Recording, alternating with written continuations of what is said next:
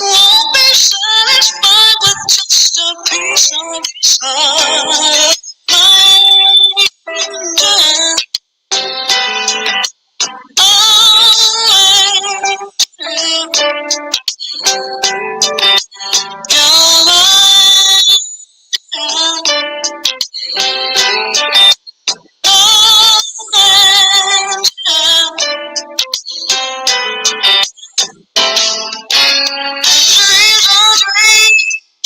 Some dreams come true. I found a real dream, baby, when I found you. You're so strong, but to you're mine. You're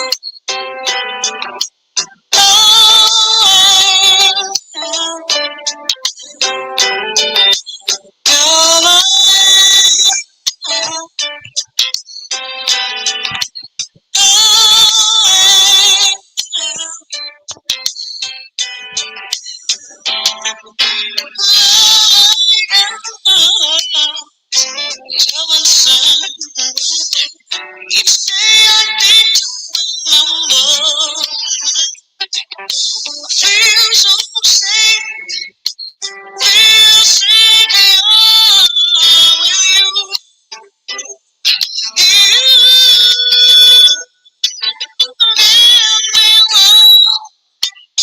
You keep right on giving, fill me up, baby, with a joy living.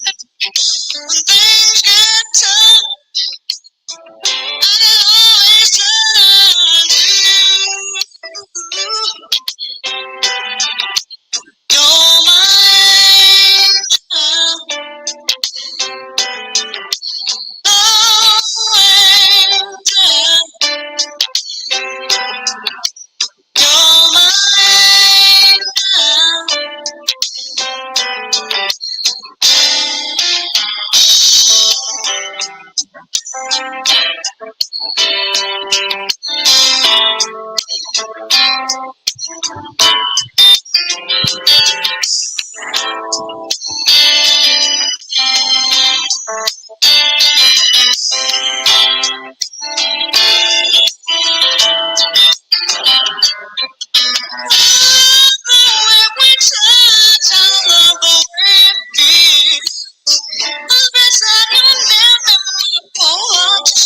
Keep still, no doubt about it. This love I feel is real. Makes me go with you. You hold me near, hold me tight. Only you can make it real. Only you make it alright. Just let them know that I am special to you.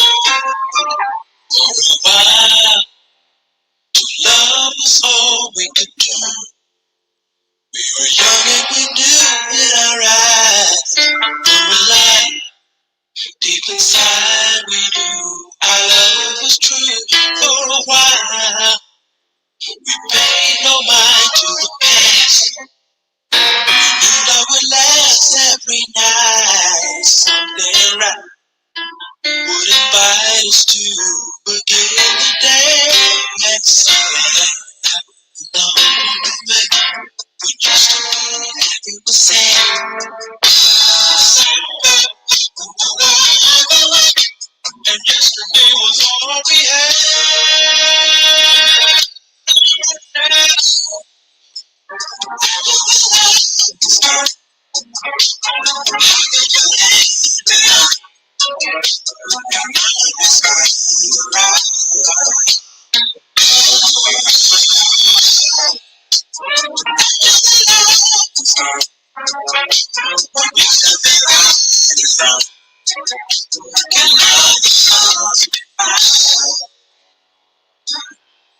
a while, love each other with all.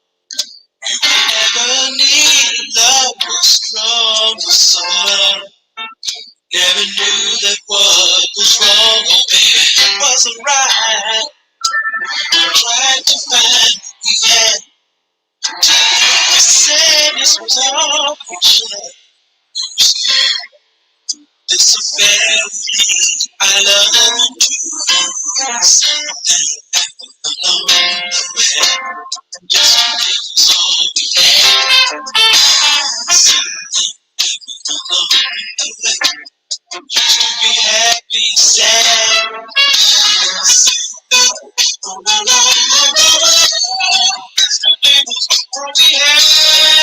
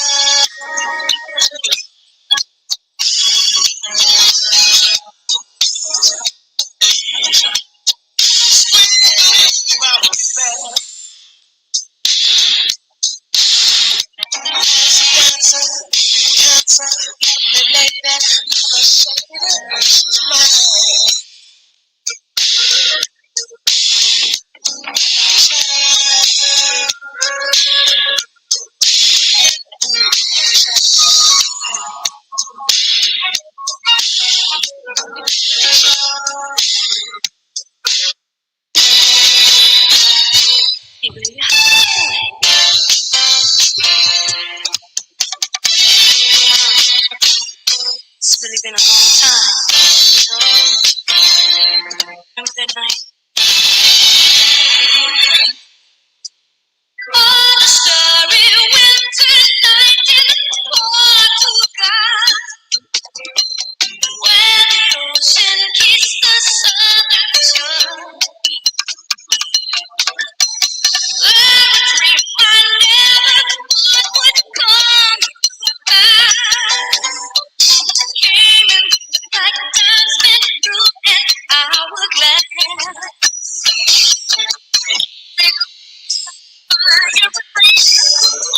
You got to be a hug. Kisses on so softly.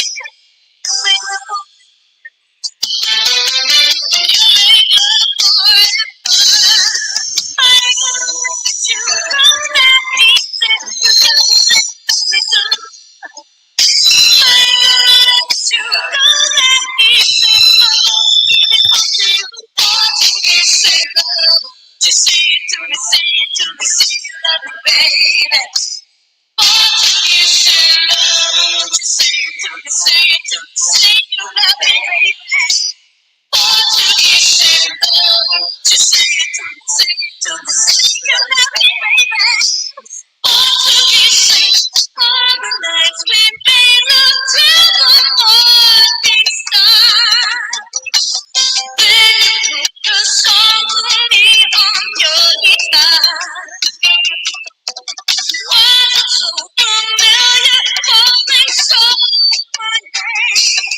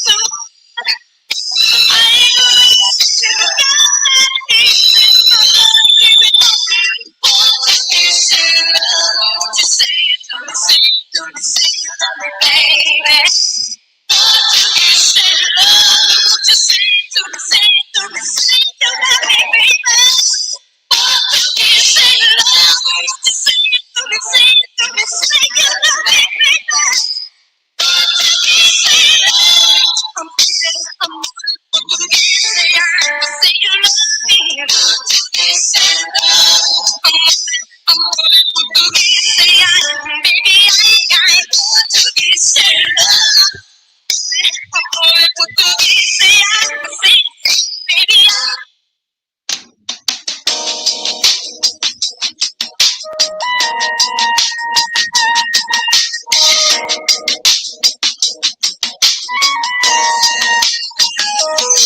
it a crime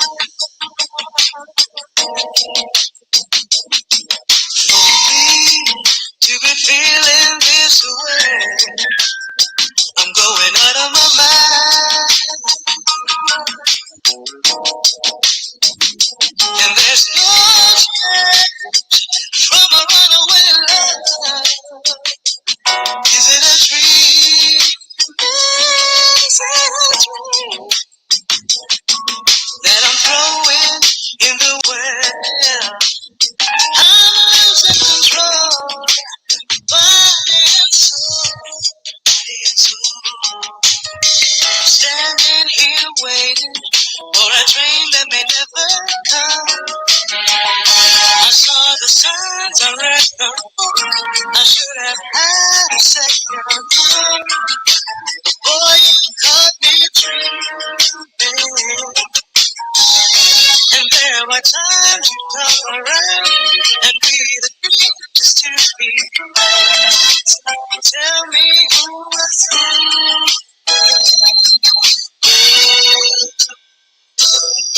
Deep water, I'm drowning in deep water, slowly drowning in deeper, deep water. I'm drowning in deep water, slowly drowning in deeper.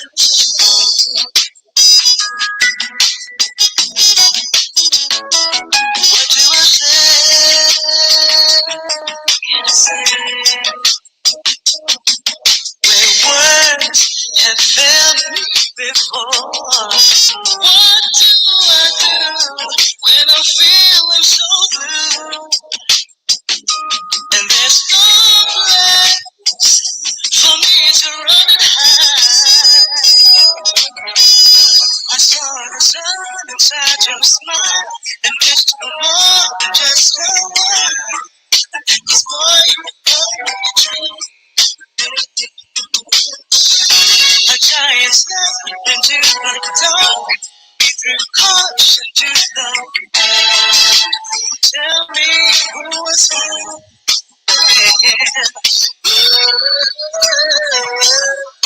Deep water, I'm drowning in deep water, slowly drowning in deeper, deep water. I'm drowning in deep water, slowly drowning in deeper. I'm drowning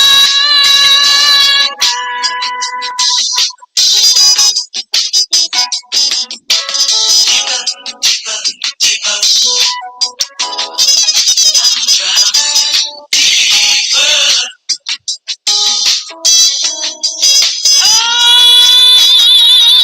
So the signs are right before. I should have had a second thought. 'Cause boy, you got me dreaming.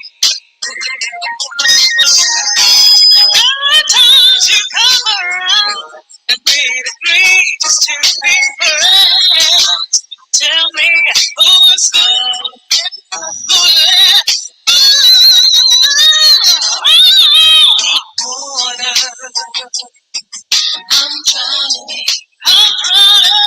Deep water, slowly drowning in deeper, deep water. I'm drowning. I'm drowning. Deep water, slowly drowning in deeper, deep water.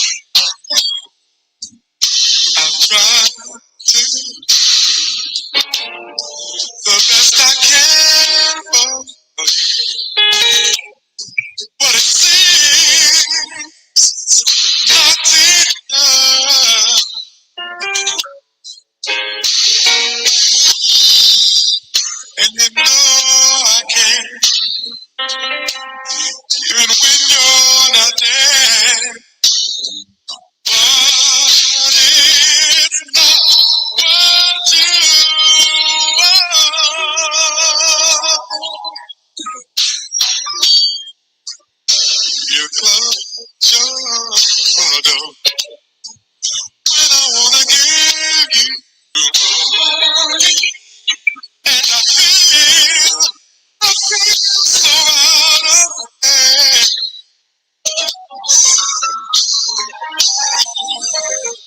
And you know it's true. Think I'm good, but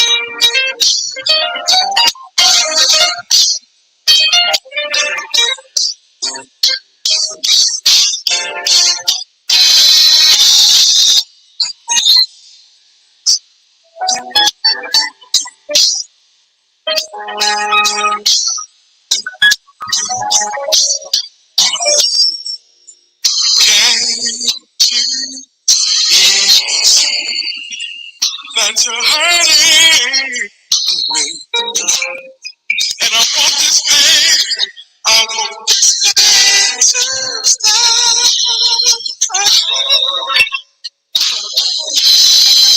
So if you really can, I mean, if you really, really can, then open up your heart to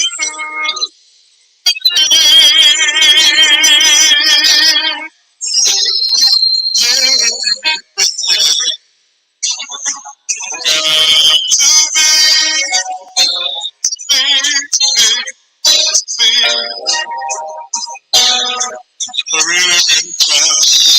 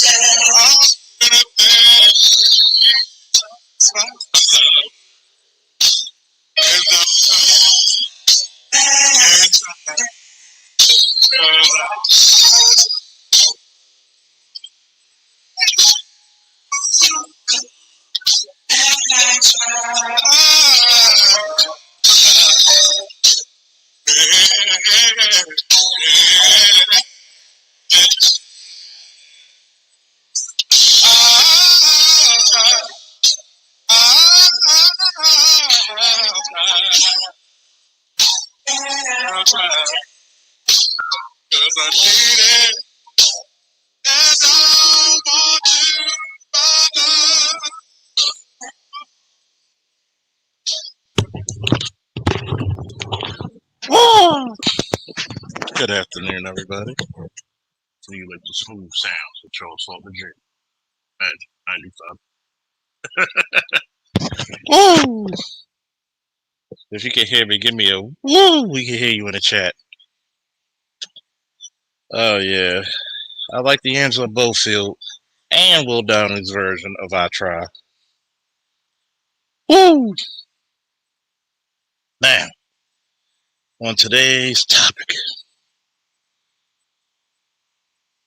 we shall talk about the 30 pieces of silver. If you don't know what the 30 pieces of silver are about,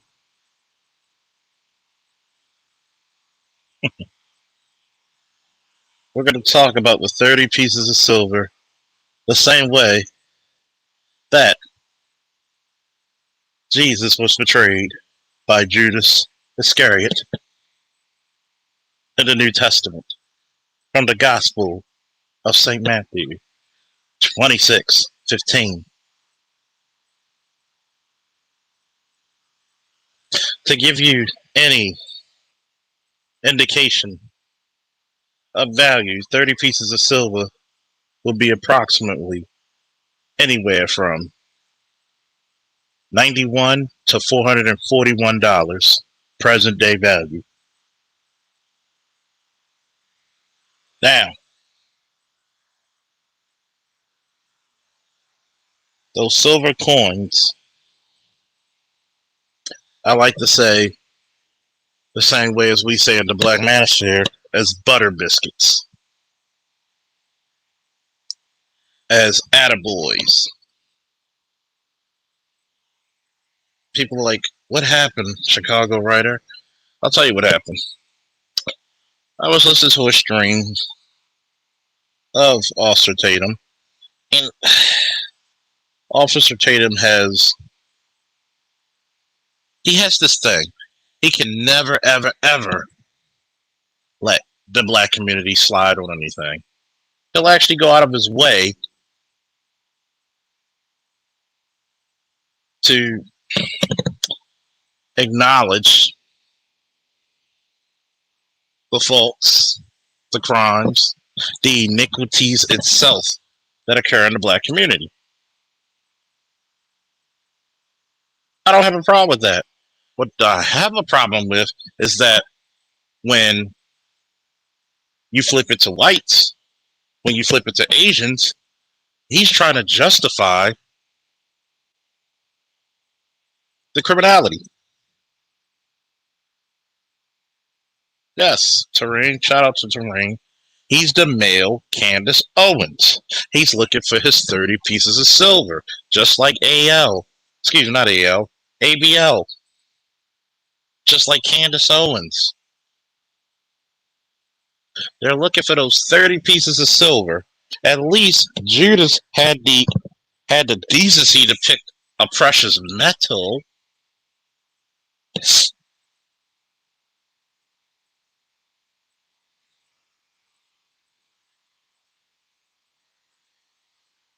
See, I can tell you this one, Terrain. If you got a second, I'll bring you up in a few minutes. If you got a second, if that's cool with you. You know what gets me upset is that he's one of those guys you could tell had a very negative outlook on black people. He used his police status and powers to justify looking down upon them, especially when it comes to the acknowledgement of the ruling class of people. How many years ago did we hear ABL said the Klan gave gifts, Christmas gifts to his grandmother? What self-respecting black man would ever say some shit like that?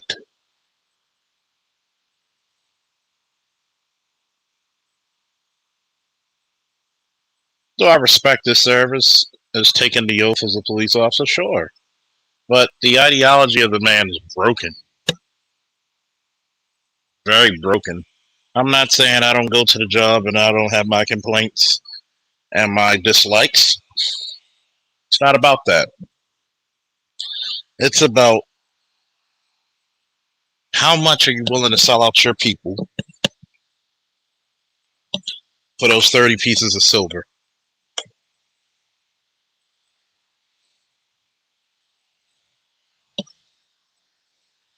We already know, Terrain.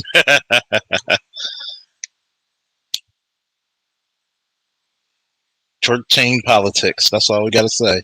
It's time for the twerkulator. It's time for the twerkulator.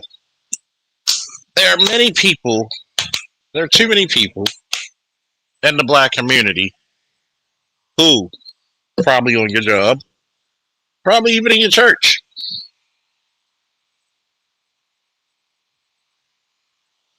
probably even in your families, who would consistently go out of their way to acknowledge the failures of the black community, but are stone cold silent when it comes to other race of people.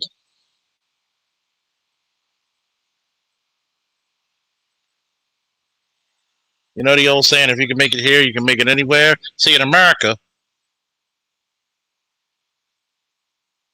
they teach us. What's up, Chaos? What's up, neighbor? What's up, Sir Adebayo? Finally got it right.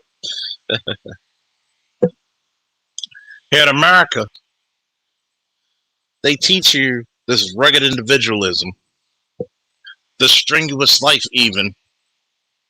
You know, the speech by Theodore Roosevelt. We are taught as black people, and particularly black men, to be rugged individualists when not one race, not creed, nor group of people who join together by religion has ever done a damn thing through rugged individualism.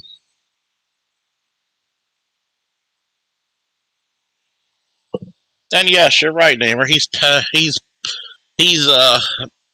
peddling, pandering, just to get the acknowledgement, just to be the mainstream. It's freaking weird how guys like him can make a million subscribers plus.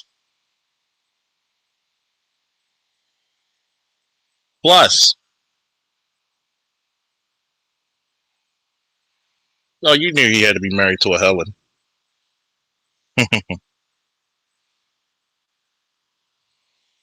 And guess what? This is the reason why I tell you, support your interests.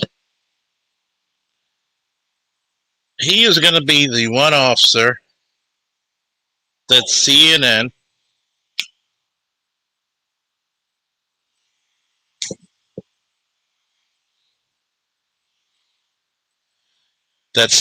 will take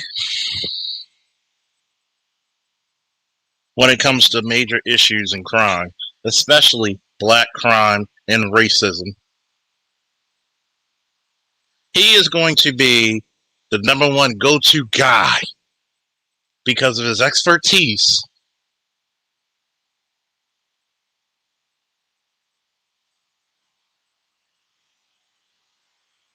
because of his racial ethnicity, to say the things that white America cannot just say out loud. Look at this. I'm checking. Anthony Brian Logan. 875K.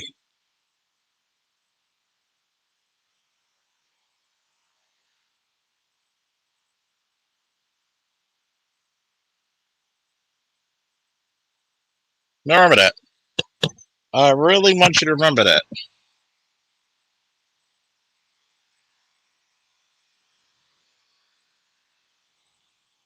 The same people who tell you one-sided stories, the same people who won't keep it funky, are going to grab him, people like him,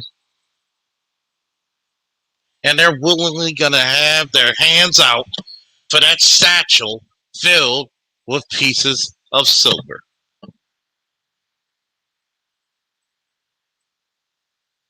America is not a racist country. I kid you not. This black police officer or former police officer literally said that. Now that's not just terrible, that's intellectually dishonest. When America's been built on such racist policies. The reason why you even have your CJIS codes, which are the codes of which police officers charge you,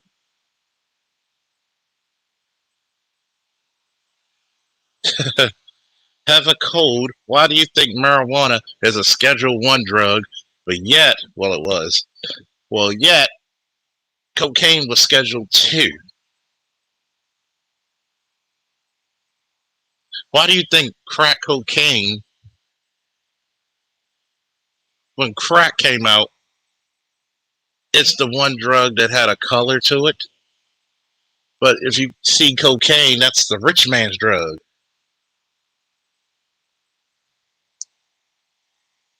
A lot of you don't even understand that marijuana was actually seen as a poor Mexican's drug of choice because they were bringing it in. They fed us heroin for decades. Hell, the United States for pretty much 200 years got the Chinese hooked on opiates.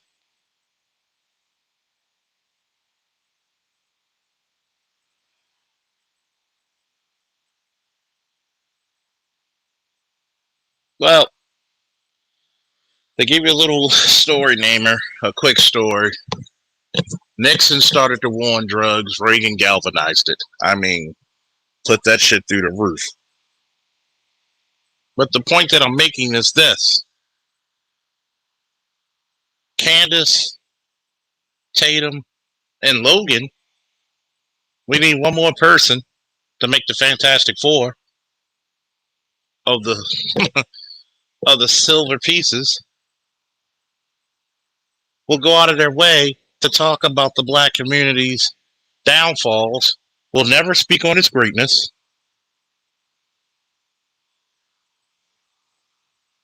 Will never speak of what we overcame. Will never, ever put the blame where it's needed.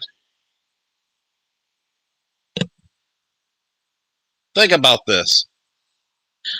By the time crack started to emerge, you had an 85 to 90% marital rate in the black community.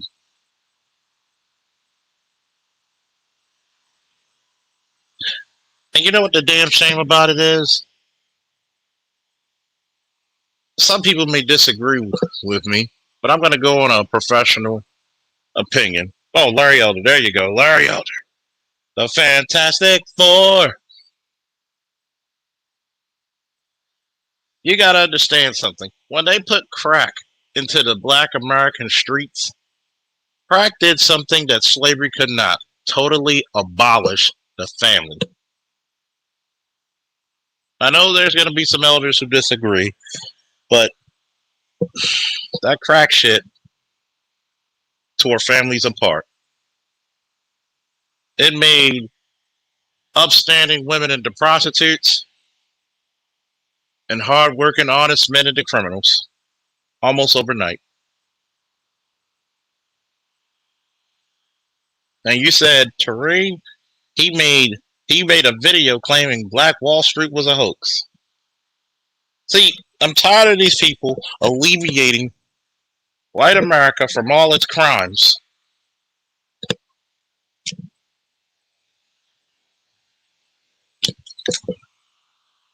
I'm tired because when the reparation talks come up, you see Candace, you see Officer Tatum, you see Anthony Brian Logan.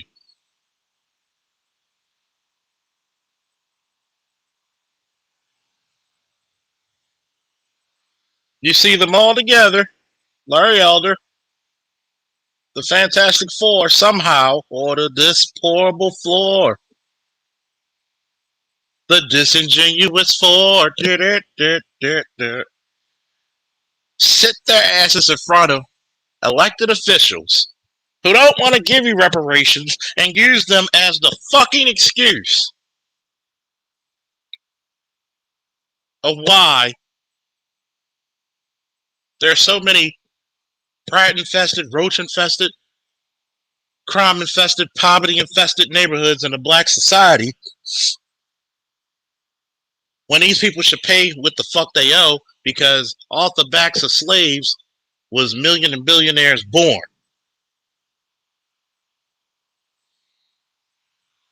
Yesterday and today, coming from medical appointments, I drove through a nice little area of the Northern. If anybody's familiar with Baltimore, you know where the homely community is. You've seen all those houses that look like the houses you've seen in the sitcoms Boy Meets World, Step by Step. And you're looking around and you're just trying to see one black face. But then I forgot, I'm in Baltimore. We invented redlining.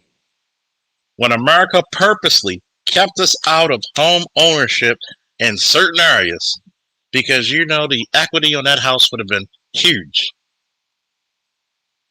The resale value would have quadrupled.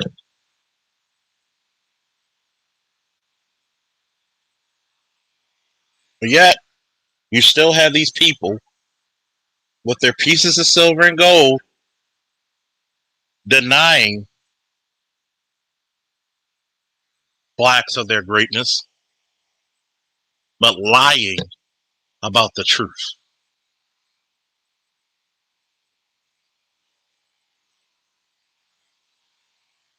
Here it is. All the guys who allegedly resisted arrest. Some did, some didn't, but allegedly. I wasn't physically there, so I'll say allegedly. You'll say, hey, they ought to be thrown in jail, they would get shot, da da da da. But yet, you have a 17-year-old toting an AR-15. By the way, his mother drove him out of state, transported the little bastard.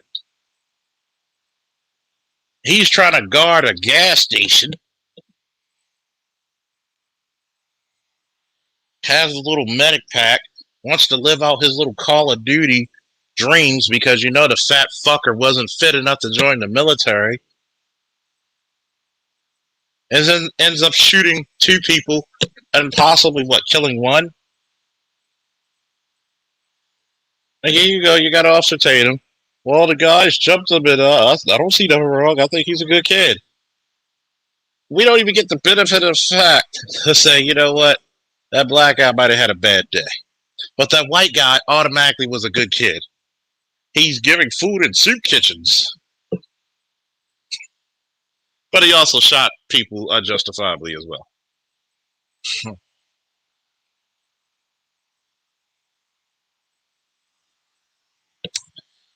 I think it's shameful how people will talk about, well, you got 52% of the murder rate in the black community, which is a lie. A lie.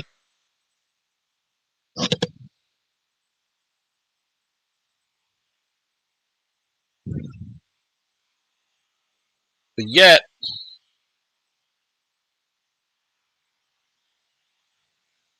we have so many times of people, so many talented people, like a Green Gorilla, like a Dr. T.S.on Johnson, like a BGS Itmore. A shout out to Kevin Samuels for the shout out last night. Really appreciate it. I'm humbled. You have a lot of people out there who won't tell the goddamn truth. Regardless if I like it or not, tell me the goddamn truth.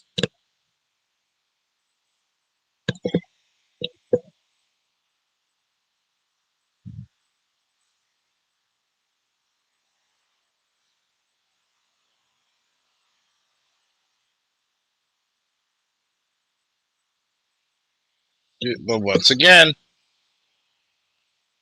here's the white media jingling 30 pieces of silver. We need you to go on MSNBC and tell them there's no racism in this country. There are no race issues in this country. Even my 13-year-old son knows there's an issue about race in this country. He might not understand it so much fully, but he knows. So I'm expecting a grown-ass man who worked in law enforcement to know. I'm expecting somebody who's been with the system to know.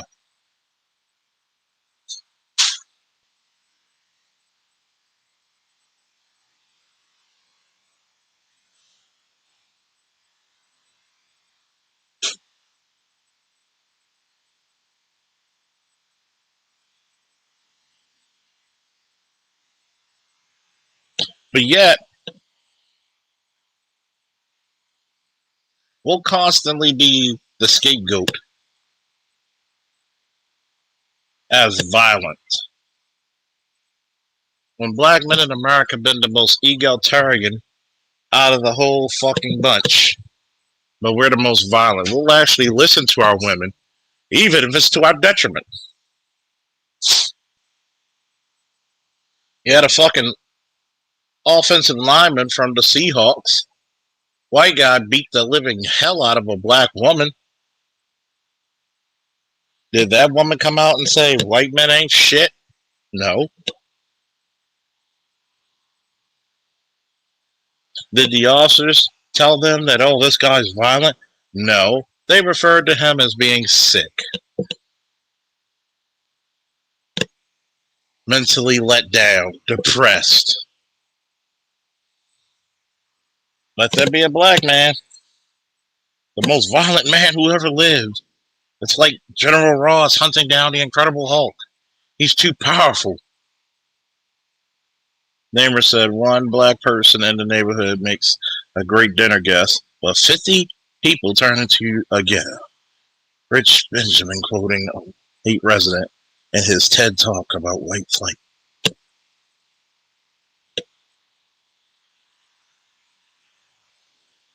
Hey, Serena, you still there?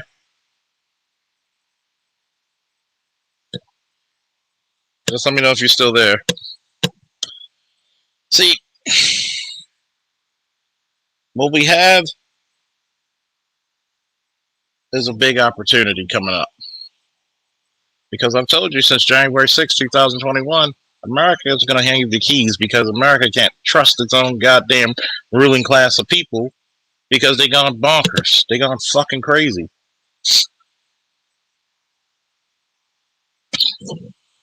I remember it used to be a racist trope that the black man was too cowardly.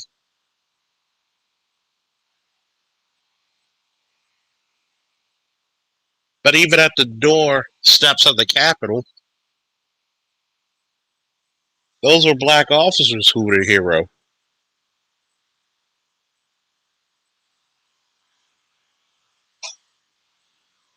Some of the white ones just allowed it.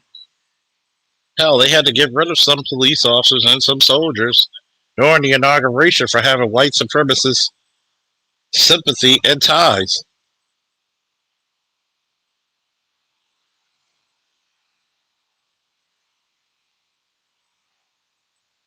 Not one time have you ever heard of him saying that we need more black police.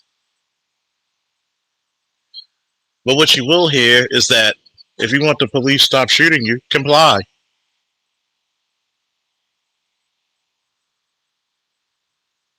How long and how many times has that worked?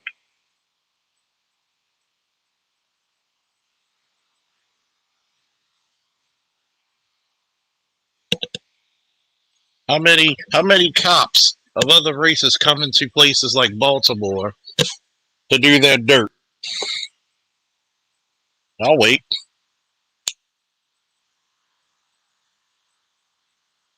Has that ever been talked about from a Candace Owens, Anthony Brian Logan, Officer Tatum, and Larry Elder?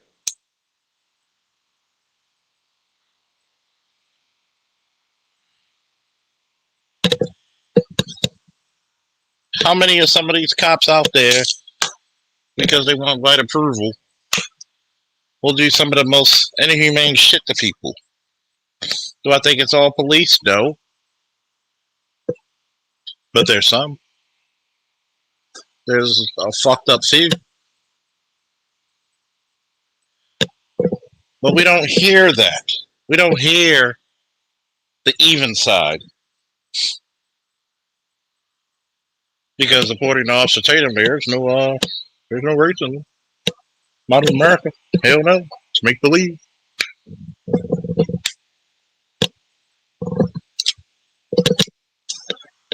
It's all make believe.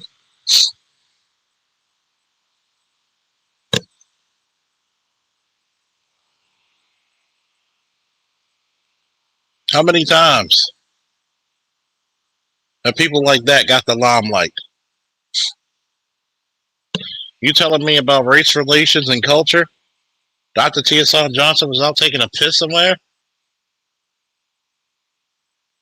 What about the philosophy of American and rugged individualism and racism? Green Gorilla wasn't nowhere to be found? Guy like BGS was mowing the lawn or something?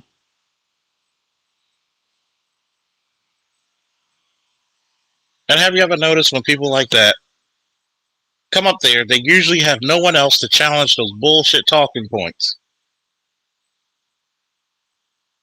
And they'll take whatever that person says as gospel. What's up, Mike V? I'm getting sick of this shit. About to open this motherfucker up. For some of you who are new, if there was money telling the truth, people would do so more often. Mark Twain.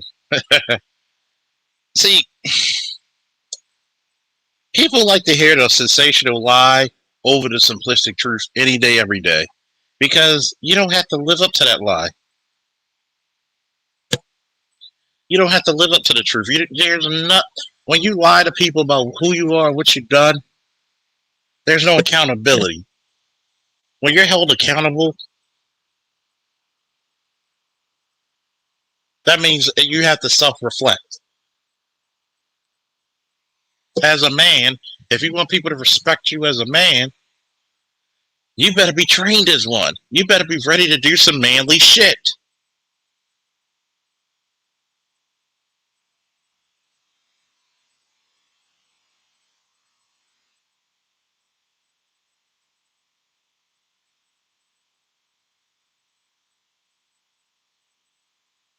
But the shame of it is,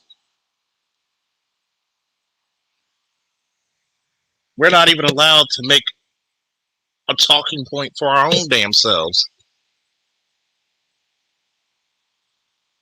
You don't believe me? Go look at a Kevin Samuels video or live stream. Go look at a BGS. I mean, I just got off of the Rogers report, and it's some white guy calling us niggers. We begging for money. Man, go fuck yourself. It's your broke asses who fucking destroyed the American economy. You have literally a whole state of Kentucky damn near on welfare.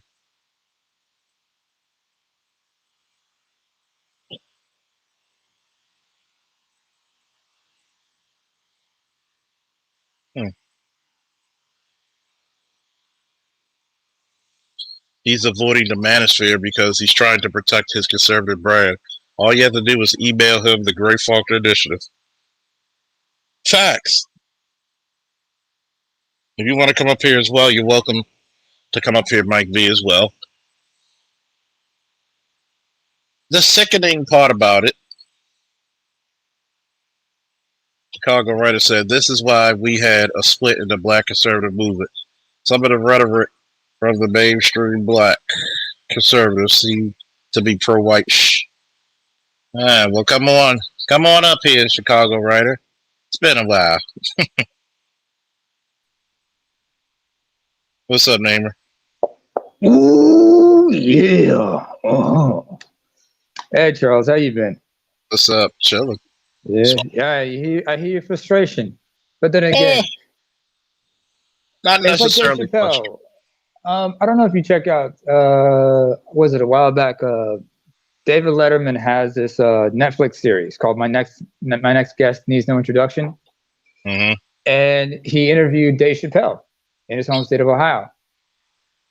And when he asked him about all the rhetoric of Trump, he said, "If you know this person is a racist, should you be surprised?"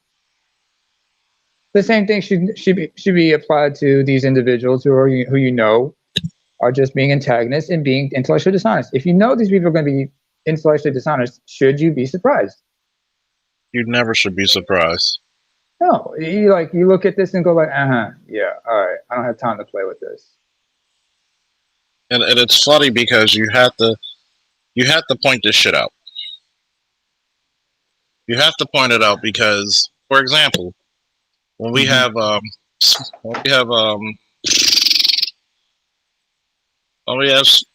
Smoke up here, and we have a couple of black conservatives up here, black Republicans. They don't sound anything like this. I'm sorry. When we spoke, we talked about Sandog. Sandog. Barakallah fihu. Well, that means God bless him in Arabic. Yeah. He is a devout Muslim. Yeah. And it's funny. We're also joined by Chicago writer. Oh, hold on a second. Excuse me, Chicago writer. He loves a white nationalist. That's goddamn saying. Hey, Chicago, you gotta unmute yourself. I'm a little curious about his thumbnail. Actually, that looks familiar. Writer. I believe it's the Panthers. No, it's not Panther. This is older. This looks more like sometime in the first half of the 20th century. Oh, that's Black Soldiers. I think that's from World War II. More like World War I, or Maybe. that could be the I don't know, because the way they dress, that is definitely sometime in the 1920s or 30s. It's probably might be the First World War. Post sometime between the two world wars. Because if I'm not mistaken, if you went to anywhere in Africa during that time, especially during colonialism, you had these kinds of continental armies dressed in a similar way, similar fashion. So I'm looking at this and like, oh, okay. Okay, well, let me tell you something, first of all, Charles. As far as racism goes, I don't have to have lived in America to understand racism because, shit. I want to ask you this from a person who was a foreign national. Yes, please. How does that sound when you hear a black man get on international TV and say America doesn't have any race issues? My question is, who's signing the checks? Who's cutting the checks? Exactly. If not, my second question should be, is this man completely aware that he is being intellectually dishonest? Or is he just out of his freaking mind? In fact, if the snowman was here, he would understand. He would really laugh his ass off, because I'd have to quote George Carlin, because George Carlin said, what was it? He said, like, some people are just dumb as hell. If they're not dumb as hell, then they're full of shit. And if they're not full of shit, they're fucking nuts. Fucking nuts. And Dan Quill is all three of them. Exactly. We're joined by Chicago writer in the left. Well, Chicago writer. Do you guys hear me? Yeah, you're good to go. Yeah, we can hear you, brother. All right. It's been a while, Chicago. Yeah, we can hear you, brother. Yeah, how you doing? We can hear you. Hey, how you doing? It's been a while, man. Haven't talked to you in a minute.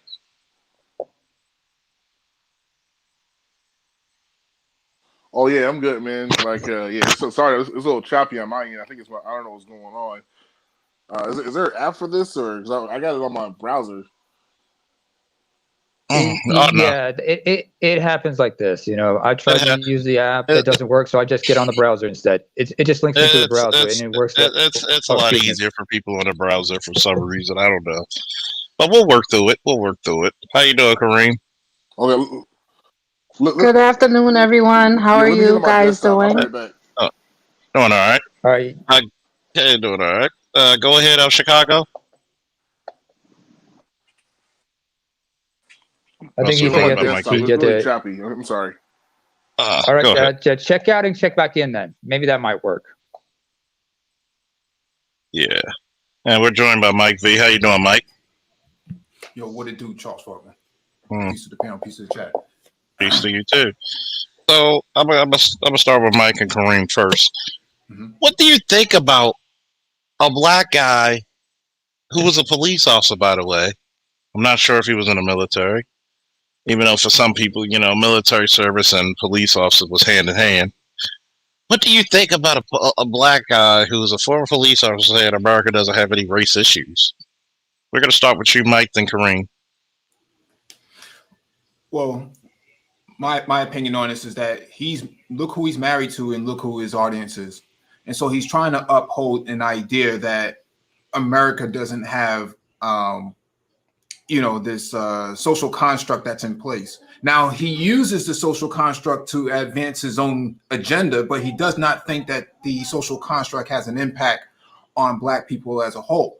And so what he's doing, he's gaslighting what he considers to be his opposition, which is the left. And that only plays into his audience, which is the conservative right or the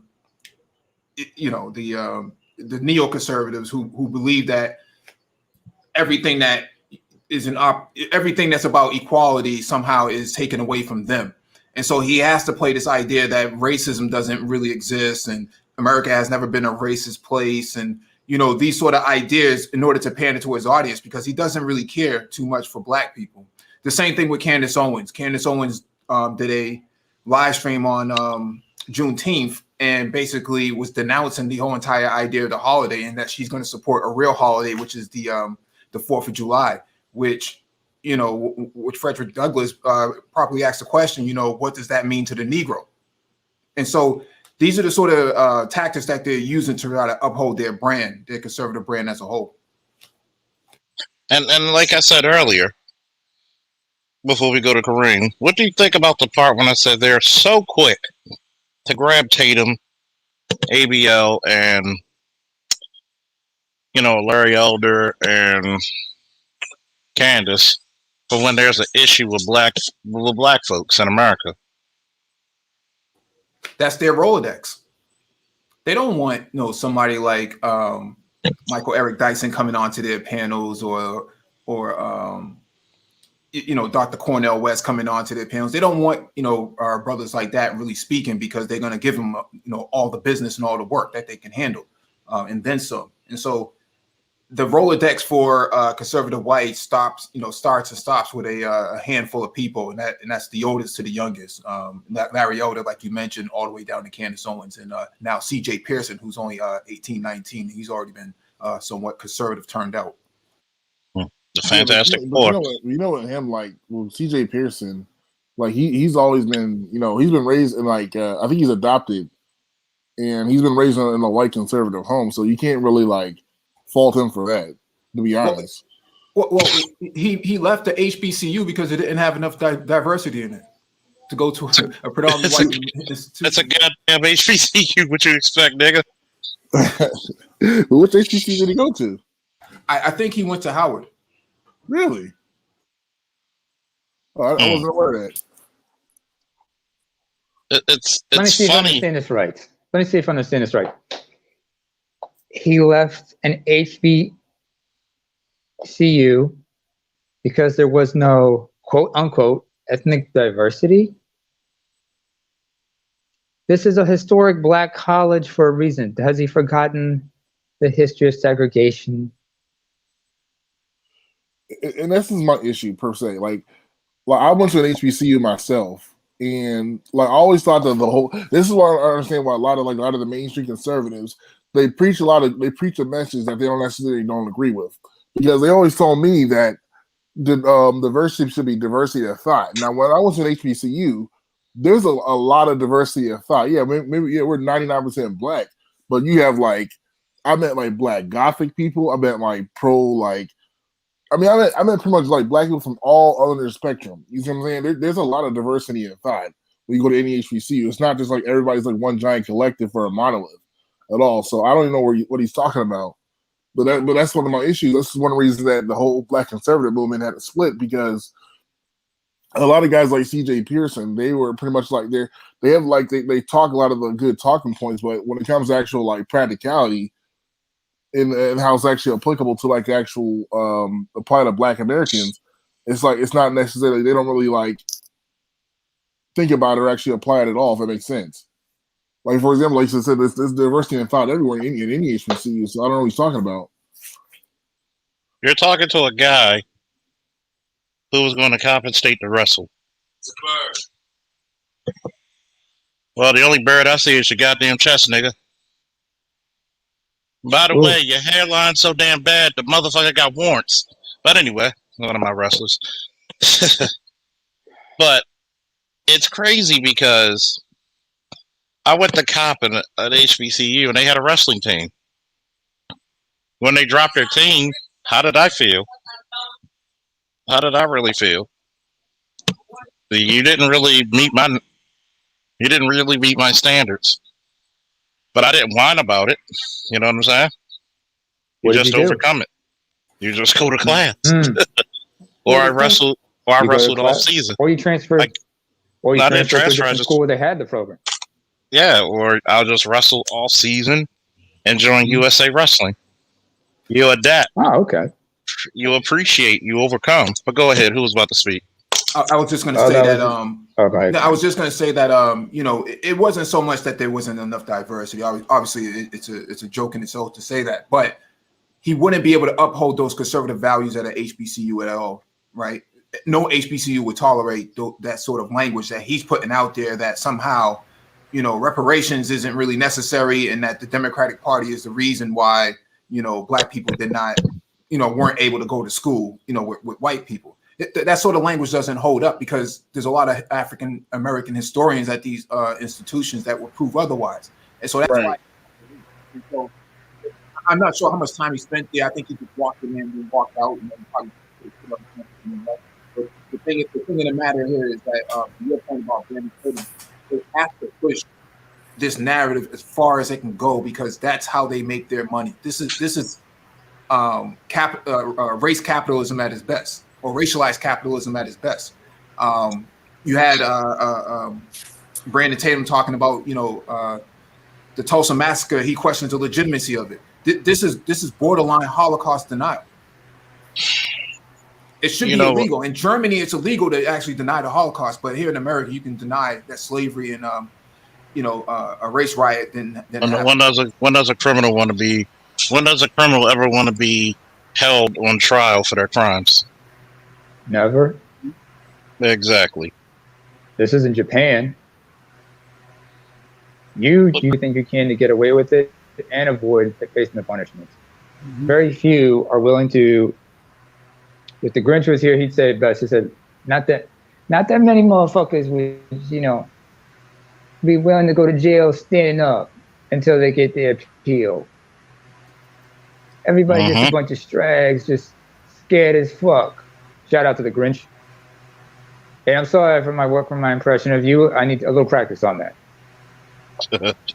I always like that. But one thing I will say, sorry, excuse me, Mel. One thing I do want to say is people have to understand that. What is it? Okay. After you can finish your thought, but then we're gonna give it to Kareem since she's the lady of the panel. Okay. Didn't get a chance, but finish your thought. Then Absolutely. Mel got it. What people have to understand is like when you see these individuals spouting, all this, all this misinformation and whatnot, you understand that these people are coming from a place of intellectual dishonesty. It is willful ignorance and cognitive dissonance, and this is to pander to a certain group, and they're giving that group a reason to have plausible deniability and intellectually dishonest, and to be cognitively dissident. So when Candace Owens does stuff like this, she's giving white folks, especially the neocons, ample ammunition to be intellectually dishonest and cognitively dissident. So that's what you have to understand. Plus, this type of controversy, this type of antagonism, outrage and controversy, they sell just like sex and fear sells. Charles, you remember that Mark Twain quote I put out earlier. Mm-hmm. Mark Twain was right when he said, if there was money in telling the truth, people would be doing so more often. But no, it's better to tell all this, to be peddling nonsense, because you want to cater to the emotions. And this is what it is, actually. It's catering to the emotions, not necessarily the thoughts, but the emotions of a certain group. Because America's history is hell. In a lot of places, you have an ugly part of their history that they have to come to terms with. Like Mike mentioned about the Holocaust, and I remember I got to give a shout out to a certain individual, to a certain YouTuber mentioned this. There's a word they have in German. It's called Gangenheitsbewältigung, something like that, which means coming to terms with its past. Is basically Germany coming to terms with what happened during the Nazi years. Just like Spain is still trying to come to terms with what things were like during the years under the fascist dictatorship of Francisco Franco. Every country has some very dark chapters within its history that they need to come to terms with. In this country alone, in the U.S., they still don't want to come to terms with that. They don't want to take an honest and frank look at the society, look at their history, and say, this is what happened. This is what was done to certain people. There must be an open, honest discussion on how we can genuinely fix this problem and move forward. But they don't want to do that. Instead, they just want to create narratives, say it wasn't that bad, it wasn't like this. Or they try to compare it to like slavery in other parts of the world. Go ahead, Mel. Hold up. I think we were dropped off. But go ahead, Mel. You good? Yeah, I'd like to add what Mike was saying also too. Like saying why they dropped out of college. I see as the 80-20 rule also too for them. They want 20% of black, even 30% to think like them and stuff, and the other 80% non-black and stuff. So like I said, those type of blacks that like Candace Owens, they over pander to white folks too, to the some degree level that, and from my point of view, slavery's brought back to this modern times. Candace be one of the slave masters and stuff that be kissing the white man's ass like crazy, black people like that, and help continue the slave movement. So like an Uncle Ruckus type, and so, especially when you see that episode of Boondocks and fourth season when Uncle Ruckus was put in charge of that slave land thing and everything. That's telling what Candace Owens is like that. It's just and make black. Wait a minute, are you talking about the episode about Ketchup Freeman? Nah. It was in the fourth season. Remember when? Yeah. Oh, you never seen? I haven't seen season 4 yet. Okay, but I mean, it's the worst season. Yeah, but yeah. Yeah. Okay. But yeah, I think I can think of it better. I can think of a reference. Dude. That's not All right. Keep going. But I can think of a better reference. Malcolm X, the house slave versus the field slave. Oh yeah. We stick balls. That's all I gotta say. Oh yeah, everybody gets a gist of that. Stephen and Django. But go ahead, Kareem. Yeah, good afternoon, everyone. I had to come off. My phone wasn't even charged. That my phone. Hi, how are you? I didn't realize it was charged. But I agree with everyone on the panel about reparations. I think ADOS people need it. I think, Charles, when you said about supporting the Haitians too, and going back to Africa and getting a dual citizenship, I support all of that because, these people owe us. These people owe us. I'm not ADOS. I'm a citizen, but I'm not ADOS, and I understand that, me particularly. So what's your background? I'm Jamaican, so I feel like the British Empire should give us money. So as soon as we get our shit, we going back to Britain. Yeah, the UK should give us pay all those islands, Trinidad, Jamaica, Barbados. They should give us money. I believe in that as well because they owe us, and Africa because they stole all of Africa wealth. I mean, a lot of India too, all over the place. So these people need to get in line and stay on code. all these Candace Owens, Larry Elders, all these black conservatives, they need to learn to stay on code. Somebody said it best, but the reason why the civil rights movement worked was every black person, regardless if they agreed or not, stayed on code. And we need to do that for reparations because it's that's the only way we're gonna get it. These freaking sellout people need to shut their mouths and collect their checks. That's what they need to do. Because You when know they what? start paying out the money, they'll be first in line. Mm-hmm. You know, one of the proudest moments in Baltimore was when Jamal Bryant tried a little pander shit when we had the riots. And Baltimoreans said, "Nigga, you don't speak for us. You one of the reasons why we have." Yeah, they put And they him out ran there. his ass out. They ran him out of Baltimore. Now he's taking over Eddie Long's church. Right, So, right. and that's what I'm talking about. It's Oh like, look, no, that church. Yep. that church. No, that That I don't even understand how these people Are we let that talking go about? on in that church so long. look, Are they we let talking Billy. about? Are we talking about Eddie hide your children in long? This is so Hey, disgusting. Hide your They boys should long? sue that. yeah. Why the family don't come together and sue that Hide your church? wife, hide your kids. Hide your wife, hide your kids. They should And, sue and, that and, church. No, just the and kids. see, They weren't touching the yeah, wives. and see, that right there speaks to the issues, ladies and gentlemen.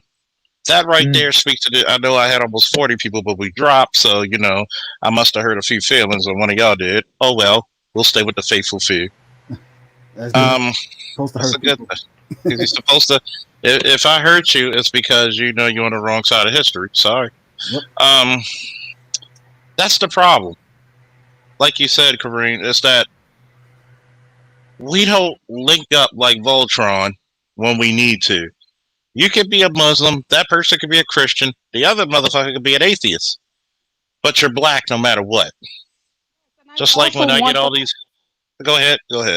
I was just saying for Caribbean people, we need to stand in solidarity with our ADOS brothers and sisters because a lot of Caribbean people are like, oh, whatever. There was this, I think he was Panamanian.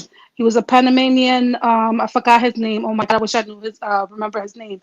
He was talking about that, oh, black ADOS don't deserve it because how would you quantify? How would you know? Hello, we got technology. They got DNA. They could trace people back. If you know your family was here in the 60s, maybe in the 40s, you maybe get a percentage, the 30s. Yo, they can do it like that. But the foundational black people that was here should get their money. They know how to calculate it. They gave the Japanese people money when the Japanese people were in the camps. They got their reparations, and the Native Americans, you mean the internment camps, they're right? getting it. Yeah, the internment camps. The And Native not Americans. to cut you off, do you know how much each Japanese person got? I don't know the exact amount How much? of money. I'll tell you the exact amount. $25,000 a piece, child, woman, and man. Wow. Oh Do my. you know how much $25,000 is equal to today? Please tell us. 500,000. That's like it's like almost $150,000 to $200,000 value. You telling me that does not give you a leg up? Imagine if you would have gave black A tenth Americans to an eighth of a million. each person. 1/10 to about an eighth of a million. Oh wow. You're in a household family. That's And everybody in the family. maybe a little bit more is worth because the dollar ain't what it is. But go ahead, finish it, sweetheart. I'm sorry. I'm an gonna eighth to a just fifth come of a off million. because Sorry. I gotta go back. I'm on my lunch break. The last point is, I know people in this space are promoting like interracial. But my thing with interracial is, don't you think that some of these people have it in their mind to like, okay, let's get with some black people because they know they have to pay us eventually, so we could get some of the money. I feel like some of them are thinking like that. I don't know. I said, Kareem, I kids. said that years ago. I said the day they said they're gonna give black ADOS people money, you're gonna see so many white, Hispanic, and Asian women just giving you all kinds of big head taxes. And guess what? Guess what? If they have a child by that black person, male or female, doesn't that child get their benefits? Right. Think about it. What if they married the person? Oh So wow. I think that's a lot. So that's why Go they're ahead, Fiddle. pushing that interracial thing on TV hard, hard, hard. They're pushing it so hard. And I mean, I understand people gonna, I'm not saying because I'm black, you have to pick a black woman, but I'm just saying, guys, think about that in the back of your mind. This everything is done by design. We all know that. We speak about that all the time in these spaces about what they do on design. They're gonna eventually give people reparations. They're gonna have to. People are just not gonna put up with crap anymore. They already And started I know giving these them out. people are, yeah, they are. That's what I'm saying. And I Right know to the people, gays and stuff. Yeah. but I'm just trying to say that's why they be pushing this interracial thing Mhm. hard like that. How they doing it on these past couple of In TV years. They're really commercials. in everything, in commercials, in I see media, more like it's like black women, white men. They pushing on that image. Yeah. yeah, Because That's the they but one. Many black That's men, the white but form men. they they use. know. No many black men and white women. No black men and white women. They would never have that. I remember. I'm not going to I see mention it. this No, I see it individual's all the name, but time in in our in commercials, different. it's heavy. You almost never see a black couple anymore on commercials.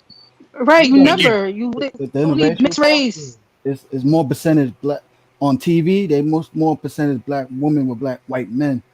And hmm it's yeah, that that's the what I other was way trying to get around. at. In reality, it's more black men with non-black women and stuff. Right. Mhm. So I'm just saying to us, we got to think about things like that. That these things are done by design.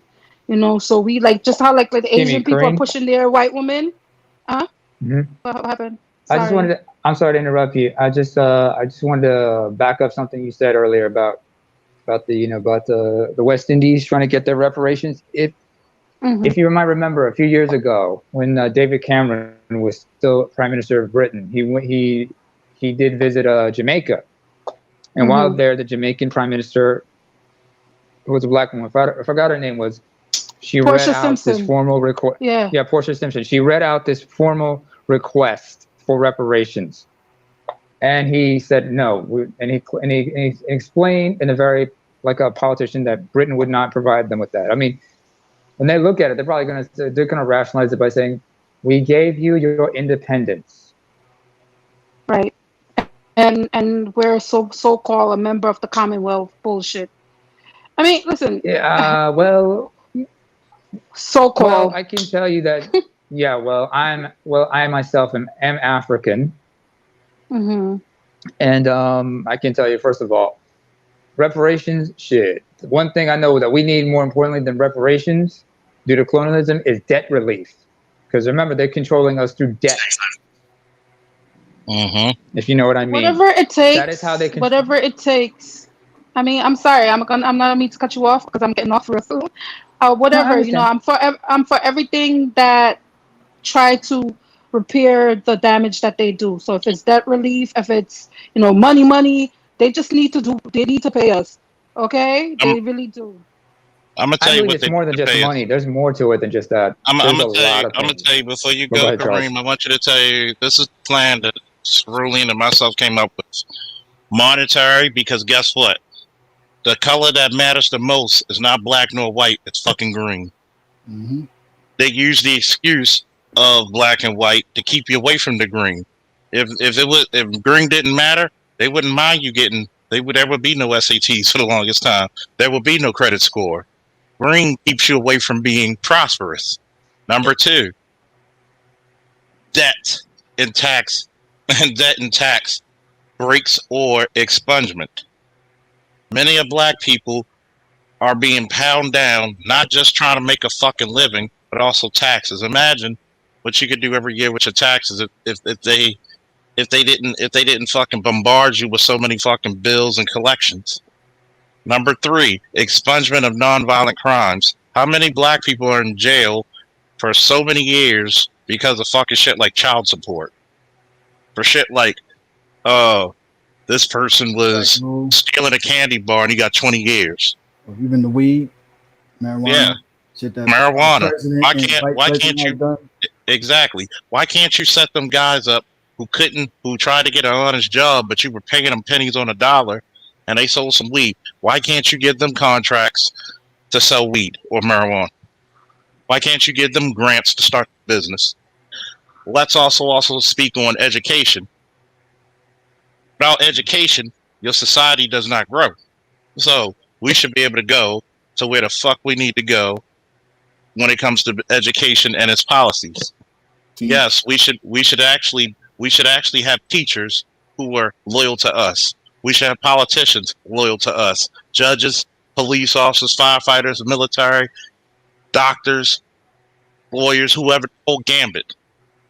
Also, we should also get housing, either half or a quarter off of housing. Since I'm from Baltimore, we started redlining. It's damn near invented here.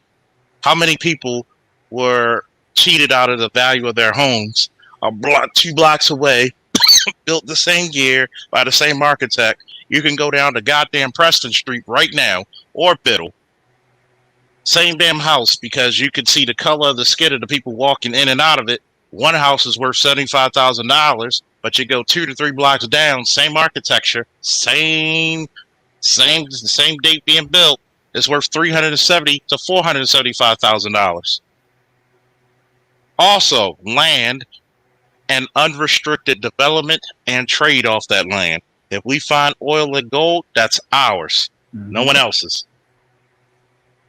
Then, last but not least, we should go to Africa and a lot of these other countries, like a Jamaica, like a Haiti, like anywhere over the continent, and get dual citizenship. Because remember, some people may not like this, but it's true. Wherever ADOS goes, the rest of the diaspora follows. That's why a lot of our Caribbean and African brothers who are loyal to us and we're loyal to them should support this, because they know if American blacks get it, oh, you're next. Like Goldberg would say. Capital flight. Exactly. Capital flight. And that is the one thing, if you remember, BGS mentioned this, actually not BGS, but the man who has influenced BGS in a way, what's his name? Craig B. Hewlett. He said that is the biggest fear any government, local, state level, or national level is afraid of: capital flight. Whoever controls the wealth, they have the most sway on political policy, in a sense. So if they leave and take their wealth with them, that is wealth and money that's out of the reach of the government in particular. And they are going to do everything they can to make sure that stays within their jurisdiction. And thank you, Kareem. Kareem said in the back message, thank you. I agree with everyone on the panel. Peace to you all. Woo! Thank you, Kareem. And see, that's how conversations between black men and black women should be to the future, to the greatness of both. Peace and love, dear sister. Peace and love. Yeah, I got to do Jamaican accents. But anyway. Sounds of the city. Yeah. What I will say this, though, about this reparation, and Charles, I'm sure it's going to sound a bit controversial. As much as you guys deserve it, just like as much as the rest of us need reparations and debt relief, we have to be careful how they offer it to us. Because what they give you with the left hand, they take away. No, what they give you with the right hand, they take something else with the left. If you know what I mean. That's called American politics, baby. Yes. Because a member is like, you got to understand, even if we want monetary, we understand there's going to be a lot of shenanigans, hocus pocus, mumbo jumbo. Remember that Dave Chappelle sketch? No. Yeah, I know what you mean. Yeah. But Mel, I got something that's really better. And I wish they still had it on if they still have it on Spotify. It's Patrice O'Neal. It was 2 albums. One's called Untitled, the other's called Mr. P. On one of them, he talked about reparations and why he was kind of skeptical about it. Not that he was against it, it's just he was very weary. In fact, he went as far as saying that, black people, I think the best reparations for us should be black African Americans should be exempted from federal income tax, because with that money saved, we could be creating wealth and whatnot with that. Because he was talking about, remember, he talked about how pricing and everything you see in the world and how the black community has become just a consumer-based economy, just like the rest of them. I mean, black folks are the canary in the coal mine. You all set the trends when it comes to things like consumerism. and he talked about how gas prices during the economic crisis affected everything. And then he also explained how the price of certain things going up and down fluctuated people's purchasing power and economics. And in his case, he talked about how black folks,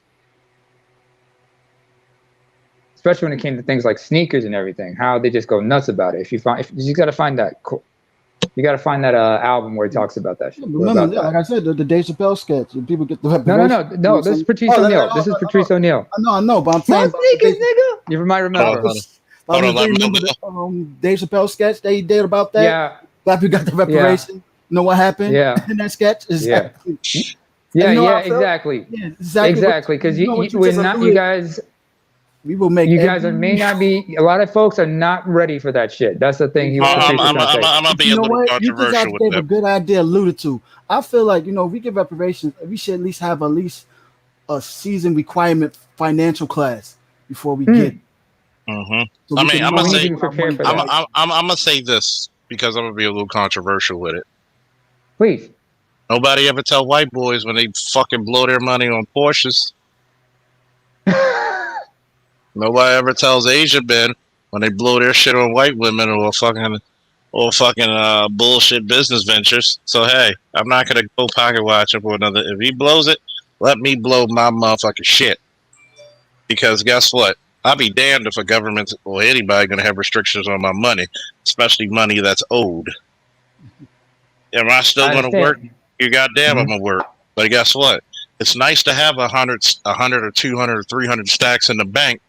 And a motherfucker say, well, you better come here or you fired. Motherfucker, I'm already fired. I quit.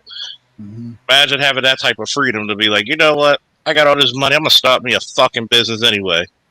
Fuck you. It is called fuck you money. It's called fuck you money after all. Mm-hmm. Hell. Charles, you know what? I remember, what was it? Like, I remember it was like on certain people's birthdays, I used to send like, this one particular year. Whenever I wanted to tell somebody a happy birthday, I would send them a picture of Samuel L. Jackson's wallet from Pulp Fiction. Bad motherfucker. Because I want to explain to them, ain't no money like fuck you money. You know what I mean? Mm-hmm. But like I said, but the Chappelle show sketch, as well as what Patrice was talking about, this should be like a big warning shot to black folks. If you're gonna get this shit, y'all need to be responsible with this shit because there's too many people who are just going to be trifling and fuck it up. Yeah, there's too many white people. There's too many white people who are going to wait in the wings to get it either by marrying into your family or by opening up businesses to get your shit. Because here's the point. Yeah. Here's the point, right? Right. These poor white, like we had a poor white trash motherfucker on Rogers joint. Must be a really bad fire or accident. But it's funny. Nobody ever complains about them blowing up their money in Kentucky and other states. A lot of these so-called wannabe conservative states, they blow money. They try to make ourselves. Fuck them. That's what I tell them. Exactly. Mind your motherfucking business when it comes to what the fuck me and I do with our money. You just wish that you can, not you, but they know who I'm talking to. They know who and what the fuck when it comes to the money. Give us the goddamn money. Give us the education. They'll be so quick to talk about, hey, well, black men need to be fathers to their children. Bitch, we've been fathers. It's just the narrative hasn't been spoken because, if they actually told the real story of what black men go through, Tyler Perry wouldn't be a billionaire.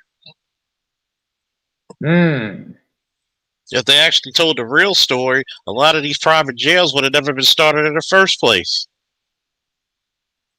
If he would have educated us instead of incarcerating us, we could have got you off this financial crap. Every time, if you ever notice, every time they give a black man a chance, the country prospers. Correct me if I'm wrong. Absolutely. Now, I want to hear from more than. Oh, sorry. I want to hear from Chicago or Mike if they got something to say to that.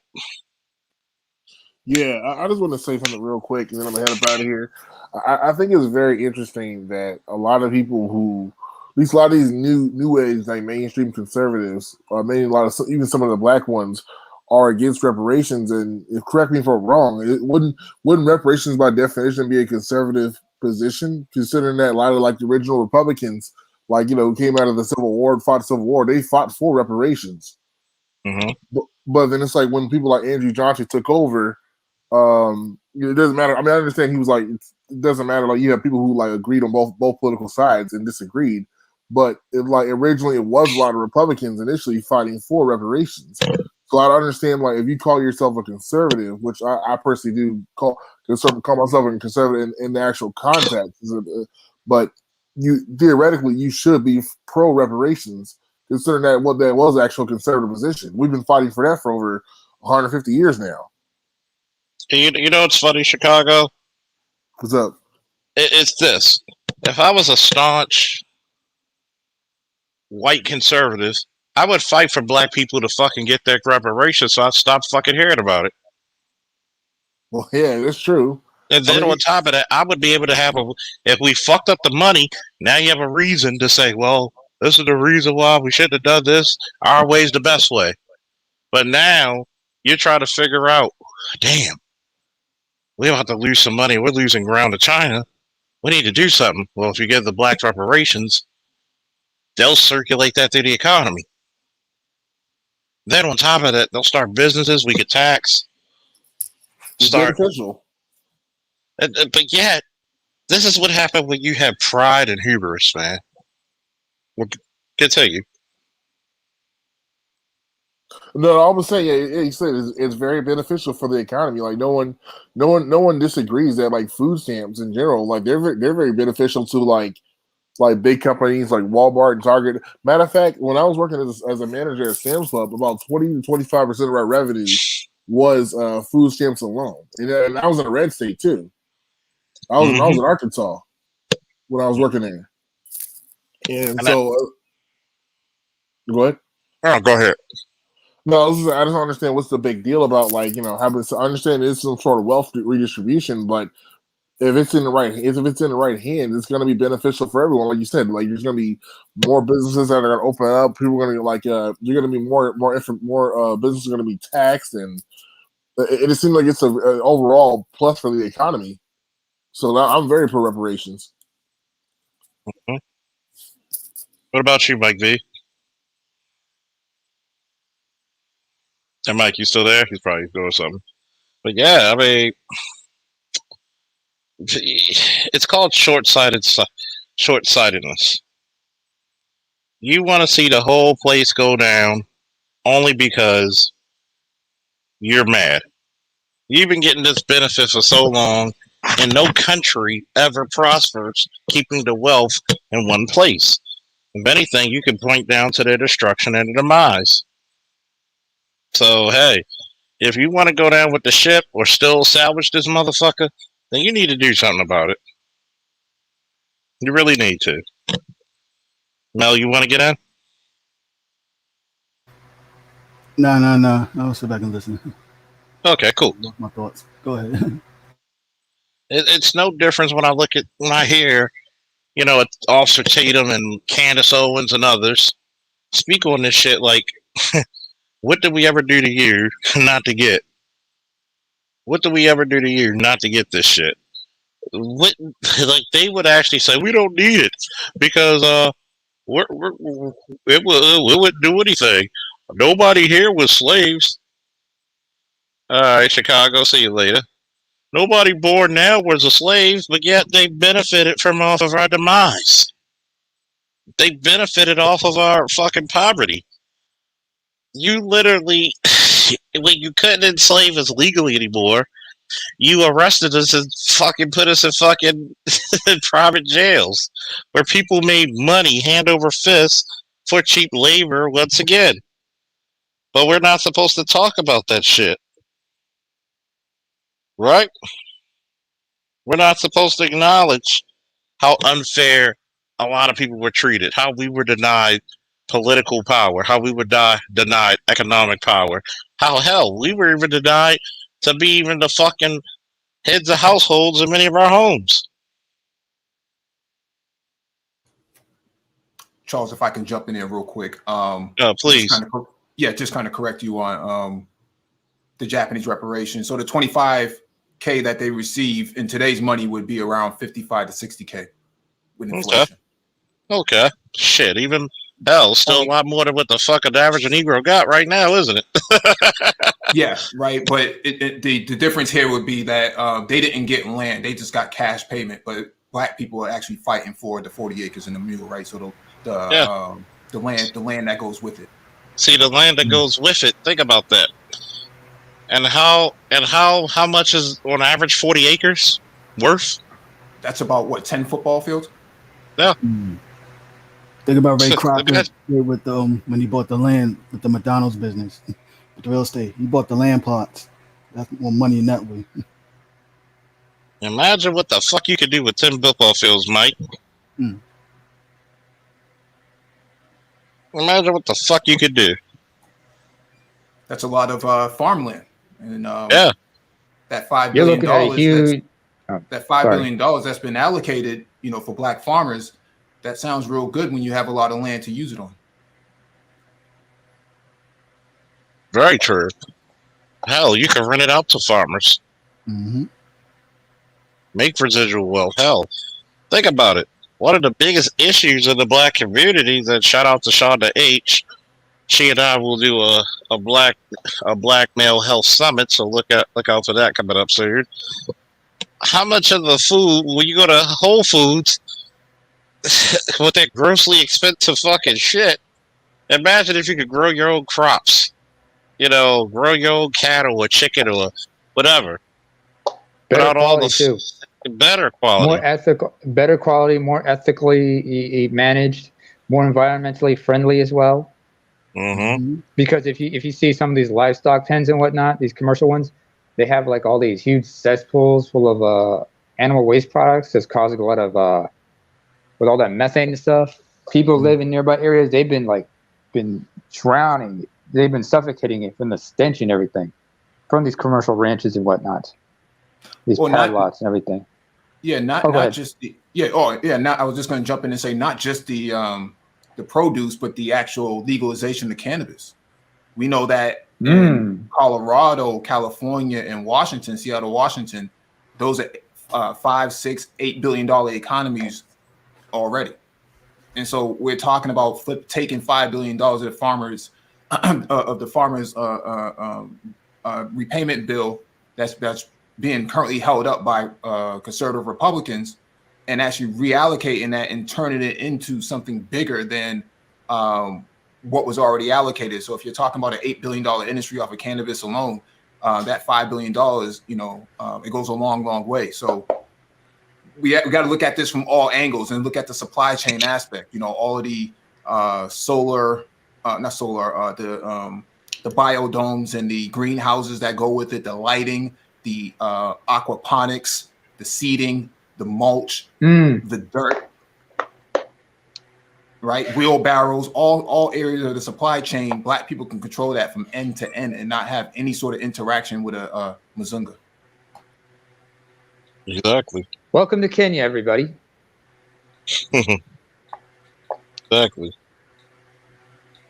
Wait a minute, Mike. Wouldn't it be easy to say Tubob instead? Rebar or Tubar? No, Tubob. That's a Mandingo word for Mzunga, because Mzunga is Swahili. Right. Right. Both of them mean the same thing, though. Yeah, I know. Yeah, fair enough. I'm just looking at it like how stupid do you have to be to vote against your own freedom, your own financial freedom?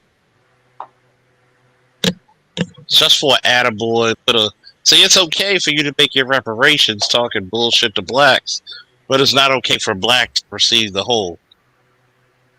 Well, the argument that Coleman Hughes made 2 weeks ago about reparations for black people was that $14 trillion, he doesn't think that's going to turn the black community around and that the United States government can't afford to do it.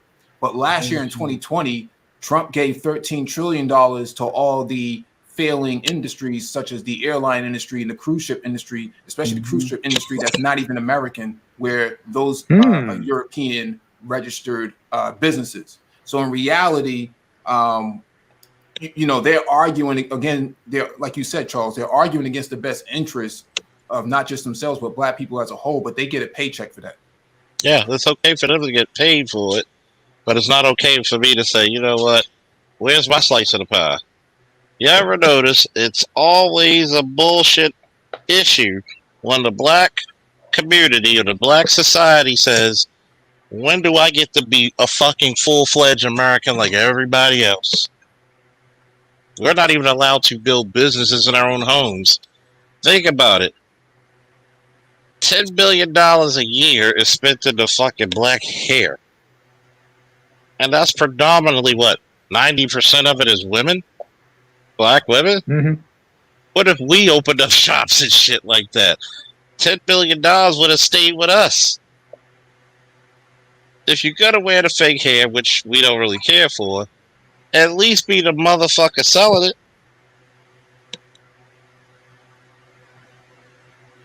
At least think about that. At least be the motherfucker who sells the shit. At least. But Black people won't know what to do with it. Fuck it. Let us not do well with it. At least you would shut us the fuck up. Exactly. Let me manifest my destiny. Shit. Dude, Who wants next? Most percent of the But business. Charles, they don't want you to failing. manifest it. You see, most percent of the business that's failing. Maybe if they give us our reparations, we the ones that probably be saving it. Like I said, nothing that Dave Chappelle sketch showed. We can make every car dealership, sneaker company, or even fast food joint, whatever, family business back on stride because they know that we spend the most money on these things. So you know what? Let most of us spend it back into to save the economy. You definitely got to kiss our ass. And the rest of us, we'll be smart with our money and be invested in doubling and continuing our generational wealth and stuff. Makes Well, sense. this time they can't say that, you know what, they can't rub it back in our face about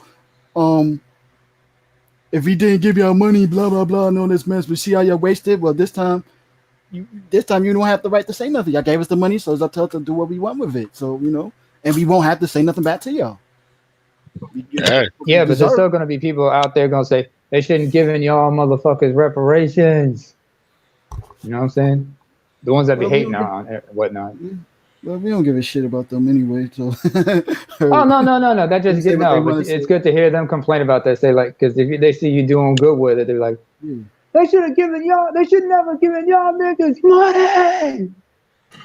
Oh yeah, but this time we have the power to say shut the fuck up because look what happened now. The economy's doing more good now because of us. Why shut the fuck up? We can say or just look at him with a smile exactly. Or look at him with a smile like, you know what? How's your business doing? It's doing good now, right? Because most of us is buying from his shop, right? Exactly. Food quality becoming more good. The value of a dollar became more valuable now that you could buy. That's right. That's the thing right there. That's the thing right there. They know that they're in the shitter and they need y'all to get them out of it. Mm-hmm. Exactly. But they can't. But they're trying to find a way to do it without having to give y'all reparations or let you guys be in control because Black men in power is still seen in a very negative and seen as very much a threat. That's the biggest threat. This is why, brothers. This is why sometimes you know the Razzcast's nature, the threat should be on everybody's playlist. Mm-hmm. You remember in The Wire, right? When Brother Mouzon said to his partner, "What's the biggest threat in this country?" You know what I'm saying? He said, "A nigga with a library card." Hell, you remember when was it Avon looked at Stringer after Stringer's attempt to integrate with the white folks didn't work out? What do you say to him? Oh yeah, and try to get Kelly Davis. They see you niggas a mile away. They saw you a mile away. Him trying to buy his way into certain things like, yo, And funny thing about it, he got mostly gamed by a black dude. That's the very irony about it. A black dude. Excuse me? Clay Davis. The what happened? Okay. Oh, you talking to me? No, I didn't. I wasn't following what you meant. Can you please explain what you're saying? Oh, when you was mentioning about Avon and Stringer, when he tried to buy his way to make it legit with the white folks and stuff. When he tried to assassinate Clay Davis from ripping him off, Avon told them thing that hurt his pride. They saw you a mile away. Are you stupid? Like, he tried to warn him. Like, I'm like, damn. That's what you're alluding to? It's like Training Day. If you remember Training Day, or like even, or if you remember, I gotta see that whole movie. Parts of that. Okay. Yeah, but I remember there was a music video by Pharoah Monch for the song "Fuck You," which is on the soundtrack, in which he's reenacting the whole thing. Oh. And if you might remember, he ends up in the jail cell, while those white folks, those white people, those higher up white folks were just pointing at him, "Fuck you," while in the cell, because like they could see you a mile away. Mm-hmm. You trying to get integrated with them, but they're like, they see you a mile away. It's not just you. Mm-hmm. I can tell you this. I mean, a lot of those like Arabs, those like major Arab countries, their leadership, they're trying to get integrated with the Europeans and whatnot. The Europeans already saw them a mile away. Mm-hmm. You got what we want, but doesn't mean we're going to let you in with us. Exactly. It's like that, or like George Carlin said, it's a big club and you're not in it. Because they're at another level. So the same thing what happened to Stringer and everything. They knew he was a drug hustler and everything with a lot of money. They ain't gonna let him come in this club like that. That's another level that the drug dealers can't even touch. They can't even solve by just killing him and everything, because that's why Avon had to stop him for that assassination. Like, are you crazy? I mean, what do you think? What do you think? What do you think? What do you think of like all the major like the Latin drug kingpins are about? Mm-hmm. They ain't trying to get involved with y'all. They like the only time they get involved with them is if they can use those people. They're not gonna just try to integrate with y'all. They know who y'all are. Yep. You dirty money. They don't want to get nothing to do with that. That's why, what's his face? I remember there was that one movie. It was like about, what's the name of that guy? He was a mob boss before John Gotti. I remember there was a movie about him, played by in which Chaz Palminteri from A Bronx Tale portrayed him, right? Mm-hmm. Where he talked about how, and the dude was saying like, we're gonna take our money and we're gonna stick it in real estate and other major businesses and make it legit. We're gonna own the city. Turn the dirty money clean, so it won't be traceable. Fuck dealing with the drug. We're not gonna get involved with drugs and whatnot. Just like the old head, like the old cats, the older old timers from from the mob was like, we're not fucking with that money. In fact, he even said it himself. Or you know what? Remember in The Wire, the Greek. Hold on. No, hold on. So let me finish this quote. He said it like this. He said, "I'd rather make $3 million in real estate and not make a sound than to be making $5 million in drug money and the cops all over my ass and the feds all over my ass. Mm-hmm. Want that quiet money, out of sight shit." But go ahead, Mel. The Greek? Yeah. Just remember the Greek in The Wire. Never touched maybe. The money. Yeah, the head dude they went to for the had the drug king. It may depend season 2, but all the other seasons, yeah, the Greek, right hand man. Matter of fact, there was a scene that perfectly allude to that. Like when I think it was on the 5th season or 4th, when Marlo was trying to get still the Greek connection from Prospect Joe and stuff underneath. Mm-hmm. So he tried to buy his way in and stuff like that. Like first he gave him cash and money. He was like, "This money's dirty. I can't take it." So they thought he had to, even though the money looked crispy and dirtied up, blood. They thought they meant he had to exchange the bills and stuff. And now he had to re-explain to them, "No, I'm not what I'm talking about." He was mentioned as, my money, I don't touch the money. The money's not into drugs. He's like, "But we in the same business." No.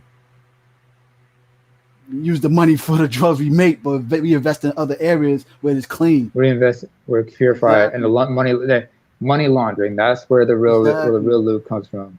Exactly. I mean, it's like like what's his name? Well, think about how Scarface got caught, before he got killed. But think about how the police caught him and stuff, laundering his money and stuff. Like he was trying to dump all his money into the bank and everything. They had to tax him. He didn't want to pay the taxes, but it's just like that. Yeah, they get most drug organizations on money laundering and stuff. Yeah, like you gotta pay taxes when you make a. I remember, and this was like I remember this guy, when I was back home in Eritrea. I mean, because we used to get cable, we used to watch all these like Arab channels, right?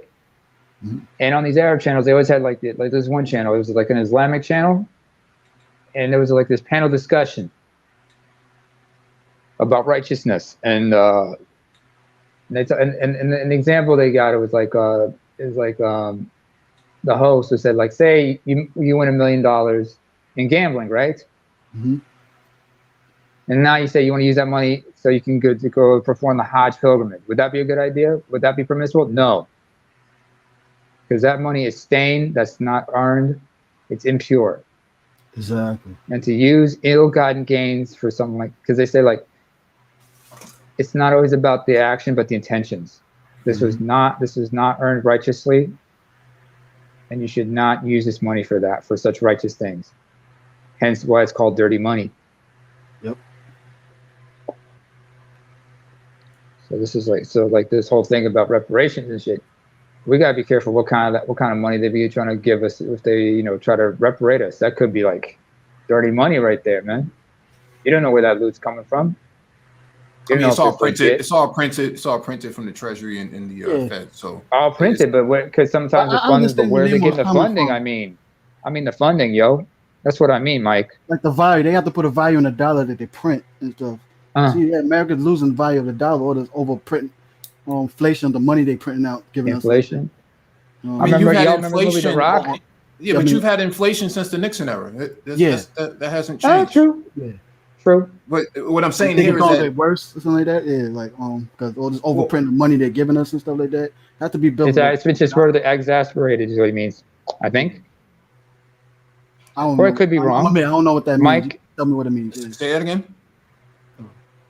No, what you're saying is what I'm saying is like, because now what Mel's trying to say is like the whole inflation has been further exasperated through recent economic crises and whatnot. Oh yeah, you're always going to have inflation in capitalism. Yeah. Oh, that's true.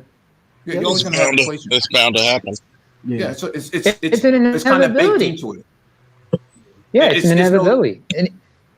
I mean, it's just a matter of where the inflation is, right? I mean, a bodybuilder who's completely shredded, man, is going to have 5% body fat. Doesn't mean that he's absolutely 0%. No, he has 5% there. You just can't see it. Yeah, you just it's basically he has enough fat to walk. Yep. Low fat. You need a certain percentage of fat in your body, because without it, you can't function properly. Yeah, he needs enough to walk. He needs enough to walk. It's fat stored energy, so it's the same thing. Like as much of capital, it's just like in America, right? Mm-hmm. Too much testosterone turns into what? Fat. Oh, sorry. Oh, right. Because what happens is like the long-term, like people who've been abusing steroids, what happens to their bodies? Mm-hmm. Not producing testosterone. Exactly. Their testicles shut down. They don't produce testosterone. It also becomes. You know what happens? You also have back knee. It causes it becomes very taxing to the liver, because the liver has to detoxify the body. And convert all that testosterone, and it's too taxing for it because it gets overworked and damaged that way. It's the same way with the economy. And you've been having everybody high on the hog without putting back into the system. What happens? Same damn thing. It shuts down. Why do you think? Mm-hmm. Why do you think the economy of capitalism is like the human body? It's nice to be cut like a bag of dope all year round, but you can't do certain shit. Like you can't eat poor. But what do? We eat poor. We give money to foreign aid to different countries. I mean, Israel got over 140 billion from the United States alone. So, which is welfare. Most African countries, they get it through USAID. I remember those old USAID oil, those metal those little metal cases, those metal containers of canola oil from the USA and shit. Okay, you big stick on What the her. hell? Get out! Get out! What the hell? Get out! You know what? Kick him out, bro. Give it a pants real quick in the ass. Here's the crazy part. Dumb bitch it is. You're trying to do, you might have been a white boy or a dumb bitch. Here's the funny part. I can mute this person and they're constantly dancing and nobody can see you. Nobody can listen to your hot girl. All I see is a moo cow shaking her ugly ass. The word heifer come to mind. Mm-hmm. Buckles Modern Life. Remember that? I gotta action. You mean half? The cow. Half. Yeah, half. You know, I was up to calling with that heifer, the moo cow. Half. And he was raised by a family of wolves. That's like interracial. That's like a black kid adopted into a white family. That's interracial to them. No, that's like a white kid adopted into a black family. It's funny. It's funny. Michaela Collins, what was your purpose? You know I could put up banners on my screen to keep you from doing that. I can mute you, right? What? Like, what was all that about? You want to see me twerk? We don't want to see your dumb ass twerk. Shit. Do you have anything? Wait a minute. Cow ass up. Like, why would you come over here when we're talking about important? Shut up. Why would you come over here shaking your raggedy ass just to hear an argument? See, this is the reason why I could tell you're just here to create a disturbance. What was your purpose coming on here for? One of those thirsty nigga channels. I don't need a chick to twerk. I got chicks. If I want to see them twerk, I can see that live and in color. I don't need to do that online, especially with an important conversation like we have now. So what's your purpose up here?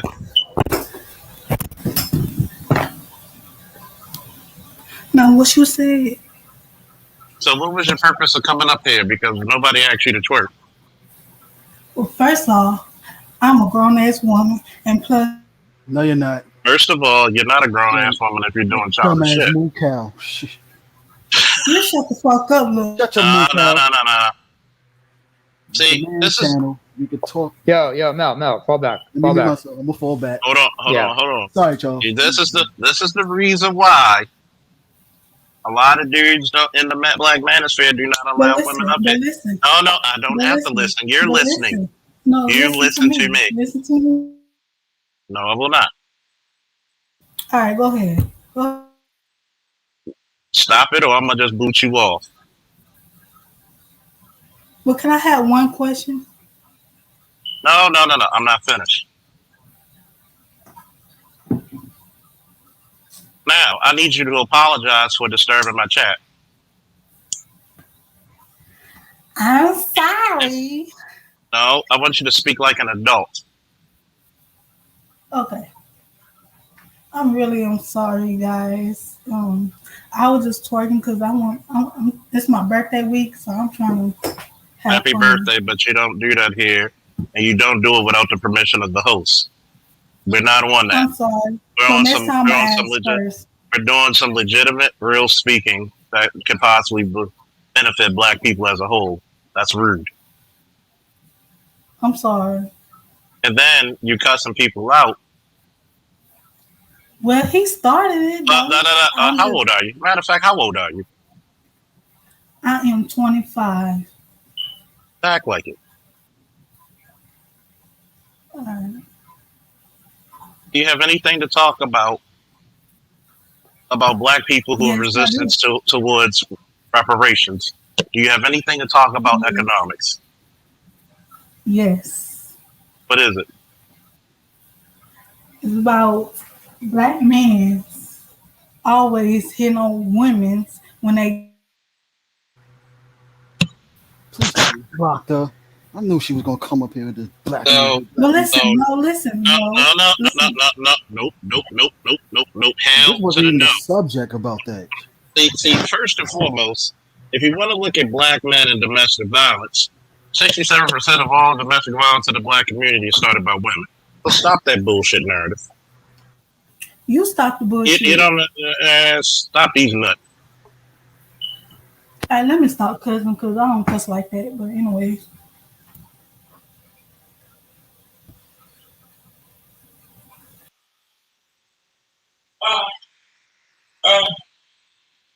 Like, I didn't know this was Thought Hour.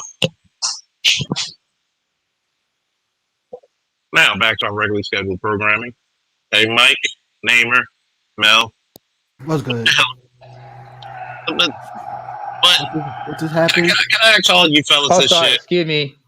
Sorry about that. Just watching the game as well. Anyway, what you were saying? Why do we have such disruptive fuckers? Well, from my point of view, you have a generation who probably learned from another ignorant generation, not all, but percentage of us, that teach women like her age to act like a damn fool. So come on having conversations that's supposed to be serious detriment to our community like this. They coming on here acting like I'm on my Ignorancy channel, like this is Love and Hip Hop. It's like going on Love and Hip Hop girls going on what would be a show that I have on? Kareem's son, Miss Gigi, Kareem, and Shonda H. Toya are always welcome guests because you would never. Brittany, remember her? And Brittany. Yeah. Oh yeah, we can't forget Brittany. I wish we could see her again soon as well. They're welcomed anytime on my panels. Notice how non-feminine, disruptive, obnoxious, ignorant she was being. And she's still in the back chat, by the way. Hello, Leon. Who is this hood booger? The funny thing about because really, did you notice the importance of the conversation we were having? Absolutely. Exactly. We wasn't even talking about men and women issues in that sense. And it's funny because my friends and people who listen, and I don't know if y'all noticed this last night, Kevin Samuels, who pretty much has 1 million subscribers, just shouted me out. I'm gonna rewatch that show too. I haven't watched it yesterday. I'll watch it later on. And he shouted me out last night. So you never know the traffic I can receive just from his shout out. Mm-hmm. And stuff like this is such ignorance that guess what? If I let you back on here, I'm gonna get paid. I'm gonna get paid. Embarrassing you. You're talking in the back chat. You're not up. You got your camera on, and it's funny. This is the reason why at 25 you're doing childish shit. I bet you this chick has a two trends. That chick couldn't even spell C-SPAN. She'll start it with an S. Does she know what? And did you listen to her when she was talking? And you did listen when she was talking? She was like on that Ebonic shit, all the memes. You know she was on some trifling shit. She was just being trifling. She just wanted to get some attention. I wish I could see her. And then here's the funny part. We're not even tolerating this shit. Her, please, I don't want to see her. Don't she's in the back chat arguing. Please. Unattractive fat moon cow taking her ass, thinking this is OnlyFans. Some desperate simps on here and shit like that. Dude, I don't need ratchet female attention. My ex-girlfriend took me out with Mauritania. They'll straighten her out. Take her ass to Ratchetville. No, Mauritania, because they love them big heifers like that.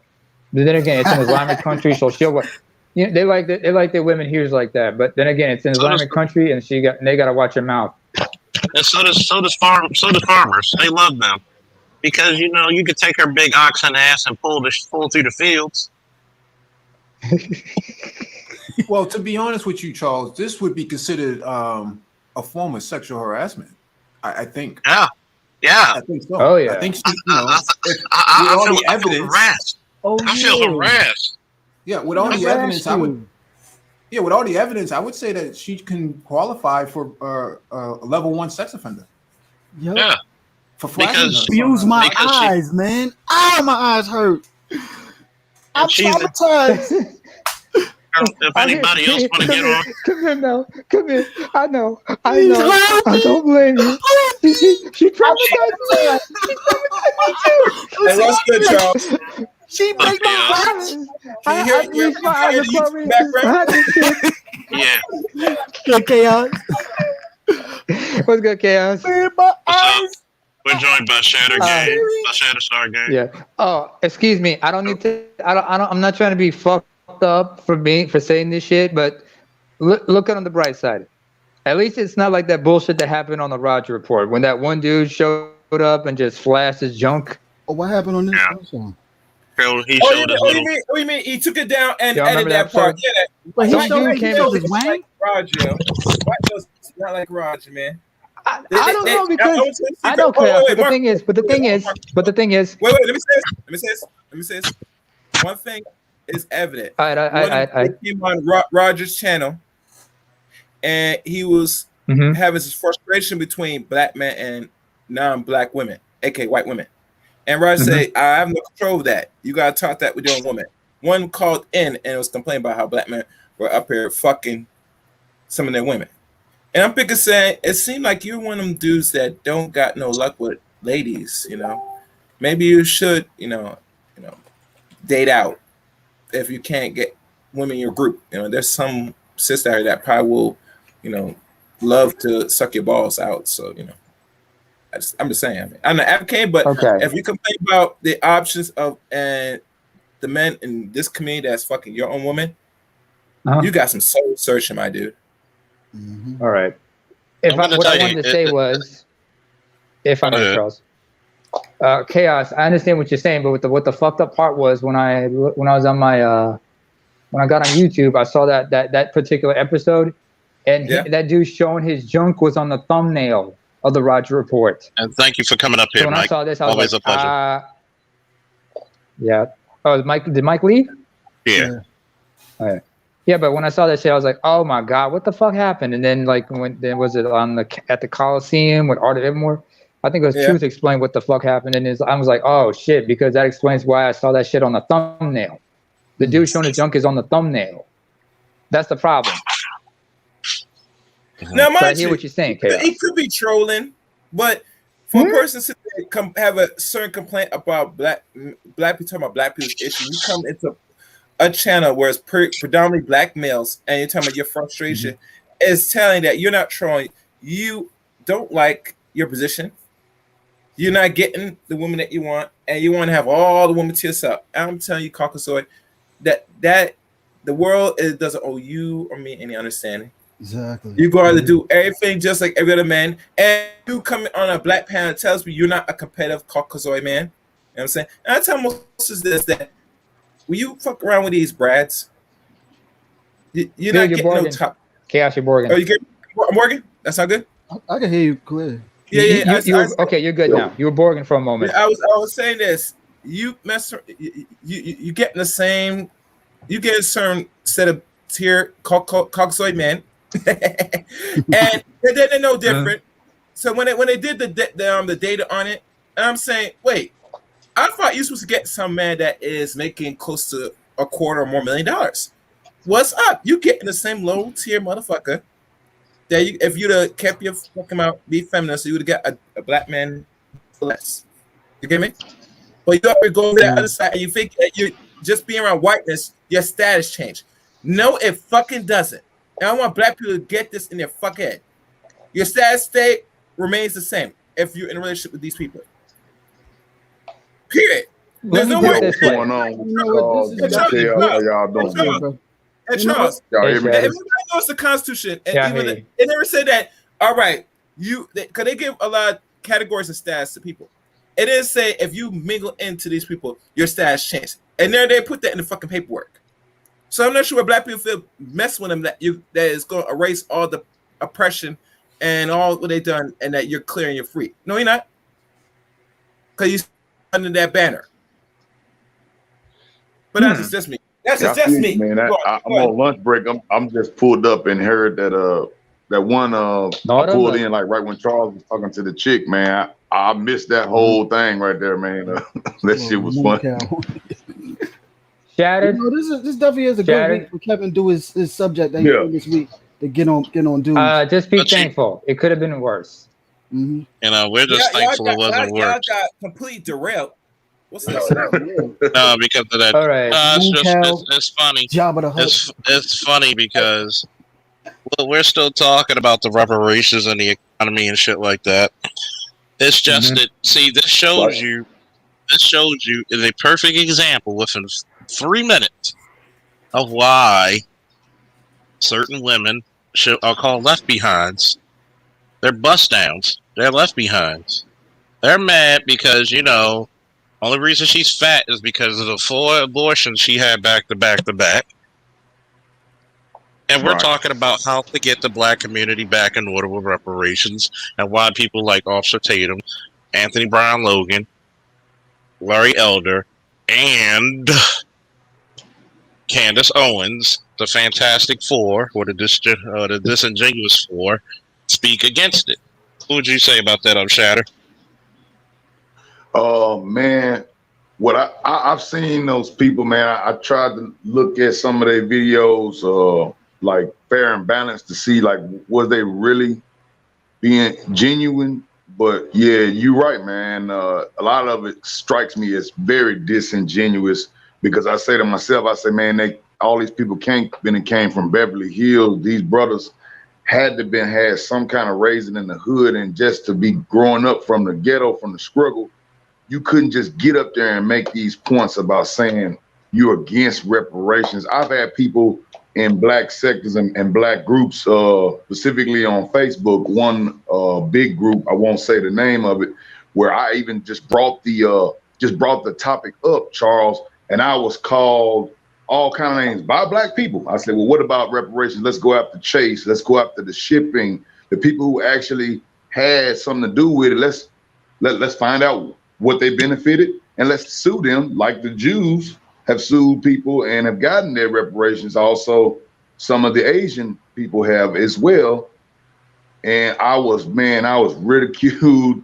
These people was like, man, you begging the white man for this, and man, you know, you's a coon, you this. I'm like, hold on, I'm actually opposite of that. I'm preaching to the choir here, I would think, of everyone, ADOS or worldwide, should they have any people nationality that was done dirty, and that, you know, the UN and all these different bodies that they have where other people have gotten their reparations, you know, other people have gotten it. So let's look at what we can do and stand up as a united front. But I believe that these people are being paid and they are going along to get along. Yes, they are, because you could not get up there on your show and say you don't want reparations. Yeah, you don't want no reparations because they're paying you. You know what's so funny though, man? It kind of irks me, and my son I'm playing devil's advocate for the four people that Charles just named. But when we just saw that damn moo cow and everything, that's a percentage of our own people, and it's like, yo, this is technically the percentage of people that technically proving what those four people that Charles said right in some ways.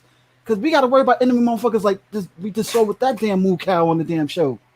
Doing dumb shit like this, and we're trying to defend and clean up our image, but it's like, and even call out the four people like, you know what, you're being disingenuous. But now it's like we trying to understand a little percentage what they mean also too, because we see enemy motherfuckers like that moo cow we just saw.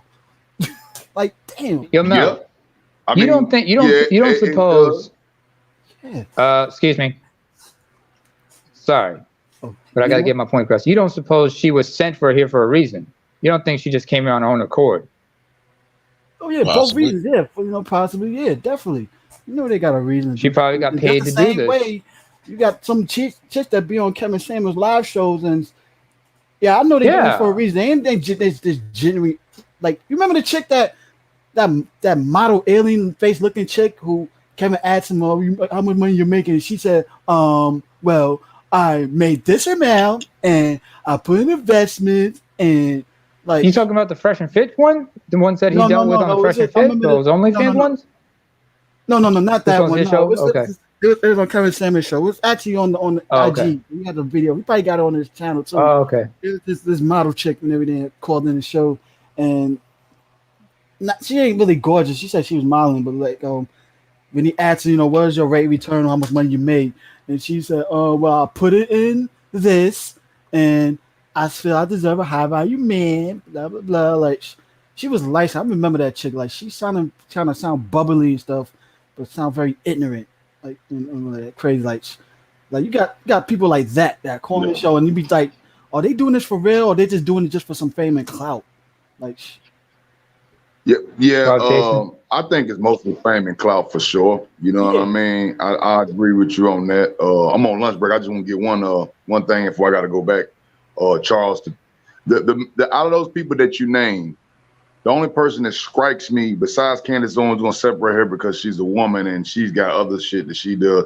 But Brandon Tatum specifically, I challenge him to debate some of the points with black people who are not in his sector of just to go along with his type of thing, and Brian Anthony Logan as well.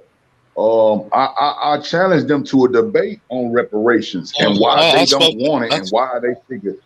This is the reason why I wish BGS would come up with all his old hangouts. I actually spoke to Brian Anthony Logan. And you can tell when you catch him in something because he start giggling, he start doing that dumbass smile, and he won't answer it, but he'll be like, You'd be surprised at how many people I've debated and won against already. And for Art New Style, shout out to Art New Style TV. If you're not subscribed to him, please do. He always agreed to be debating Brandon Tatum. Well, Officer Faulkner, do you think that black people need to get their stuff together? I said, well, all people need to get their shit together. So when you try to talk about we have 52%, she still wants this attention. You're going to be in the back chat for. I'm not going to kick you out. I'm going to give you what you want.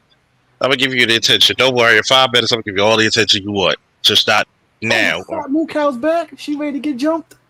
Just not now. But anyway, when it comes to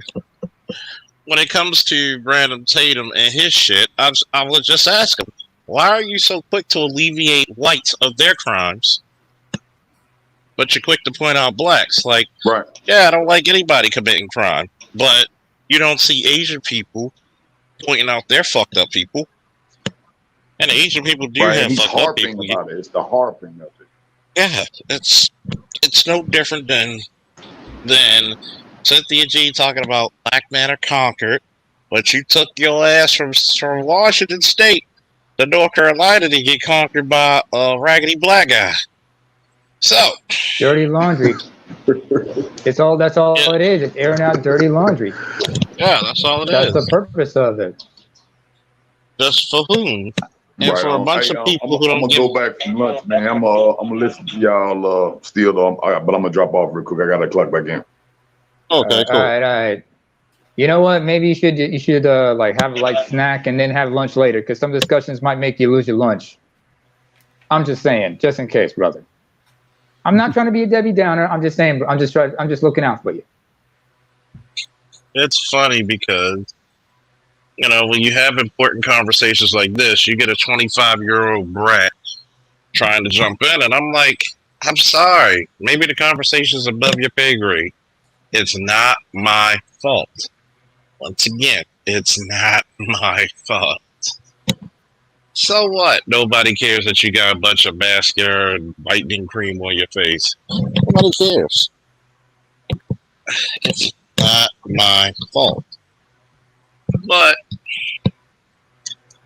when you get people like this, I bet you somebody in that ilk center over here. I want you to come over there and be as ignorant as you can be. To disrupt this conversation about me being disingenuous. Okay, Daddy. Or Mommy. No, not Daddy. Zaddy. Okay, Zaddy. Disease. Zaddy. That's a German thing right there. That's a European thing. I'm not surprised. That's why when I talk to my father, I just usually refer to him as senior. I used to call him daddy when I was younger, but I realized, you know what? Just call him senior because basically, as far as my family goes, especially my paternal grandmother, I'm junior. And I'm proud to be that. I'm proud to be his junior. Just like Charles, you're proud to be, your father's junior. You were given your name for a reason. Yeah. So I'm just thankful, just call my dad senior because like it makes sense to call him that. Just to respect him. Choose to follow. Hey, Jay Shadow, if you want to come on up, bro. Yeah. Oh, Bronx and Queens coming up. So, wait, Bronx and Brooklyn going to be together? Hey, we need Queens up in here. NSI. Shit. We need all 5 boroughs up in here. Well, your powers combined. Oh, my goodness. Yeah.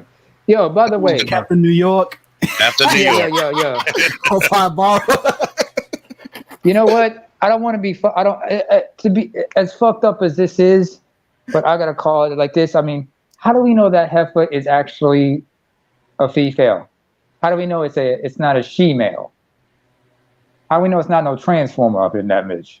Either way, that's especially a damn the way she sounded and everything. The way she talked and everything, that was like look, so I'm wondering, did they scrape your Adam's apple up thoroughly or not? Still got too much bass in your voice. Either that or you've been like chain smoking for since you were 15. That is a ratchet. Anyway, enough with that. Enough with that. We should be talking.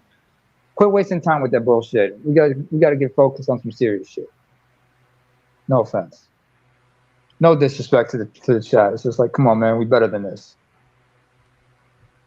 But yeah, like I said, this whole fight, there's Black folks, you need to find credible. I mean, if you guys end up getting like this reparation shit, understand one of the things I've realized, and I'm going to use Côte d'Ivoire, aka the Ivory Coast, as an example of this. I wonder if you guys might remember, was it like in the 2000s, there was a civil war that happened between the North and the South? Now the North, which is predominantly Muslim, and the South was predominantly Christian, just like in Nigeria. And the North has a lot of people of immigrant backgrounds. They're mostly 2nd, 3rd, 4th generation Ivorians from neighboring countries. The dictatorship tried to put a new ID to try to discriminate everybody. Why? Because the North has a lot of is economically empowered, but the political power is in the South. And the one thing they're afraid of, if you have economic power, you're going to try to go for political power as well. And some people may see that as a threat. I mean, like I said earlier, y'all are still perceived as a threat. What the hell? Black people all over the world are still perceived as a threat in one form or another. So that is one of the problems we have to consider about this whole shit. And then you have people like the Despicable Four, who are just peddling nonsense just to stir up the pot and just throw a lot of or like I said, to just throw up dust and just muddy the water, so to speak. You know what I'm saying?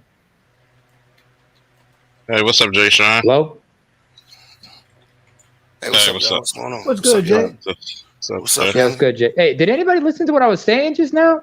I was listening to you. That's why I ain't say shit. Oh, okay. Yeah, I don't know. Okay, because it got too quiet. I was like, oh, and I'm not noticing Charles's screen. But hang on. Oh, yeah. Still got the Black Dynamite. Still got Black I'm just Dynamite catching up, on. so I'm just catching up. I would have been crazy just to start talking. Hey.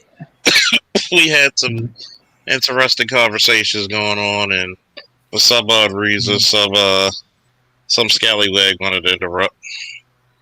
Oh, a sister came up here. Yeah. We had a sister. All we know is there was a heifer. We had a sister earlier. Rolled up in one. Kareem speaks some real shit, but this heifer wanted to come up here, and she wanted to twerk. That's why I had the screen up. So Wolf, you saying it was an alleged female? Alleged? Well, she a female. It's gotta be. It's like the Lady of Rage in Friday After Next or Next Friday. Remember the Lady of Rage? How she was in Next Friday? Baby D. The reason Yeah, you don't know I say it's alleged female is because you know the all that bass in her voice sound like she been chewing cigarettes like she was 15 or some shit like that. I'm like either that or when she went to get a sex change, they didn't scrape down her scrape down her Adam's apple thoroughly. Don't ask me how I know.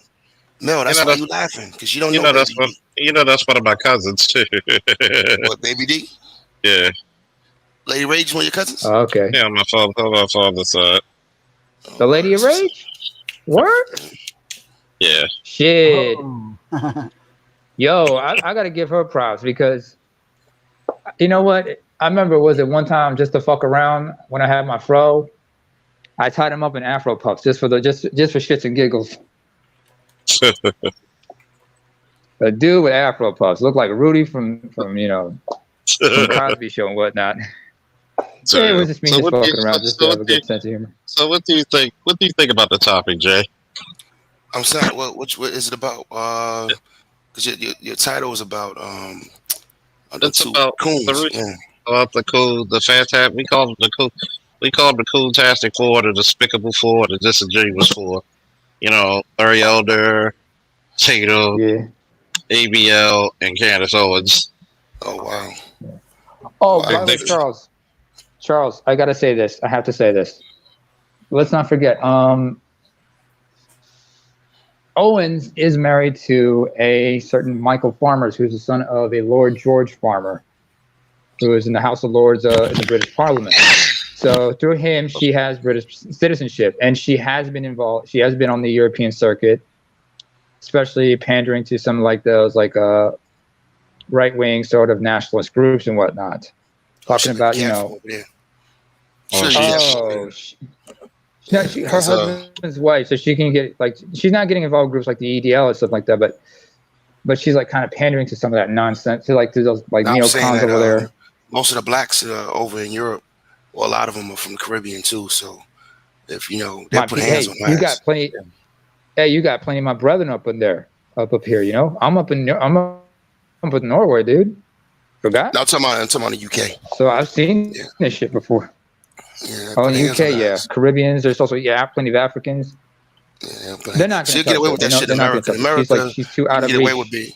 You can get away with that shit in America, but over there, you get hands put on you. They're not fucking around. They might if they can reach it. Sometimes she stays out of shit. Yeah. I said they put hands on white folk in the UK. Yeah, they do. And I love it. It's good footage. Beautiful footage. It makes it. It gives you a touch in your heart right there. Oh yeah, it's just a tinkle, Yeah. Well, she is part Caribbean, so she will get called up for that. I thought she was full Caribbean. What do you mean part Caribbean? No, she is partially Eidos, partially Caribbean. Last time I checked, I could be wrong though. I thought she was fully from Caribbean. I didn't know she had Eidos in her at all. Well, apparently she got white on her too. Well, she got a lot of that. Every night she's married to a white guy, man. Yeah, she's having slave play right now. Really trying to convert. You just say that she's a VIP member of Ghetto Gaggers. Turn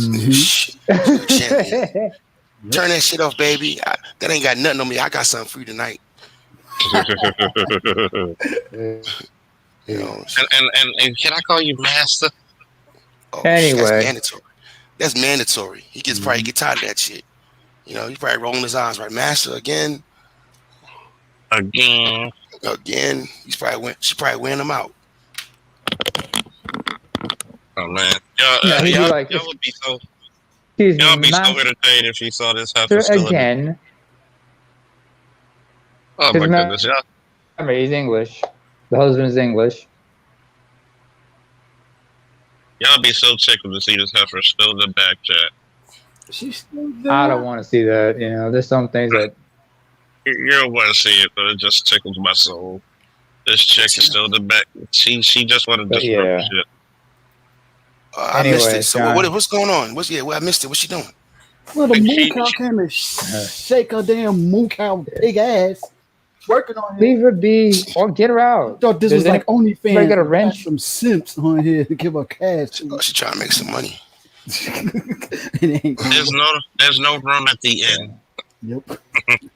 We've been sexual abused, Jason. My eyes, I'm tortured. Man. Yeah, me too, nigga. Got me too. We got me too. Yep. Me too, Jamel. Nah, Goddamn. I think she What's just talking about birthday? this one She kept cover going. shit. That's what I thought. No, she kept going, forcing herself on me. That damn. No, She got me I'm too not an bad. animal. I'm not a machine. Stop it. Stop it. Oh my goodness, it was so fun. I'm not a walking phallus. I've got emotions. I've got feelings. I'm a human being. She made me do without Forced me to protection. join the Lizzo Fat Man fan club.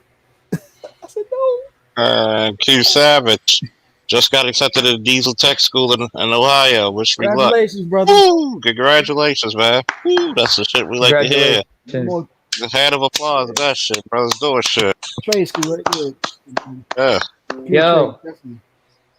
Yo, expand your mind while you're down there. Just don't be about your books. Learn to network with people. Try to make some connections while you're out there.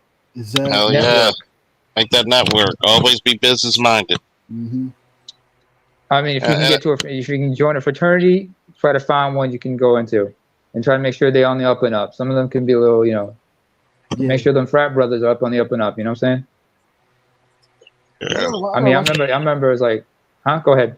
No, I gotta watch that Kevin Zimmer show because I was listening to Bernard Riley show. That's before I came on. Charles talking about this dude was on there and about Kevin had to tell him they say he worked as an Uber driver in New York and everything. And like this other dude from New York, my town, that is a Uber driver, came on and really went hard trying to defend the dude Kevin was getting on and tell him like Uber makes this, that, and everything. I try to get on that show, let them know like, yo, Uber don't make shit like that. You know what I'm saying? I used to work as an Uber driver. I'll tell you, after the third year and you don't pay attention to your earnings and everything, see, I already know that this is a dude that just work Uber just to work every day, 16 hours a day, and don't pay attention to his money when he bringing it in and stuff. And he just barely making it. I don't want you don't want to be barely making it in major cities in New York. You want to actually make it. Barely making it, you're still struggling even more. You know the trippy part about that same guy had the audacity to his first thing, black women are my enemy. They're not your enemy, dude. I may talk about them and have a critique of them, but you'll never hear me say they're my enemy. Yeah. Some of them might be seditious traitors, yeah, but they're not my enemy. Unless I hate them. I might not like something they do, but that doesn't mean I don't hate them. I just don't like something they do. I'm gonna call it out. I don't hate any. I learned not to hate people. I'm just like look at them and realize what they are and try to stay away from them. I remember when I was coming up, there was some chicks I knew. They were like back home. They were kind of trifling as hell, and I was like, anytime, I don't know, when I was a teenager, there was a couple of chicks I knew. They were kind of cute, but they were on some shady shit. I remember one of them was and they used to live in my neighborhood, and we used to walk together because I knew them like that, because I kind of knew them like that. But one of them walked ahead of me, and then she looked over her shoulders and smiling at me in a flirty way, and I did not like it. I knew in my gut something was up. Shout out to all the empaths who understand, and female nature like that from a young age. You just know some people are just like just on some foul shit, just like that. Kayla Collins. Who? Some Kayla chick. Collins. Some Is that the same girl? That's the same girl backstage. Yeah, that's the heifer. That's the heifer. Yep. Okay. What ass, dude? Her ass and her leg are just like one. Damn. What's up? What's up, Bruce Almighty? Some chicks. Yeah, Bruce. What's up? I mean, I've seen some fat chicks who have no ass. It's just you don't know. It's just so gelled with their thighs. You don't know where the ass ends and their thighs begin. I could send him a Platinum's channel. He like them big chicks. So sometimes he like big chicks. Platinum's there's thick, and then there's exactly. Yep. Platinum like anything. Look, I like girls who kind of thick as well, but not like that. There's a That's limit. a mess. Yeah, like I like them athletic, muscular type, thick like that. Like, you know what I'm saying? Yeah, like think of Melissa Ford type. I like right now. Petite yeah. Bubble, yeah. Yeah, petite, cute, yeah. Petite ones are petite to cute. me, You can do. Wait, Jay Sean, how tall are you? 6 foot. Oh, okay. Because sometimes shorter dudes prefer petite chicks. Just thinking, but the big guys, when we get petite chicks, we just like I like bitches. we just want to pick them up and just do all kinds of things. Yeah, you want to pick them up against the wall, or just like carry them. There. Put a bitch on the wall, she in love. Honestly, I don't want. Well, how about like was it like physique type, make the Stallion physique type? I don't want that type. Yeah, no, too much for me. Yeah, but no. How about who remembers like Baby Boy? Baby Boy. Who remembers in Baby Boy? Like remember the fuck scene where what's his name? Ving Rhames was like doing all that froggy shit while holding her shit. He'd lift her up. And then the next morning he's cooking breakfast, butt naked, only wearing nothing but an apron, a pair of socks, and sandals. Tyrese walks in like, what the fuck? You want some? You want some? Hey, you want some pancakes? What the fuck you doing in there, butt ass naked? Yo. I mean, I'm sorry, but Ving Rhames. Let me say this. I'm gonna say this about Ving Rhames. His ass has gotten more attention than his face in movies. I know 3 movies where there was like great scenes involving his ass. One was Pulp Fiction. If you remember that one. We got turned out before he shot that dude in the nuts for it. Then there was Baby Boy.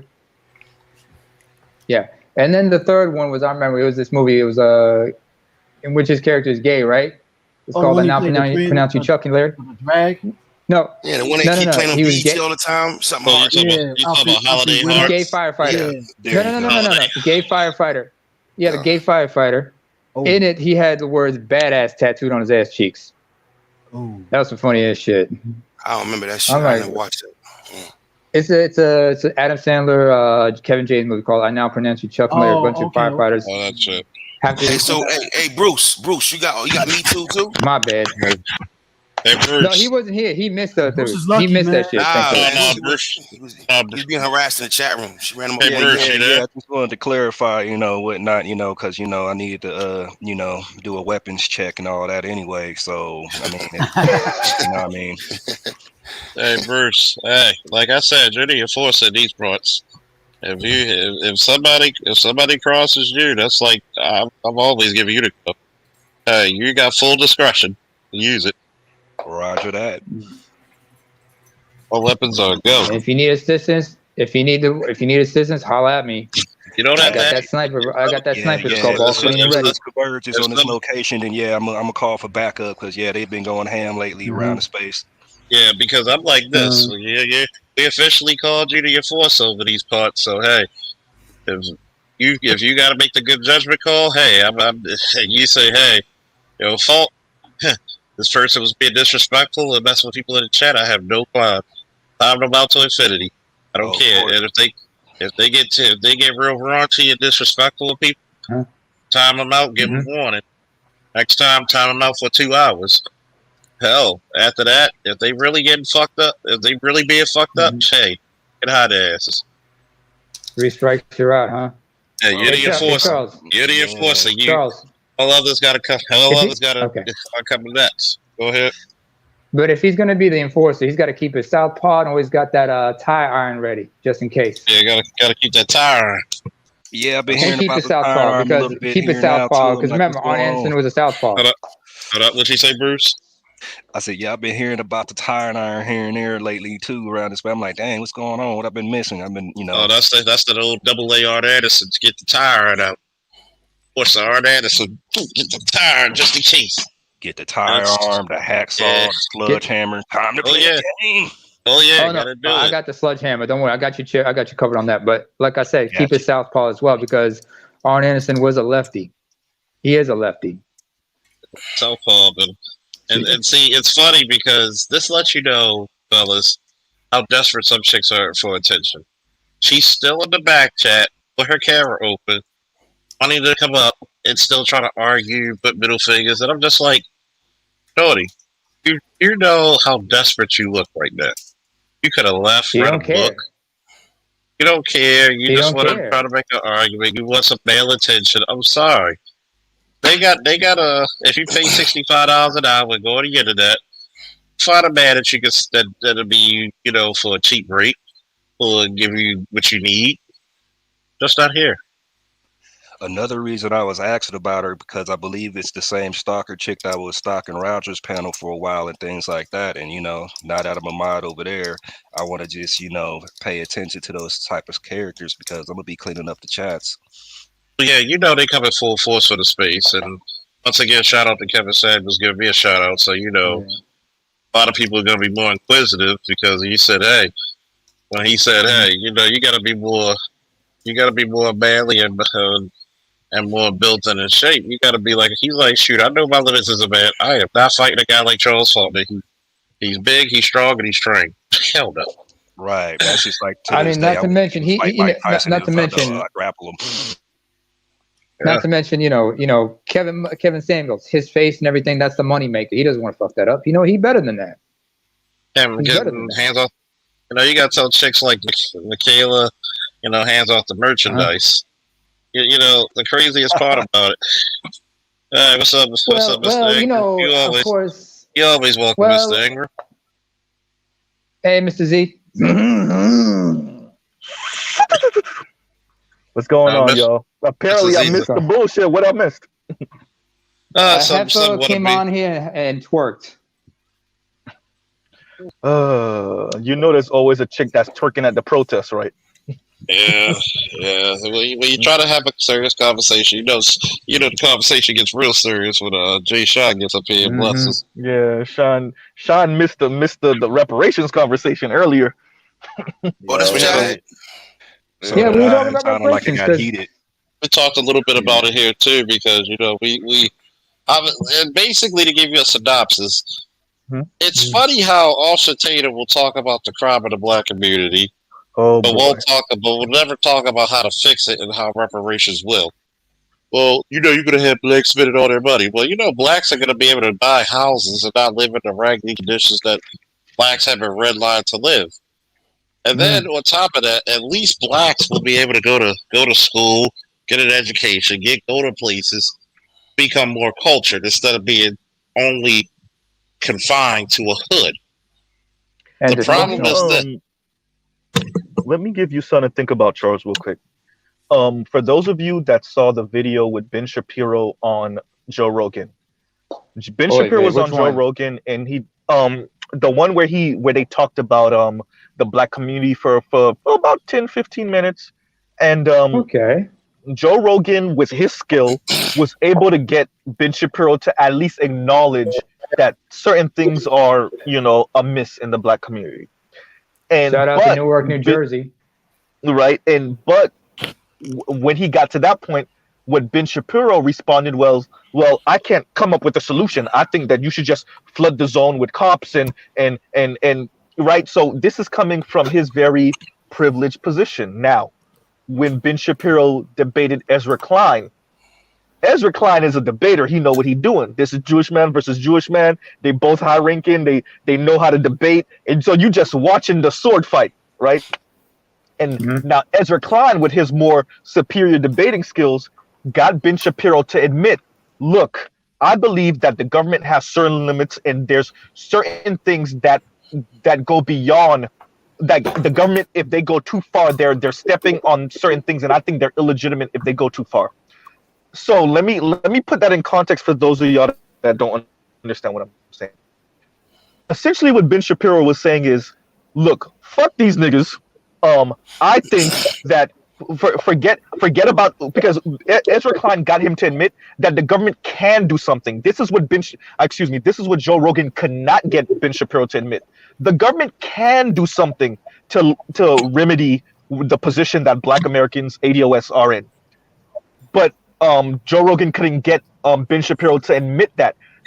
Ezra Klein got Ben Shapiro to admit it.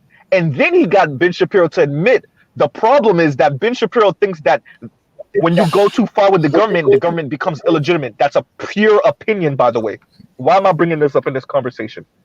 You're going to get more and more people as the reparation conversation gets hotter and hotter, right? You're going to get more and more people, including some even ADOS people, that they have a particular worldview and political ideology that they can't see over. They don't care about the debt. They don't care about what's owed. They don't care about they don't care about slavery or Jim Crow. They don't care about locking you out of wealth. They don't. As a matter of fact, some of them are happy about that because that means that your kids ain't competing against their kids, right?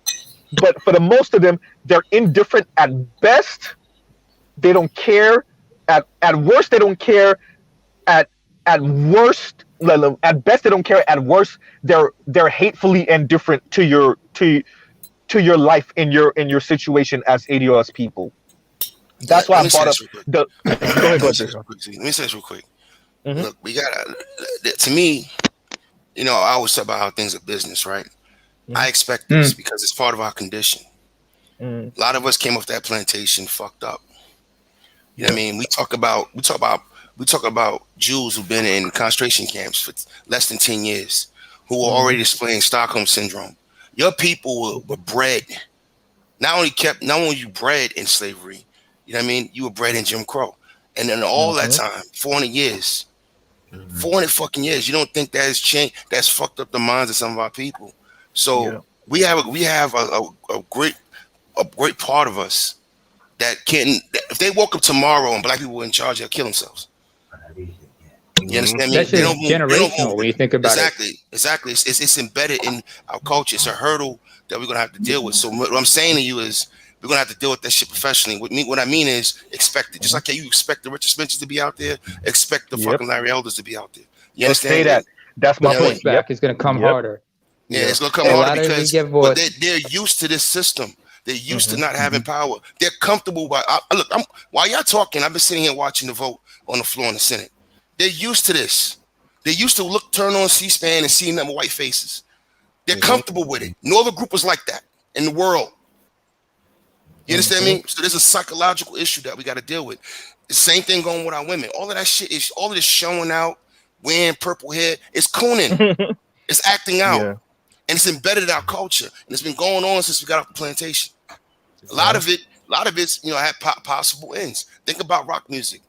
You had an old black man somewhere in the South on his fucking porch playing on a bullshit ass, guitar you got to fix every 10 minutes, coming up with something new. Why? He was trying to get out.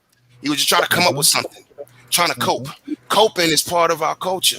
It's part of who we are. That's what you do when you under people for 400 fucking years. You develop all these coping mechanisms, and that shit it turns into something else. It turns to these mental shit because this is not really this is a dumbass argument to be had. The country was built on the back of your ancestors. It was business. If you don't care about the people that came before you, fine. Let's just get to the money of it.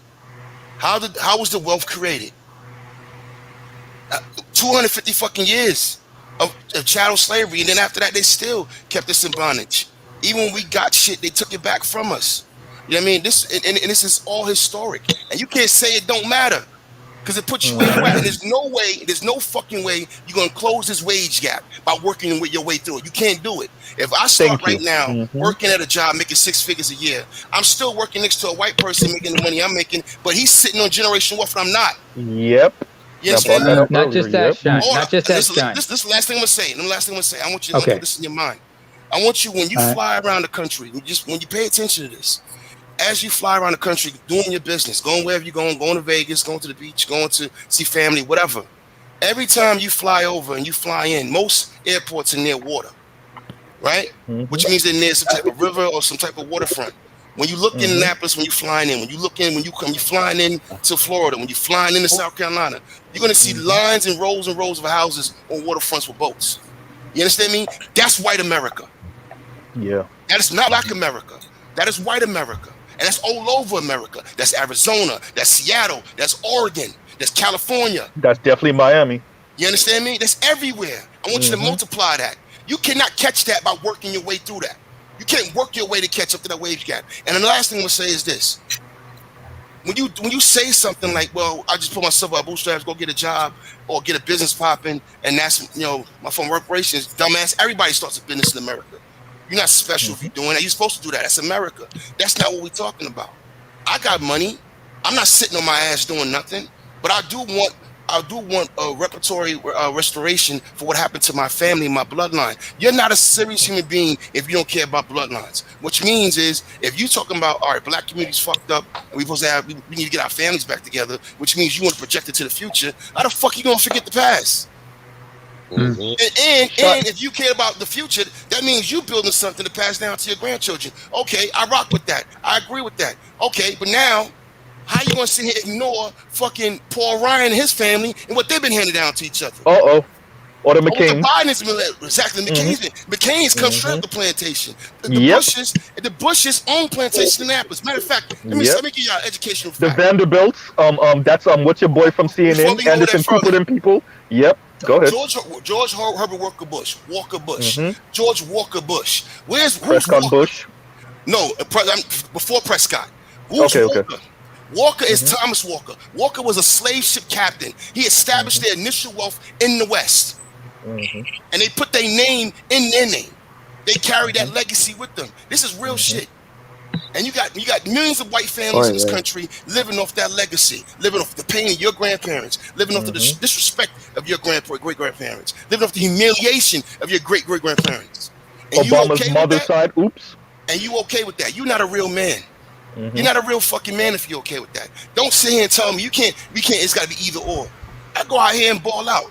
Nigga, I'm about to pick up an X7. Now I got a call yesterday from BMW. Got a fucking a downer. Because now they talking about they backlog on chips. It's gonna take 4 months. You know, when I put my next deposit down, 4 months from that point to get my goddamn vehicle. Them BMW X7s is huge though, Sean. No, but they saying because there's a chip shortage right now in the world. So they telling me that it's gonna take 4 fucking months. Yeah. So now I'm about to sell my house. So I can't put up $9,000 right now until I sell my house because I might have to fix shit. I might have to pay for shit. So I gotta sit on my money right now. So I gotta wait till I finish doing this sale. And then maybe September, October, put the 9 G's down so they can start fucking building my shit. Which means I'm not gonna get my shit to the fucking April, right? Right? Sean? That's what I'm doing as a human being. But at the same time, I still want what's owed to my grandparents. I still want what's owed to my bloodline. I'm a fucking American. Why wouldn't you want what comes to you in your birthright? This is business. It's not emotional. I mean, you can have passion because of your family history, and the history of it is painful. But let's just talk the business side of it. Let's just talk business. You're not going to close this wage gap by working your way through it. That's bullshit. They're going to keep growing, and the gap is going to keep growing. You're never going to catch white people. You're never going to. I'm going to say this. Y'all going to laugh when I say this. You're never going to catch your white cousins. Without reparations. Right. Let me say this real quick, man. Let me get this out. I got to hit 2 points real quick. Okay. First. Shine, stay on because I wanted to tell you this. I was watching a clip from the Breaking Points for y'all that know Crystal and Sagar left the Hill. They got their own thing now. So I was watching their commentary, I think a couple days ago, on the housing market. The housing market went up 20% in 1 year, y'all. I brought this up earlier, but yeah. So I brought this up earlier on Roger Shaw. Just want to reiterate it again on Charles' show. It went up 20%. Right now, the median house in America is selling for $341,000. You need about $68,000. That's the 20%. You need about $68,000 to put down. And here's the thing. Companies like BlackRock are buying up all the houses as much as they can because they want to keep those houses on the renters market, which is increasingly inflating the prices of houses because these houses are not going to go back on mortgages. They're not going to get renovated and put back on the streets. These houses are going to stay in the renters market indefinitely. You know the only people really competing against BlackRock and those type of companies? People with legacy wealth. This is going to what Shine is saying. People that got grandma and mom and dad and granddad's money to help them to put down that $68,000. You see what I'm saying? Who gave Zuckerberg his money? His dad. I already know. And other white men. Jeff Bezos, his stepdad. That was his stepdad. Bezos, his stepdad gave him that money. Elon Musk, Elon Musk's family, South Africa, same thing. I know. And you know, I'm gonna tell you what's really gangster about them. Once they get to a certain position, not only do they take money from their group and white investors, right? Same thing with Microsoft. Then they turn around and get tax breaks from the government. And you help pay for it. This is gangsterism. I'm telling you. I mean, look. I passed. But Sean, let me land. There's something I really want to stress this last part real quick. Can you hear me? Wait, let me say this last part. Let me say this last one more part. Talk about the white Jews that got money from their family first. Well, I was going to bring up JFK to say it's going to take me 20 seconds. I'm not talking about JFK. I'm talking about our past President Trump. His father gave a. Oh yeah. His dad and his granddad.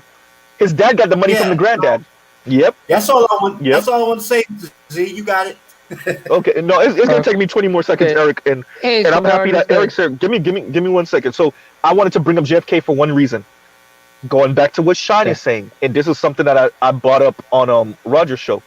JFK is a perfect example of what happens when ADS don't have their wealth, right? You allow the Irish family to come in, make money off of illegal activity, and then get their grandson into office. Before ADOS. As a matter of fact, ADOS still haven't had a president or VP yet. If you really want to go there. Trump's granddaddy was a bootlegger. He was doing a gold mining, and prostitute. Running the brothel, right? Running the brothel. Can you say that again for the niggas in the back? Oh yeah, we forgot about Mr. Ingram. Go ahead, Mr. Ingram. Get your first shirt in. What is one of the greatest rackets that white boys, as well as white men and women and black men and women, celebrate, especially in the southern states? Lottery? Can anybody say NASCAR racing? Oh yeah. That's how the hell you make a sport from running from the cops. I mean, for real though. Nah, but go deeper than that, Eric. Right? Eric, you're breaking up a little bit. Oh, there you go. Right? I'm sorry. That's going to happen from time to time. Just let me know when it happens and let me know. No, you're good right now. Go ahead. You good now. Go ahead. Tell that story, man. Tell that shit. Okay. Now we can't hear him at all. You good, Eric? Go ahead. Nah, I think he's cut out, man. I'm telling you, man. Your mic's broken. Give him a minute. Yeah. In the meantime, I wanted to say what I wanted to say. Wait, go ahead. Okay. Go ahead. No, go ahead. I got a book. Okay. Listen, can you hear me now? Okay. Yes, go ahead. We can hear you now, sir. Okay. I have a book. Damn it. The book is called Capitalist Economy. They're right? messing with you, Eric. They're messing with you. Damn, YouTube. Stop messing with my man. Talk. Damn, YouTube. Repeat one more time. That's the title. YouTube, let the man speak, YouTube. These niggas talking reparations. Right. We got to throttle their stream. That's why we need to start in the meantime. By the way, website. But by the way, Straggy Davis Jr. just left. Oh wow. Bye. Anyway, what I wanted to say was, Shine, what you said earlier about being business, about us comparing a white colleague. What is the white colleague also equipped at? He knows how to play the game. There's a type of game that he knows how to play in the corporate environment, or he's privy to, that allows him to move upwards. Like learning how to do a little bit of ass kissing, how to get on the boss's good side, knowing how to, be chummy with them like that. Those are the way to communicate with them in a way in which he can get a leg up. And y'all gonna get constantly hamstrung. They're gonna tell you that you're not working hard enough, or this and that. People wonder, why is it I work so hard, but I'm not getting ahead like I'm supposed to? Because you don't know how to play that game. It's not even that social. That's the whole thing. They don't know how to work smart. That's the problem. And it's not just that.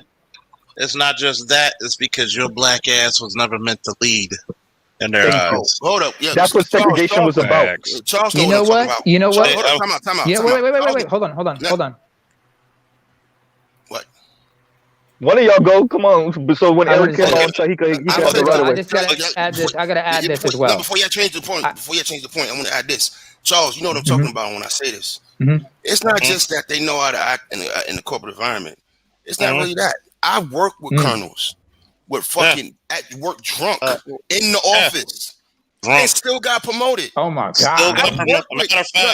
Matter of fact, I work with Charles. When you work on the battalion level, because as young as I am, I had to work for the only motherfuckers I answered to was a master sergeant and a fucking captain. I didn't answer the other sergeants. And guess what these motherfuckers, if they like you, they'll school you up. Yep. I had a fucking 3-star general tell me, hey, Charles, because when you get in certain ranks, people don't call each other Captain so and so. They call you first name because that's corporate. If they trust you, that's how you know you in the in crowd. By the way, of the military. Am I lying, Ingram? Am I lying? Yeah. This is true because in the Navy they call you Mister. Yeah, and then you got to remember when you're in the first. Hold on. You got to remember this, right? All these young brothers who are not privy to the military or brothers who've never been, guess what? If they like you, they like you. They don't, they don't. Because guess what? When they like you, they will tell you everything how to get away with anything. They'll tell you how to get it. They'll tell you how to get away with life. Think about it. I didn't have to show up for some drills because they said, "Look, you do this for me. You come during the day. Go into the fucking come down for a week. We pay you active duty money for a week, and then guess what? Federal law says the police department got to pay you while we pay you." No, that's correct. I knew a lot of MPs and Guantanamo double dipping from the New York Police Department, telling me, putting me on game about how much money they were grossing doing, the National Guard as well as being an active police officer. Yep, I'm gonna tell you one of the wisest things I never forgot, and this is damn near almost 20 years ago in Iraq. God damn, it's been that long. So we had a 3-star general, white guy. He said, "I ain't come from shit." He said, "When I tell you I ain't come from shit, I ain't come from shit. I didn't even know who my fucking real father was." He says, "But this is the crazy thing. I'll never say that I had it as bad as a black person, though." And he said, "Trust me, I was brought up in a double wide." He said, "I'd never tell you I had it as bad as black people." He said, "But I'm gonna tell you a couple of good things. Number one, this world ain't about just what good of a job you can do. It ain't even about who you know. It's about who you know and if they like you." Exactly. And then he says, "You ever wonder why they put an idiot in middle management? They're put there purposely so there's no threat of the people on top to get their jobs taken from them." Fellas, I'm gonna tell you this one: intelligence is a burden. Intelligence is a fucking burden. But I want Jay Sean to continue, then Eric to follow after. What's up, Toya? What's up, Sean H? This shit I seen. What's up, sisters? This shit I seen. In my days, man, working in government and in the military, it's not just about them liking. I've watched white boys take care of white boys they couldn't stand. They didn't like. They on code with each other. I saw them take a colonel get fired from his position because he violated some shit, and instead of firing him and moving him out the military, they sat him in another building so he could finish his 3 years as a full bird, so he could retire as a full bird. Instead of letting the motherfucker retires in 05 like he's supposed to, after what he just did. I've seen them take a guy that was accused of sexual harassment, felt the woman's titties, and they ain't fire him. They just moved him to another place. Took his grade from him, but let him keep his pay. But I seen brothers and sisters get removed for just being late, for having one outburst. There's a guy that ex-master sergeant he became a GS 12. Now he got promoted after this shit. He got an award after this shit. This dude beat his white wife, his white girlfriend up, Major Stone, this female. This shit made the fucking news in Alexandria. Threw the bitch out of goddamn drop top. Still got promoted. Ain't got an award. Worked for the provost marshal. I've seen it. I can give you a million stories what these guys do. I worked in the Pentagon where white boys don't like each other. They trying to take each other out, but they know how to fucking be on code when it comes to other people. That's really what's going on. I seen them they like me, but they didn't take care of me all the time. They didn't start taking care of me, or at least being even with me, until I got smart on the system. See, the people I work for now know I know the system. That's why when I get my bonuses, my shit is right, because they know I know where to look, and I kick up dirt. All right, you take care of me, I shut the fuck up. That's the deal we got. I'm cool. As long as I get my piece, I'm good. I don't ask for more, I'm good. And honest, that's me playing the game. my way. I'm not an ass kisser. You're gonna give me my part. You're gonna give me my slice. You know what I mean? And then leave me the fuck alone. That's the deal with Jay. But there's a lot of other motherfuckers who think they got to kowtow and bend over, and what we end up doing is fucking each other over. We shit on each other right away. And I'm telling you right now, they can't follow you all. There's places in government, in local government, federal government, where there's nothing but black people. Where you have the numbers, but we have a mentality of a plantation. We don't take care of each other. Slavic dude. He's one Slavic dude. He worked up. I'm about to say his name, but he used to protect. What's that guy that used to be down in Haiti back in the 90s when Clinton was in office? All that shit was kicking off. He was assigned to protect him. President? Jean-Bertrand Aristide. Jean-Bertrand Aristide. He got photos in his office of him on military duty as a colonel protecting him, in charge of his security detail when he was down there. Oh, wow. This guy's Slavic. Now, if you don't know anything about Europeans and white folks, they get looked down upon in their own group. So even though he looks like a regular white man, he's not that. Yeah, he's not Slavic? like that. Hell yeah! I mean, yeah. I mean, when he had opportunity, like to hire, okay, go ahead. So let me finish. When he had opportunity to hire somebody, when a position opened up under him, not only did he write that position, rewrite it, and give it a higher grade, he went out of his way to hire another Slav. And you know what? I'm not mad at him. I'm not fucking mad at him. Women do it too. It's gonna be logical. Women are doing it too with this women's shit. These white women out here are looking out for each other left and right, destroying offices, destroying morale, creating all kinds of high-score environments in the government, to the point where other women are like, damn, I hope the next person to come in is a man, because the women are so horrible. Yeah, I've seen it all, man. Like, you know what I mean? But all the moral of the story is, and I close, is that groups look out for each other. And I want black men to understand that we can disagree on politics. We can have different isms. You can be a liberalism, you can be in conservatism, but we should all be blackism. You understand that our group is where our strength is, and we don't understand that shit. And that's why they just subvert us to what they do. That's why they throwing LGBT stuff at us. That's why they throwing the gender war at us. That's why they throw. You know what I mean? They separate us with gentrification. Gentrification is not only taking prime property from black people. You know what I mean? It's also dispersing us, spreading them out. Exactly. Exactly. You know what I mean? So even the family unit. When you spread them out, you kill the tax base. You kill the voter base. All that, man. And if you destroy a couple of white families while you do it, oh well. Shout out to gerrymandering. Oh well. That's because it's a cost of doing business. What they call it, collateral damage, right? It's war. Everything, like Neil Fuller told us before, everything that white people do moves for war. Everything they do is weaponized. Their media, their business, their politics, and this how they're bred. Just like we're bred to be coons and be separated and have a plantation mindset, they're bred the way they're bred. It's American culture. And at large, it's colonial culture all around the world. They don't like each other. I mean, Europe, they can't stand each other. But what they agree on is that, and then they feel like it's their survival, is to keep economic dominance on everybody else. And they feel like it's germane to their survival. And there's no way around that. Yeah.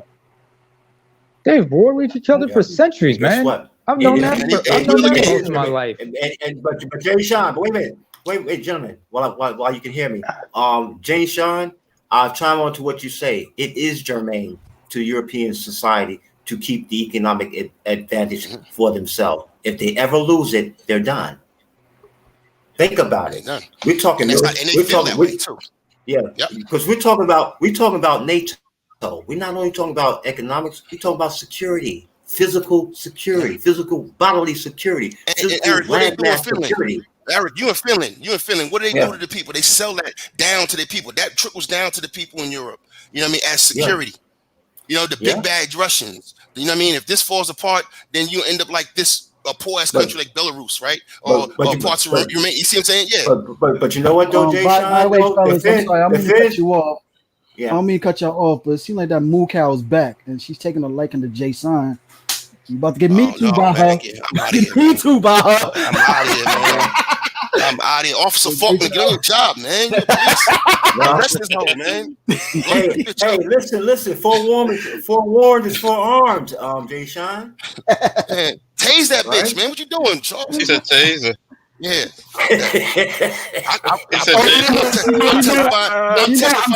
police. The police did nothing wrong. She's single. So she trying to meet to you now. I'm testifying for the police, man. I'm testifying for the police when I go to stand. You trying to, man. You trying to down. She's still coming at you hard. Charles, I would go to stand and say, "You my hero, man. You my hero." Pressing me in the front track during timeout. I guess Us none be protected. Me too.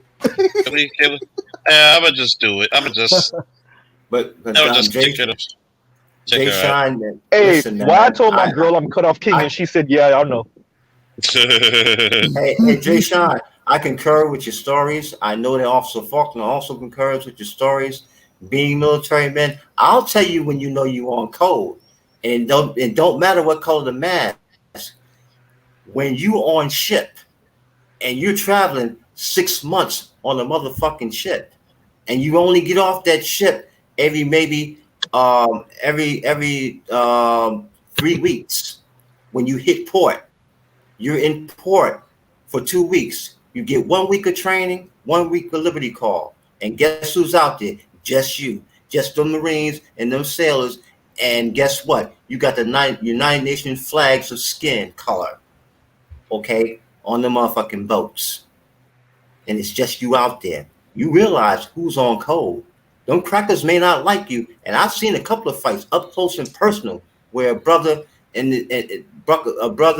this fucking Southern cracker, man, tobacco chewing cracker, they despised each other. They went at each other in our berthing areas. And guess what we did? We sat there and watched them fight, and nobody said shit. And it was brothers in there. It was white boys in there. It was Puerto Ricans and Hispanics in there. Our corpsman was Puerto Rican. You understand what I'm saying? When you on those ships there, and you on the med cruise, it's a beautiful cruise. Even traveling by military transport, it's a beautiful cruise, man. You know, but you learn who's on code. Yeah. You learn who you sleep next with. You learn who you sleep 1 foot above and 1 foot under. You hear what I'm saying to you? And you know what else, Eric? Let me just say this real quick. Yeah. They will sell their mother. They're greedy too. See, greed is what keeps them together. Yeah, that's true. The American dream or the suburban dream, whatever you want to call it, that's what really keeps them together. You know what I mean? They don't give a fuck. That's why all the countries they don't care about that. They don't care. It's just about them living their thrills. They did all that shit in New Zealand and Australia. They killed all those people just to get drunk and jump off rocks and surf. You understand me? Yeah. They ain't did nothing great. They did all that fucking murderous bullshit just so they can live and thrive and party and have their white Wakanda wherever they fucking step foot on the planet. Yeah. And this is exactly how they get down. And you know what? I'm not even mad at them at this point. If it continues to be allowed, that's one thing I do respect about the Chinese. Yeah, they trying to be a world power. I give them props for that. I don't fuck with them, but I give them props for that. At least being men about their shit. All right, we gotta get back to being men. I don't care where we are. If you from East Africa, West Africa, South Africa, America, the Caribbean, are we men or we not? That's right. I'm tired of them being in charge, man. And I tell you, see, I tell you what irks me about African folks when they come to the U.S. or even when they go over to the UK. Callie, you don't know how I look, man. Okay. I can be ugly as fuck, girl. What are you talking about? I'm cute. What fucks my head up is arrest this chick, man. What fucks my head up is this, okay? They talk about how proud they are. They talk about their past kingdoms and and all this type of thing, right? They reminisce about it, right? They romanticize it and everything, right? Now, let's talk about after the sovereignty, okay, from European rule, okay, of these so-called sovereign nations on the continent of Africa, right? Look what Idi Amin did to his people. Granted, Asians were running the economy. You know why? Because Ugandan men and women didn't have any education in economics, so they couldn't do it. So the Asians had to. They were disenfranchised. The Asians took over, and they took over easily. And South Asian, South Asian specifically. But the thing about it is this, though, man. Yeah, Wolf is right. Okay, Idi Amin and his wife, they're the ones that benefited the most. They robbed their country. Okay, And then when Idi Amin became sovereign ruler of Uganda, what did he do? He forcefully exiled the Asian people, the Indian people who were running the fucking economy for his fucking country. You understand? Yeah. As a sovereign man, he could have said, "Hey, listen, fine, you'll run the economy until you educate our people in how to do it, because that's the only way you're gonna get your job. That's the only way you're gonna keep your job. How about that? I'm in charge here now." You see what I'm saying? Yeah, at least, and Zimbabwe, man. Come on, man. Robert Mugabe the land grab 99. Yeah, I remember. Yeah. I mean, think it. Robert Mugabe had to know that in 1980, when the Brits stopped fucking with him and said, "Okay, all right, fine. We don't have enough money to send troops and send weapons over there to fight with you motherfuckers, because you motherfuckers gonna keep fighting back, and we ain't trying to lose no more money." But at the same time, what happened when they took the farmland from the so-called white British farm owners? The thing about it was they didn't force the white British farm owners to teach to teach at least his tribe how to do mechanized agriculture. That's what the whiteys were doing. You know what else happened? Do you know what else happened? Sergeant Morgan. Sergeant Morgan. Zimbabwe. Sir, wait, you're you know Morgan. what I'm saying? I don't think you can hear us when you. Sir, you're Morgan. All right. Sergeant Morgan, like I said. Anyway, if you saw the fallout after that. Yeah.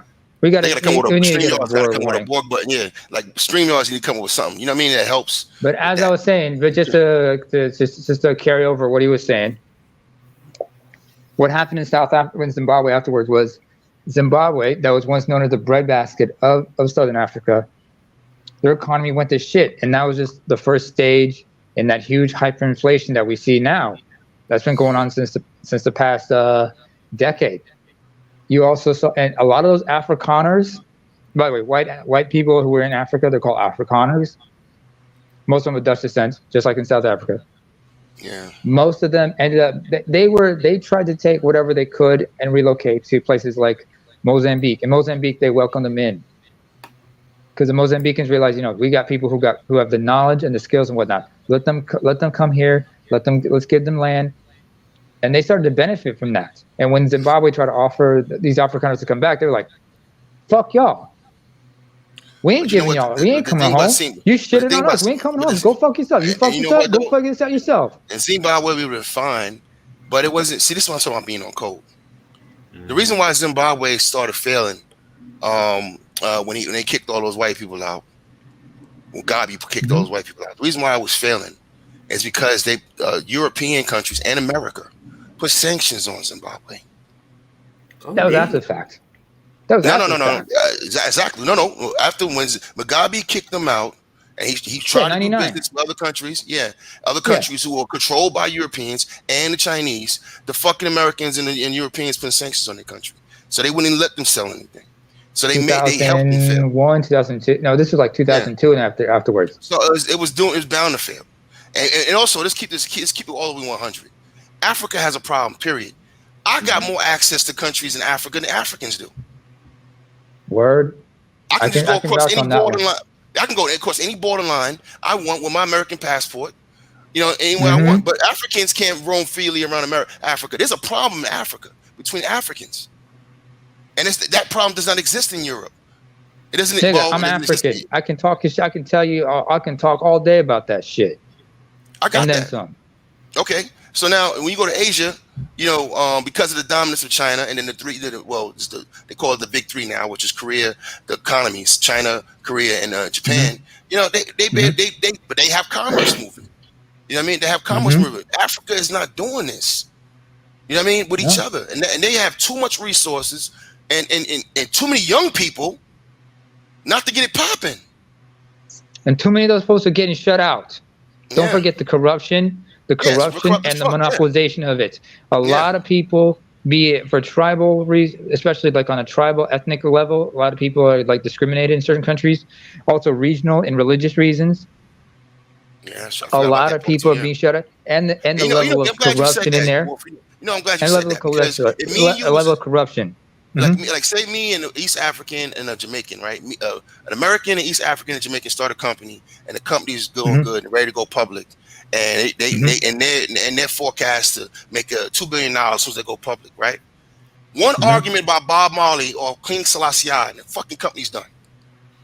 That's the you know what I'm saying? You know what I'm talking about. Wait. No, wait. I get what you're saying. I get what you're saying, but you know, but the whole thing, what you said, Jamaican, Ethiopians, no, they cool like that, man. I know, but I would say, but let one argument about King If it was Selassie. Somali, okay, I get your point. You got to be specific when you say East African, brother. Yeah, it's gonna fall apart. You got to be specific You know about East Africans, brother. I know what you mean. But I can watch. I can watch a British man come into Germany, hang with Germans and Americans, break bread and go back. You know what I mean? And there's no problems, man. We gotta grow up in that area. Because even in America, we just talk about amongst Americans right now. Not this panel specifically, but an average black panel will go to shits over Trump, or over trifling shit, over trivial shit, over stupid shit. You know what I mean? Over dumb very shit. Trivial, very trivial shit. Yeah, and that's really the problem, brothers. Like they're gonna keep doing what they're doing because that's what they got to do to survive. They see white folks are locked into their systems. They don't know what else to do. They don't know what to do. They can't change the shit they wanted to. They can't evolve. They're trapped. They're trapped into this bullshit capitalist system they created because it's not real capitalism. Because it's always every time the shit goes bankrupt or falls in, it's always bailed out by some fucking fiat currency, right, or some printed money. So it's not real capitalism, right? All right, it's just a system they control. And they call it capitalism, all right, and it's got to be winners and losers. And there's two trains running on the same track, and this is in colonial Africa and in the racist America. There's two isms: capitalism and racism. Two trains running on the same track since the inception. All we trying to do is I said wrong. I'm sorry. I meant classism and racism. Those are the two trains running on the same track since the beginning: classism and racism. Jay, go into detail about those two trains for me, please.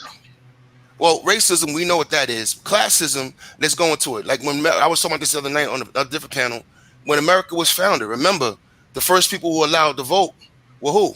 Only white men who owned shit. So even poor white men couldn't own anything. So what they've done to the evolution of the white man who kept going out there and joined the Ku Klux Klan and now join the militias, they gave you somebody to feel better than. So here comes this bringing racism. So now, no matter if LeBron James is fucking worth 200 fucking million, I'm still white. And that's the attitude and the mentality that runs America. Now, that doesn't make any fucking sense, right?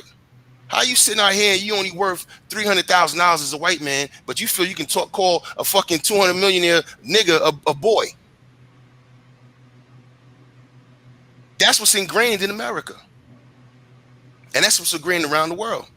Because at the end of the day, what the real power is not the money that's in that brother's pocket or the lack of money that's in that white man's pocket. The real power is their group. They know their group is in charge. At the end of the fucking day, their group is in charge. They don't give a fuck what video you put out there of a white racist cop, race soldier doing something to a black person or a woman for that matter. They love it. It's an expression of their dominance. And that's how it's going to be. And us in the military, we know these white boys. Look what happened on January 6th. Cops, ex-cops, military, ex-military, all up in there. These are people who work around black people all the time. They work around black cops all the time. They work around black soldiers and black Marines and black sailors all the time. They know we're not inferior. But their group is in charge. So we can go around the circle, over the hill, and over the river as many times as you fucking want. That's what the country was founded on. Until there's some great cataclysmic shift, it's not going away, and it's not going to go away on its own. There's going to have to be a pushback of some type. And one thing I agree with some brothers out there that it's racism and classism that's always going to exist. I get it, but make your group strong enough where it doesn't affect your group, or it does minimum damage to your group, or you have the ability to push back. And that's really the best you can do. But in America, we have this thing that we're tied to as Americans. We have the most powerful military, the most powerful economic system. We can really do a lot of damage. And that's why we're focused on. America has spent trillions and trillions of dollars keeping black people where they are. They'd rather spend money keeping us where we are instead of just giving us a little bit of money so we can come up. And the fucking funny thing about it is if they gave us reparations, it would be nothing but an economic stimulus package to the country because we're not going nowhere. We'd be buying houses and starting businesses and, you know what I mean, and put our kids in school. That's an economic stimulus package for the country. Just coming from one group instead of the whole country. Stimulus package, that would have been a shot of like the super soldier serum. Yeah, I mean, you know what I mean? So it's like you can't give us away. You can't get rid of us. You can't make us leave. You know, we have no home. So what are you going to do with us? Their idea is that, well, I was just watching earlier the fucking sentencing guidelines for crack versus powder cocaine, and you still got white men coming to the goddamn hearing talking about, no, we shouldn't lower the crack guidelines because of this and because of that. They want to keep this shit going, even though we all know it doesn't make sense. Sean. And they got a bigger problem with the fentanyl and the opioids right now, which is way more deadly than crack ever was. It's called the psychological wage of whiteness. They know that this will fix the economy if ADOS got reparations. They know that. But what happens to the pyramid scheme? What happens to what they consider about their skin color? What happens to all of that? You upturn the most important thing in their life. Exactly, because if they went to, they could have America when America was at Shining Hill and had all this political clout in the world. They could have went over and built up Africa. You could have had millionaires overnight. Construction companies could have branched out. Motherfuckers could have said, "Nah, fuck the construction company. I'm starting my own construction company over in Zimbabwe." You know what I mean? We could have did all kinds of shit as Americans. I'm talking about black, white, whatever. As Americans over there, and made money, made millions. They got all the resources over there and made millions. And you know why America won't? Because they don't want to help Africa. It just don't. Just like the Europeans never helped them. Mm-hmm. They didn't build nothing. If they build something, it had to benefit them. So yeah, they build a fucking railway. Yeah, to move this goddamn resources and put Charlie in the front car with his family so he can go up and down the railroad. But that's the only reason why they built it. They didn't build it for the common people so they can get cultured and evolved. No, they basically put them in stasis. While the world is fucking evolving, these people are still walking around with no shoes on, no running water. And we all know that's the easiest shit to put in is infrastructure. We know how to do this. America's been doing it for how long? So you got to ask yourself a question. Why wouldn't he do it? It can make money doing this shit. America could get rich doing it, but won't do it. Just like they won't go fix Baltimore. They'll spend billions of dollars with Israel. They'll spend $1 trillion in Iraq and Afghanistan, but won't fucking put $50 million in Baltimore. Nope. Matter of fact, we talked about that earlier. But spend $2 billion locking niggas up. We talked about that earlier. It is cheaper to educate you than to house and jail you. They could basically give you handouts, and it'll be cheaper to bring those people up, get you out of poverty, get you speaking better, get you learning better, get you living better, and it will still cost them a fraction of what it's cost to fucking incarcerate and arm the police the way you have. Remember what they said: 140 billion given to Israel. Yeah. Well, this goes to what you were saying earlier, Sean, about race and class. These things work hand in hand, and you can hide. I said this once on Roger's show. You can hide a whole lot of race behind class.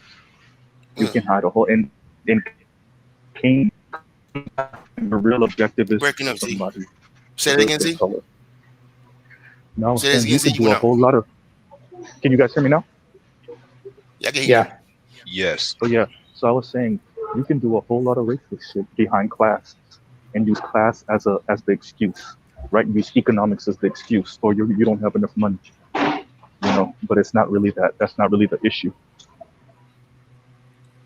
I'm gonna tell you something right now. I work in government, and I worked in IT for most of my career. I'm still in IT. I work in a business office doing IT contracts, and I don't do tech stuff no more. I'm not the project manager anymore. I'm on the core side now, and I've seen us throw millions of dollars away on bullshit. Just buying stuff from Raytheon, buying stuff from NEC, buying stuff from Logitech, buying stuff from Extron, buying stuff from Raytheon, buying stuff from Boeing, buying stuff from all these different companies. And then it would take something from Silicon Graphics that cost us $2 million, and then it don't work the way we want, and then 6 months later, push it under a fucking staircase. I've seen this with my own eyes. But they would tell you out of your fucking mind because you want an investment in your community. It's sucker shit. I don't want to hear no arguments let me touch on that real quick. Let me just say this real quick. I don't want to hear no more arguments about reparations, because what I just said is math. In New York City, they spend 8 times what it would cost to fix the hood in hoods in New York City. They spend 8 times that on the police alone. That doesn't make sense. That's not even including how much it pays to keep people locked up. It makes no sense. Why would you spend $300 billion over here when you can spend $30 billion over here to fix the problem? Why? That's a smoking gun. All these arguments we have online is stupid. Just follow the money. My grandmother told me that, and she never even graduated high school, and she had more sense than most niggas on the internet. Baby, if you want to know the truth, follow the money. You want to know what the devil's doing? Follow the money. That's my old Christian grandmother from the South who had more common sense than niggas on the goddamn internet. It's math. And that shows you intent. Your budget shows you your what's they call it? What's that saying? God, that saying goes, your budget shows your priorities. And then they sit around and give billionaires taxes. You got motherfuckers walking around here worth $8, $9, $10 billion who ain't paying no taxes. You want some sucker shit, man. I don't want to hear nothing about reparations, dog. That's the truth. That's fucking well, facts. Sean, look at what COVID taught us. Sean, look at what COVID taught us. So going to what you're saying about the billionaires getting a tax cut. COVID exposed this country so much because it showed that y'all are willing to spend how many trillions of dollars for mainly corporations to get bailed out, right? But ADOS, who would revitalize the economy if y'all would have given them their money, y'all would rather sit on that money, keep on bailing out corporations that, especially for the brick and mortar ones, they're going out anyway. They're gonna flame up and burn anyway. But you rather burn that money than to give it to the rightful people. There's white politicians in Alabama right now who didn't want to get $5 million to fight hookworm. There's black people getting hookworm in Alabama. That's how poor they living in some parts of Alabama. But they'll take state money and give it to a fucking football team. Nah, man, y'all niggas, man, y'all keep kicking this bullshit to me all you want. And especially when you talking about my tax dollars. Okay, let's talk about your tax dollars. Why is it okay for fucking Israel to keep getting rebuilt? Why is it okay for us to build that country instead of building your cities? Answer me that. Riddle me that, Batman. Since you a thinking black man. Niggas don't follow the money. You know why? Because that coon chick kicks in. It's like OCP. You ever watch fucking RoboCop? And that 4th prime director kicks in. Every time we talk about these white boys or the system or what's going on with this money, them niggas start glitching. They can't move. But when it comes down to getting in Mr. Z's ass or shitting on Jay Sean, they right on that. All the time. These niggas are programmed. Because they ain't even following the fucking money. The money, and it's both sides too, by the way. It's not Republican or Democrat. So niggas out here looking for a white daddy all the time. Why don't we get locked in that shit? I grew up in the 80s and 90s, man. When the fuck did we start riding niggas' dicks? You know what I mean? White boys' dicks. When that started happening? Wait, I got to answer to that, Shine. Wait, I got to answer to that, Shine. It happened when, and you know, me and Shine, we disagree on certain things. It's capitalism, bro. See, when the money becomes more important than the culture, then that's when you get us looking at white boys a certain way. It's not because we care about their culture. It's that money became, I'm right all the time. Think about it. Yeah, exactly. I'm glad you said that. I'm glad you said it, because it's not just capitalism. See, if you had a capitalist society or a social capitalist society or a social society, that's not the issue. It's not the ism that's the issue. It's the culture that pervades it, right? So capitalism is going to look different in a different culture than it does in this culture. You understand me? Socialism is going to look different in this culture than it does in that culture. Remember, the KKK was socialist. That's why they got divides on the right now. White supremacists. The white nationalists are not all on the same side. Some are fascists and some are socialists. But same thing. You get what I'm saying? It's about who's winning, right? You ever see people that have principles, but when you get your ass kicked enough times, your principles go to crap. I think that's what happened to a lot of brothers. They're just tired of not being number one. Right. So they're like, screw it. I'll just copy the white boys. Yeah, we've been through some shit. They've done some horrific shit to us. You know, and you're right. That does imprint. You know what? I think there's some types of trauma that does, imprint your DNA. You know what I mean? You imprint your DNA. Because I'm over here with brothers who are expats, just like Eric, who are expats who don't want to come back. And the number one reason why they're not coming back to the States is not because of white women, because of black women. That might be on their list, but the number one thing is they would tell you all the time is what? I actually feel free here, or I feel like a real American over here, or I don't feel the. You know what I mean? That's what they're telling me to my face. But I gotta argue with niggas who ain't never been nowhere on YouTube. And I got people that have been over here 17, 20 fucking years. And they telling you why they not coming back to the States. You can go to BEJ right now. Black Experience Japan is a brother who goes around all Asian countries and he talks to expats all over Asia, whether it's Vietnam or Singapore, mostly in Japan, Korea, everywhere. And all the black people tell you the same goddamn thing. From black men to black women, I feel like an actual American over here. I feel like an American. They treat me like an American. Because that's what you are. That's your nationality.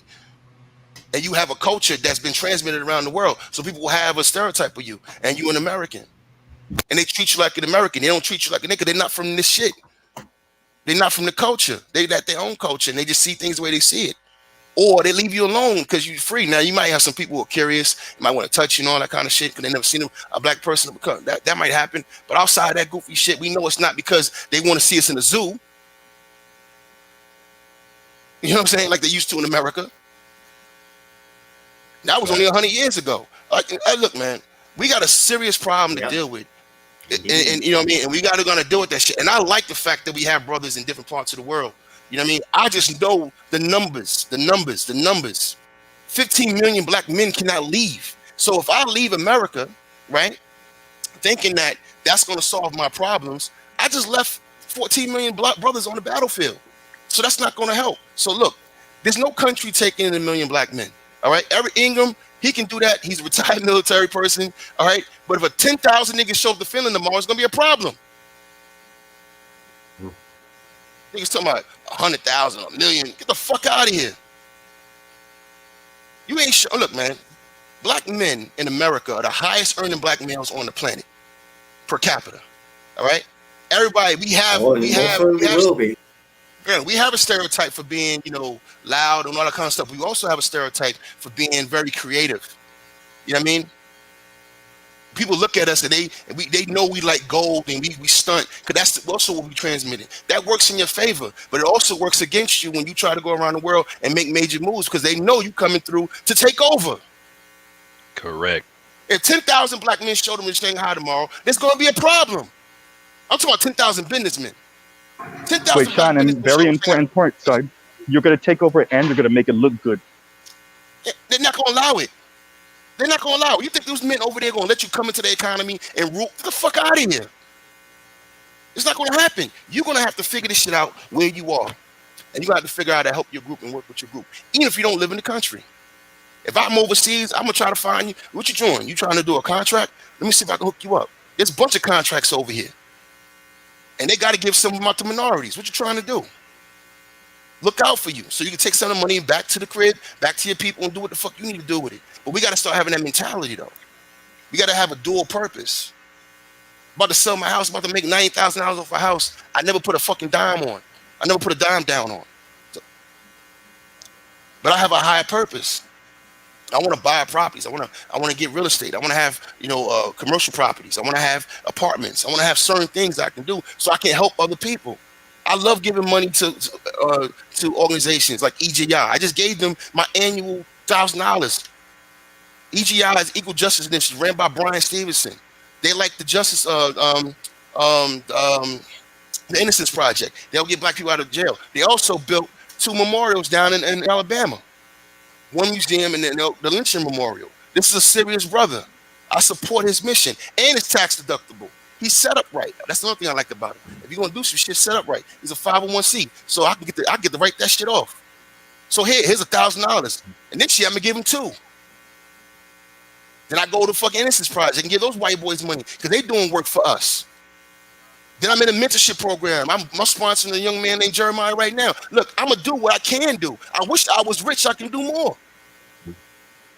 But I gotta work that way, and I gotta train my daughter to think this way, and she gotta train her children to think this way. We gotta start gelling. My thing is this, and I'm gonna shut up because I'm talking too much. I'm gonna shut up on this. My mentality is like I'm throwing my mentality and my attitude on the wall, and hopefully one day it sticks.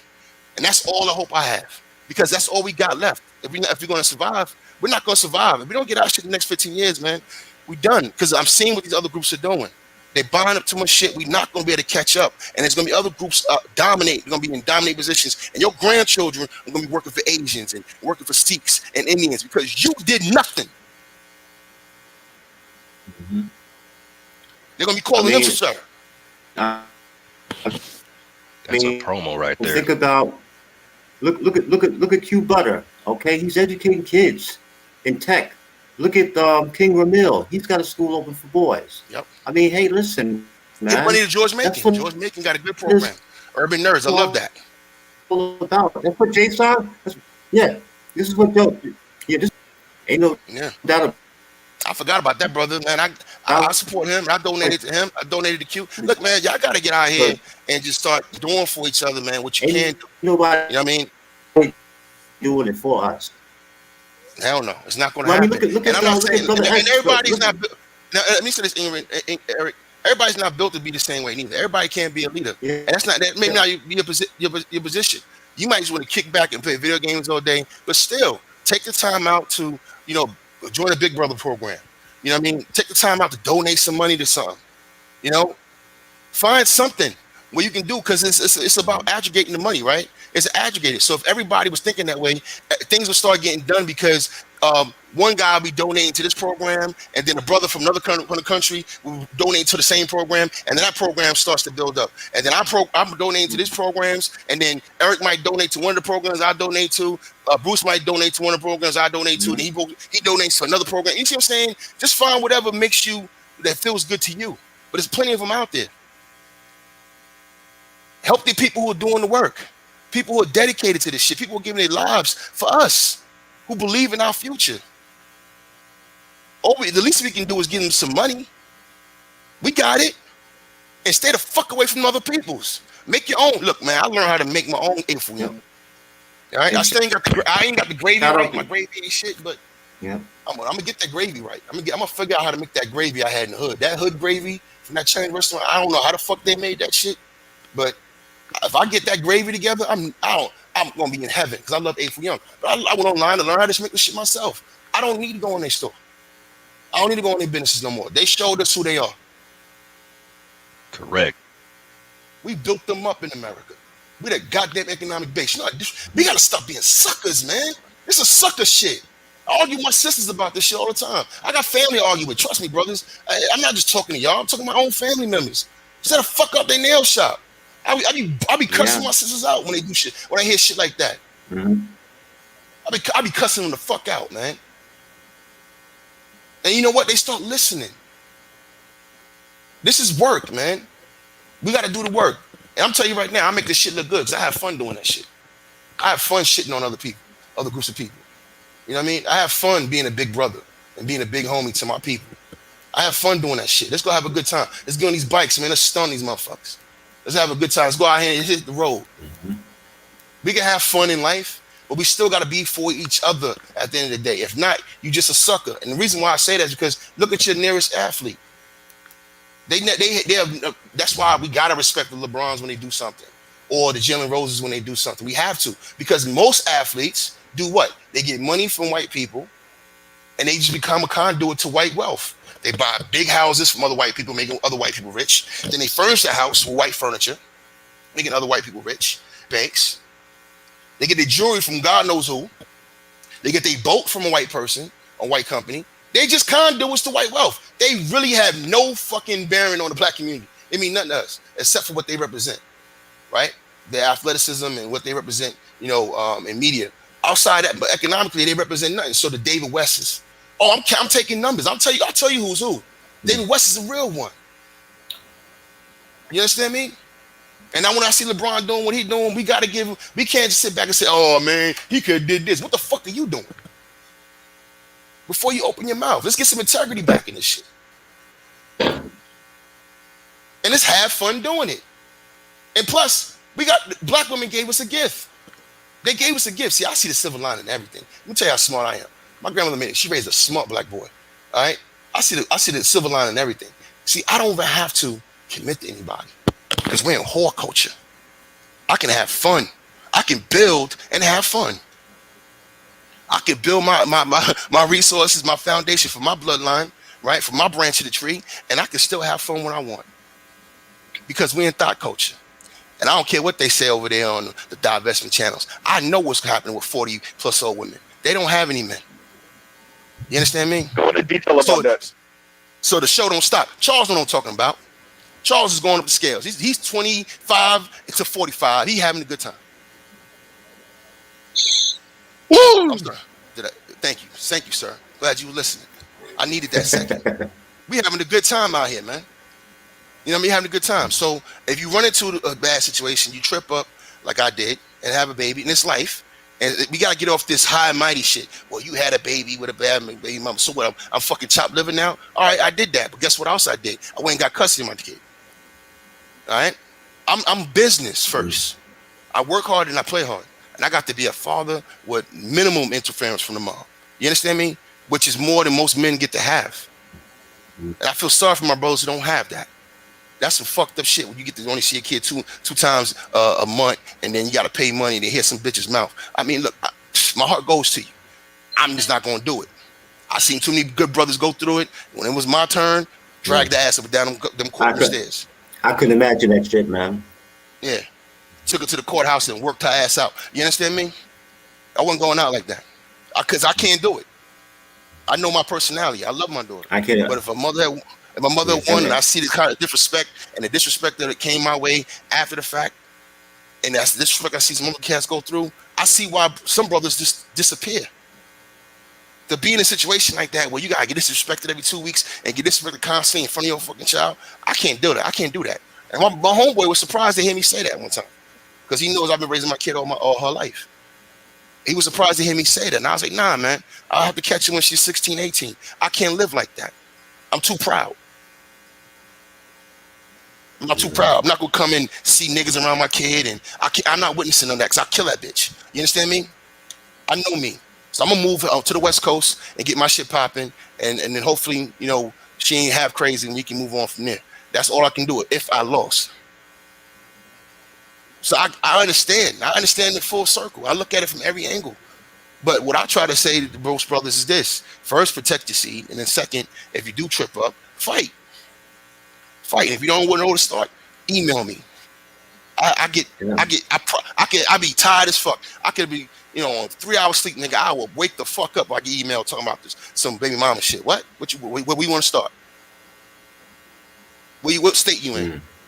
Okay. All right, this is what we're gonna do.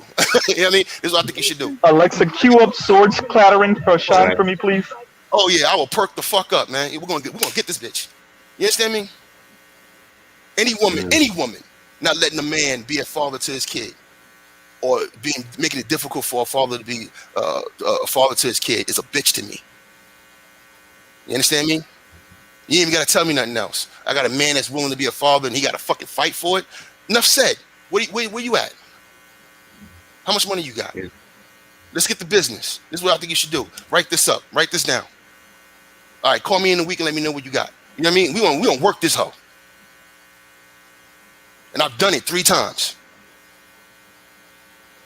So I'm passionate about this shit. I live what I talk. And I want other brothers to be on the same goddamn thing. We have to grow up. We have to. We have no choice, because we have children coming behind us. And that shit scares. That's the only thing that scares me in life. It's actually 3 things that scare me in life. Well, 4 now, because what happened to Kobe. But being buried alive, burying my daughter, now because what happened to Kobe, dying a fiery death. And the 4th thing is my grandchildren going through what brothers are going through now. That's scary to me, because I can't do nothing for them when I'm old and decrepit. Facts. In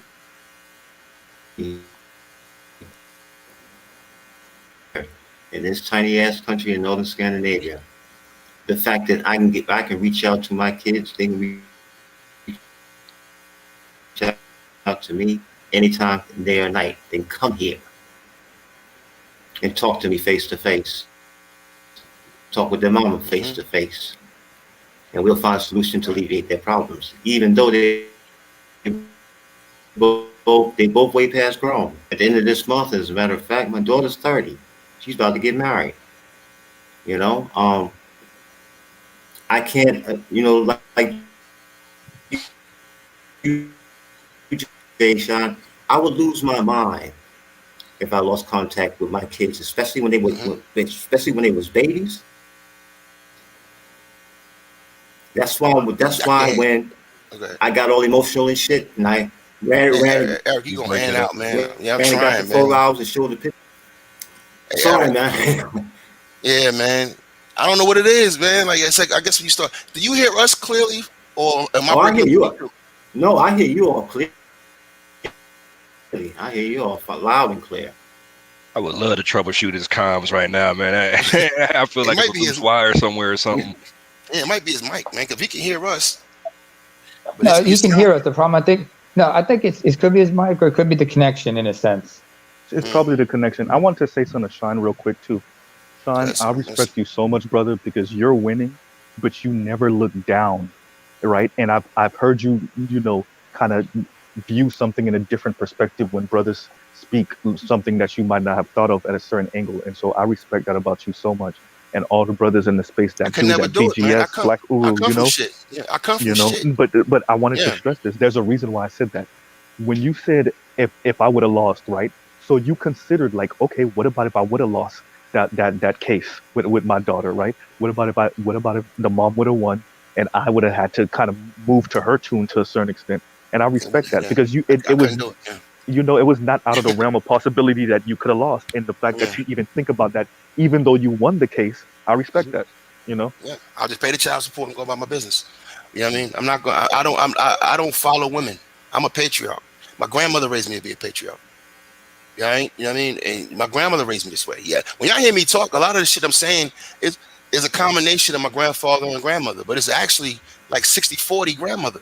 My grandmother would cuss these bitches out left and right. A Christian woman, she wouldn't call them like fucking bitch and all that. She would use words like heifer, and all those other Christian words they had for them. You know what I mean?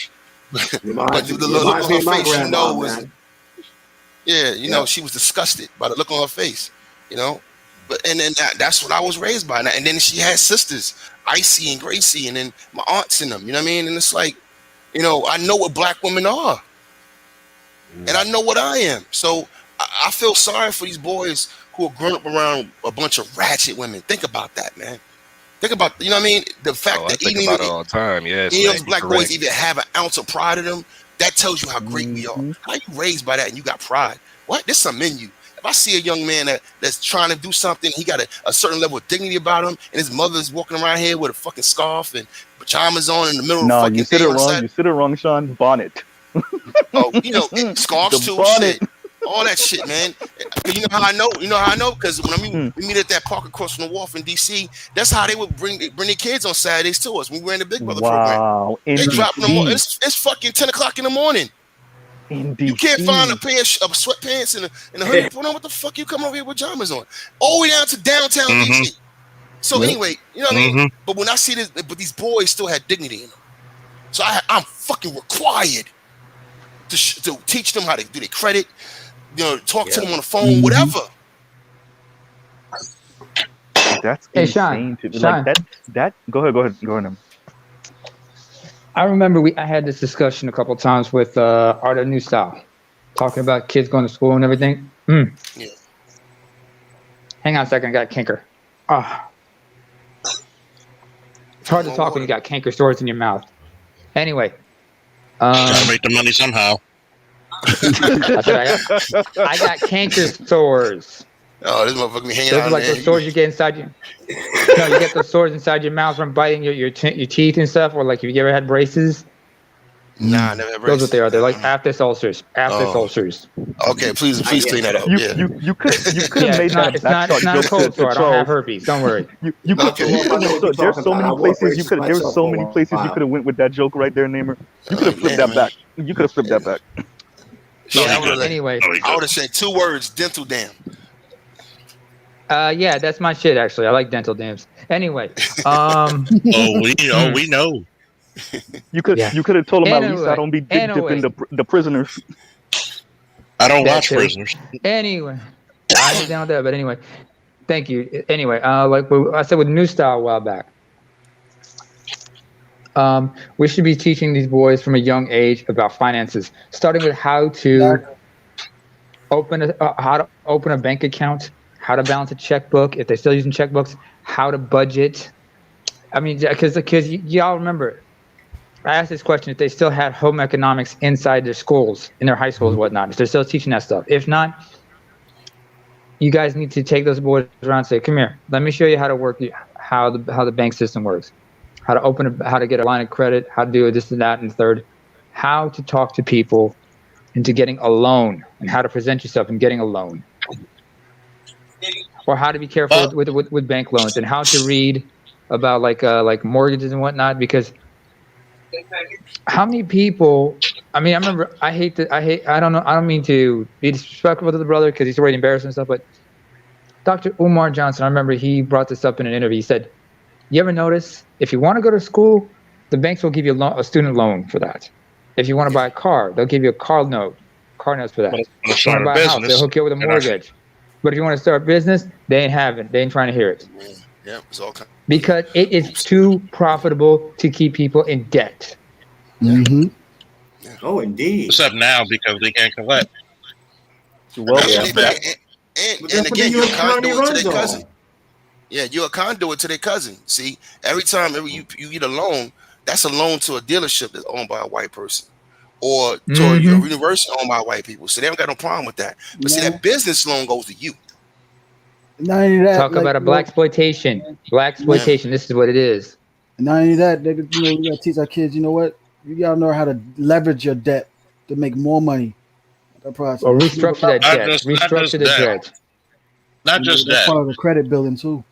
Not just that. You got to teach kids dignity. They need discipline. Because you need to build up their self-esteem. Teach them how to be confident and everything.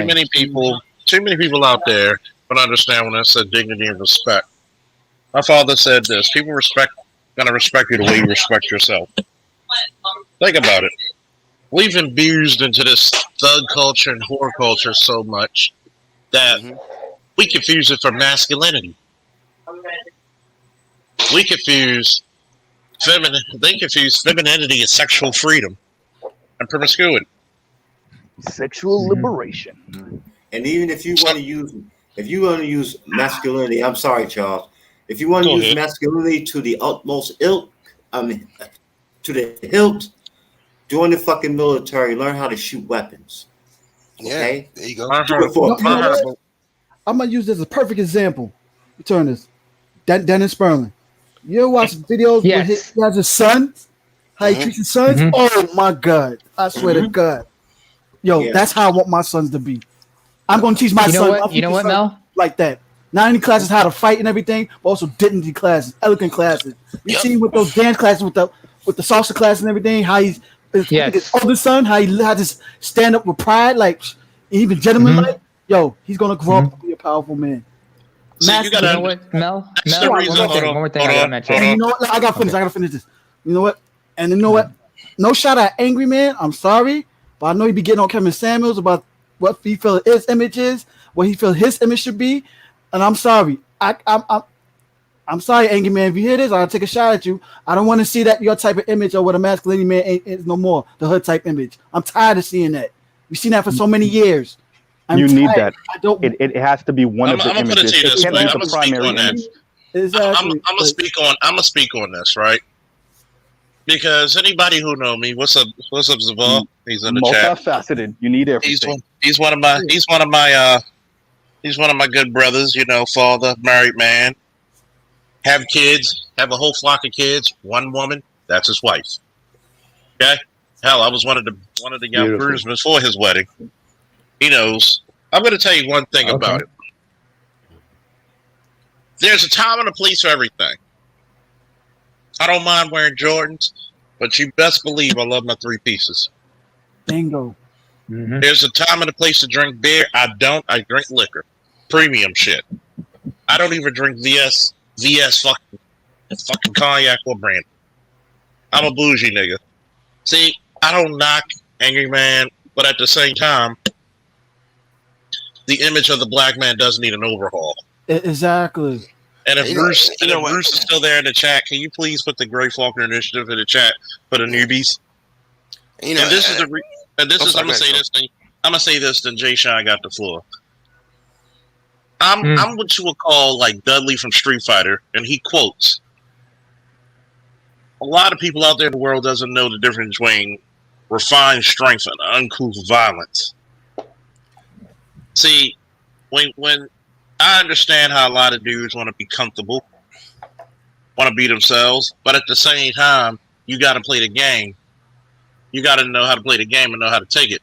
See, we're allowed to take this faux masculinity and not give it direction, because masculinity is direction. It's forward progress, like a goddamn running back. So when we actually say, hey, why don't we get respected by the cops?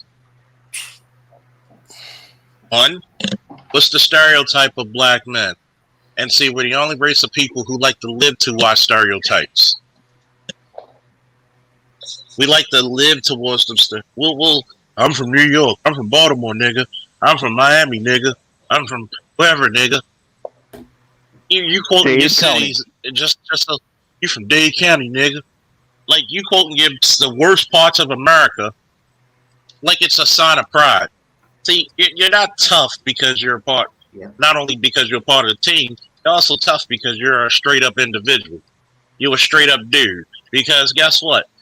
You're only as powerful as the weakest link of that damn chain.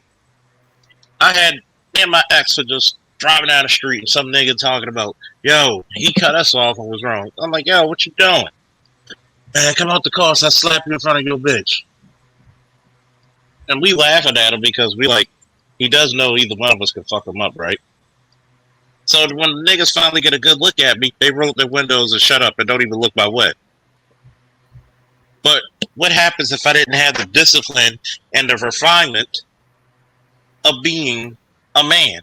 I have a 40 caliber pistol on my hip. I have a knife, a 6-inch knife in my pocket.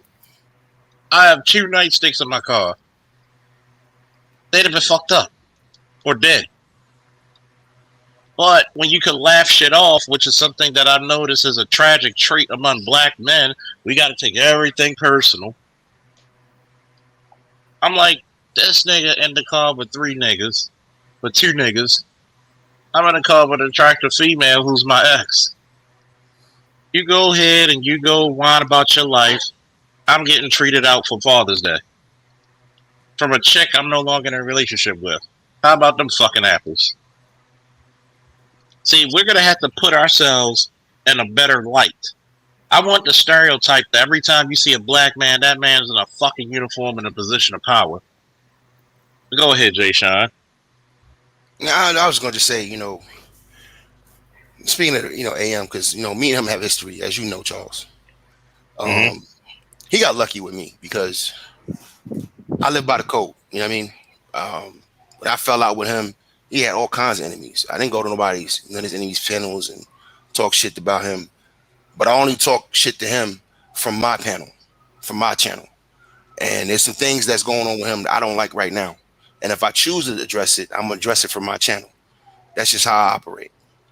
All right, because we have history, and shit between me and him can get personal. So I will never do that on somebody else's channel. But I got some serious issues with him. All right, as far as representation. But anyway, I feel where you're coming from, brother. It's look, I care about representation for what we want to project more than I care about what other people think. You know what I mean? It's not about respectability. Yeah, because you know why? Because even when we were wearing suits and dressing up every day, they still was lynching us, right? And and then you saw how they treated Barack Obama. Barack Obama, you think would be the nigga they would want. Half white, speaks well, Harvard educated, and he was still all monkeys and niggas. You see what I'm saying? So what I care about right now is results. And results for me, if you're in the American system, the credit system that we have in America, and you have family and all that, you should be an owner, you should be buying, and you should be working with each other. Those are the results I want to see. Black men working with each other primarily. Some of our sisters who rock too. You know what I mean? Because we got some bad sisters out here who get shit done. You know what I mean? And I got one working for me right now. I got stuck on a plane waiting for her to get back because we about to sell this house. So we got a lot of work to do as soon as she gets back to her office. And she don't fuck around. And so what I care about is us owning stuff, man. Because I'm gonna tell you one thing about white boys in parts of the country. They don't care that you care. They look at them as a redneck. They own that ranch. They own that farm. And collectively they own the waterways and the fields they go to hunt and and fishing. And they got their own little village. And that's what I mean? You know what I'm saying? So even if they don't own the lake, they know they give each other props on access on that lake. You know what I mean? So these are the things that I care about us having. We got to get away from places where we have no power. You know what I mean? And if we are in certain places where we have no power, we should collectivize and start working like other groups work. Look, you don't have to like each other. You don't have to get along with each other. You don't even have to hang with each other. Just do business. I don't care if it's in the workspace or as entrepreneurs, as business people. Just look out for each other. I'm telling you, it comes out in the wash.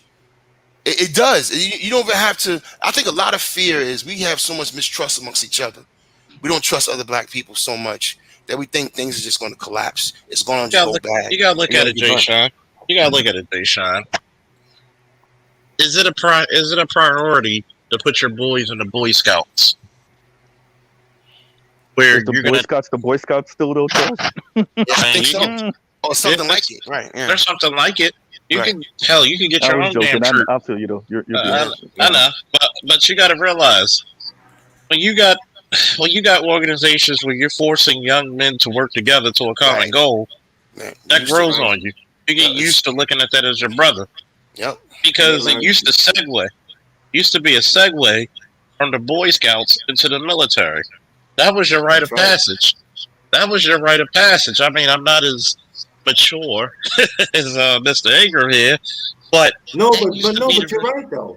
You're right, Charles. Yeah, it's a rite of passage to manhood. You're preaching, man. You're right. That used to be the rite of passage. See, people misconstrue me when I say about the suits. I don't give a fuck what white people think about me. I mean, there's some white boys and white women I fucks with, but they know I don't give a fuck.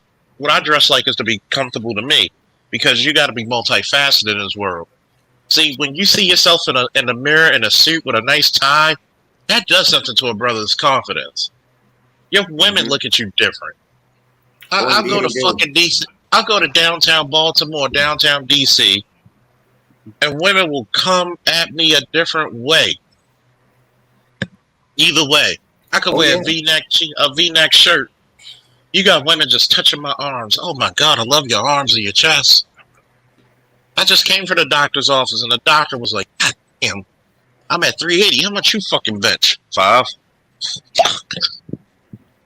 Think about it. But when I come in there with a suited and booted, you'll see one of the pictures, some of the pictures I have for the thumbnails. That was me and my nephew, the light skinned bro. And that was on Halloween. He dressed like we were dressing like American gangsters and shit. And beating the women. Casino. Oh yeah, we were at a casino downtown. The women on Halloween were just looking back at us like. One chick was in line to go in, and she was like, God damn, y'all some fine brothers. Specimens. Some goddamn specimens. Let's see, when a lot of brothers, let's tell the fucking truth. A lot of black men suffer from low self-esteem. Uh-oh. They don't see much of themselves because they never told about themselves. Think about it. They put a brother in there who was homeless, cleaned him up, got him a job, put him in a suit, cut his hair, and everything. The brother started crying because he said, I lost my confidence. I didn't feel like I was human anymore, so I just let myself go. That's black masculinity right there. Yeah. I don't tear you down to make fun of you. If you think I'm telling you the truth is tearing you down, then so be it. I'm tearing you down. But you best be sure I'm going to build you up to lands unknown, worlds unseen. You know what I realized, Charles? I'm glad you just said that. You know, I realized what's happening in this space, and niggas ain't going to you probably get mad at me for saying this. Some niggas, and they hear this, if they hear this. The black manosphere is turned into like ratchet women in a way, because we can correct women all day and correct their behavior. But when you correct other black men's behavior, that's looked down upon in this space. I want to know when that happened. I want to know when we couldn't hold each other accountable. See, if you're a patriarch, you understand something about patriarchy. Patriarchy is not just being in charge of the men and women, the women and children. That's not what patriarchy is. The main component of patriarchy is male accountability. When you go to other patriarchies around the world, the men are held accountable too. You can't just fuck another man's wife. Get your penis cut off. Absolutely. Exactly. You get killed. You get killed for that exactly. shit. There's male accountability in that. That's why cats don't really understand. So we so far up this white man's ass looking at his irresponsible version of patriarchy. He has an irresponsible version of patriarchy. See, his patriarchy, remember I was talking about earlier, the culture is what really is going to show you what version of it is. Their version of patriarchy is based on their savage culture. You know what I mean? So that's what that patriarchy looks the way it does. But it's not true patriarchy. It's not a good patriarchy, or it's not a patriarchy that would stand the test of time like in other parts of the world. You got parts of the world where men have less. They in third world countries, and they have way better patriarchal systems than they do have in America. Absolutely. I mean, think about this. Let me get this out real quick. Go ahead. You know, I wanted to address something that Mel said. Mel, we need brothers at different levels and different spaces, right? You need somebody in the streets that's gonna put that work in, that don't wear a suit if something go awry, right? So you need when Trayvon gets killed and George Zimmerman walks out that courtroom, right? And he's found not guilty, you know, I'll just pause right there. You fill in the rest of that. Right? I think what Mel's trying to say though is that it shouldn't be of course. And I agree with that. I agree with that. And I agree with that. What I would say to Mel is this: just Mel, I agree 100% with what you had to say. Yeah, I agree with him. My advice to you, Mel, is this: attack behavior, not the person, because what happens is when beefs happen in this space, no one cares about what the people's about. The message will get lost. So that's why I'm more about the message. Yeah, so attack the behavior. Yeah, you know what I mean? Don't ever bring nobody's name up. I'll give you an example, right? I'll give you a freebie. Here you go. Here's me being messy. If you're a man over 40 and you have children and you don't own a home, you ain't shit. See what I'm saying? That's going to hit certain people. That's a shot. I don't know, Charles. You understand me? I said, Charles. Sean, remember that 341 though? That 341. I can handle. You know what? I'm using me as I'm 40 years old, but I ain't got no kids. I don't even want a relationship or marriage because I can't handle that. Kids, because the fact is, it's costs money. I see marriage and relationship as a business now. Hey, I may go off and have some fun. I don't need money for that. But if I want to get serious with a woman, I need to get something behind myself. Exactly. I need to get something for myself to have a more higher playing field. Not playing field. Damn, how professional fit use the words? More hierarchy. You know what I'm saying? I got the highest say so. That's what I got a also too. When they preach about on their show, we teach men. They teach men how to have more. You know what I'm saying? Use money as not as a leverage, but not just a leap to women, but more like have a higher say so on a lot of things, be more respected and everything. Man with money and resources like that to that level, like you, Jason, you on that level, you got more higher say so to all that shit. And Bishop can't even say shit to you at all. Say shit to me, man. Exactly. You know what she can do? She can get the fuck out. That's exactly. So now listen, what I'm gonna say to you is this. And you know what I mean? And this is what I'm gonna say is this. And I'm working on that levels with myself right now. You know what I'm saying? Here's the flip side of it too. Because I'm kind of frustrated with a lot of fanboyism and unmale-like behavior. I'm going to just speak for Jay Sean. I'm not pulling up a chair and listening to somebody who ain't hitting on shit. You understand me? I'm just not going to do it. All right? I mean, it's one thing if you go into a comedian or somebody who's funny or you pull up to a roast. I mean, that's ambiguous. You know, that's gray area. But I'm talking about when you talking about getting advice from somebody and somebody's giving you world advice or life advice and they don't even own shit, they ain't been nowhere. You out of your fuck. I'm not even mad at the person. I'm not mad at the content creator no more. I'm mad at you for not using common sense. Yeah, at least do your research on this content creators. Yeah. You know what I mean? People I talk about other content creators like that. Yeah. Now you see how I'm doing. What I just did, Mel. They show they work also to the president. You know what I'm saying? Mel, what I just did, Mel, was I addressed certain people in this space. Yeah, I get what you're doing. Yeah, definitely. You know what I'm saying? That's how you address behavior. Exactly. All right? Instead of just coming at somebody, because no one's going to hear what everything else that happens afterwards. Because if somebody show up to this panel right now, mad that you called out his name, then it's going to just be a fool fight and who yelled at who more, who was funnier. Yeah. But no one cared about the initial comment. Right. I see that a whole lot now. Like they take people what they say, we twisted it basically, I do see more on the men's side and everything. Yeah. It's more like y'all acting like women now, like this. This is what women does. I mean, like women, but for us men, why you misconstrued and twisted what they actually say? Yeah, women do that. Like yo, matter of fact, yeah, I seen on Bernard. I'm sorry to say the name, but yeah, I seen on Bernard Riley show today earlier. Now I'm not gonna say exact names of who actually did it, but I seen on that show, and I tried to go on that show. I'm like, yo, you're doing what a woman does. You're trying to say Kevin's this, and that's not what he meant. He didn't say that. You know what I'm saying? I saw that too. Yeah. But you saw the dude that on there that tried to twist Kevin said, like he didn't say that.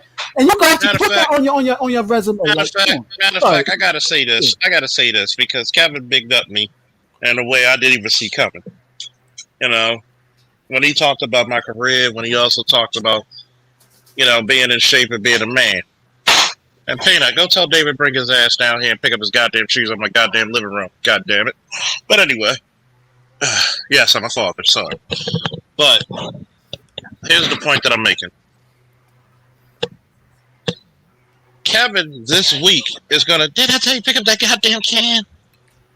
I keep forgetting that I'm still on here. Kevin gonna pick up a can. What? No, I'm talking about my son.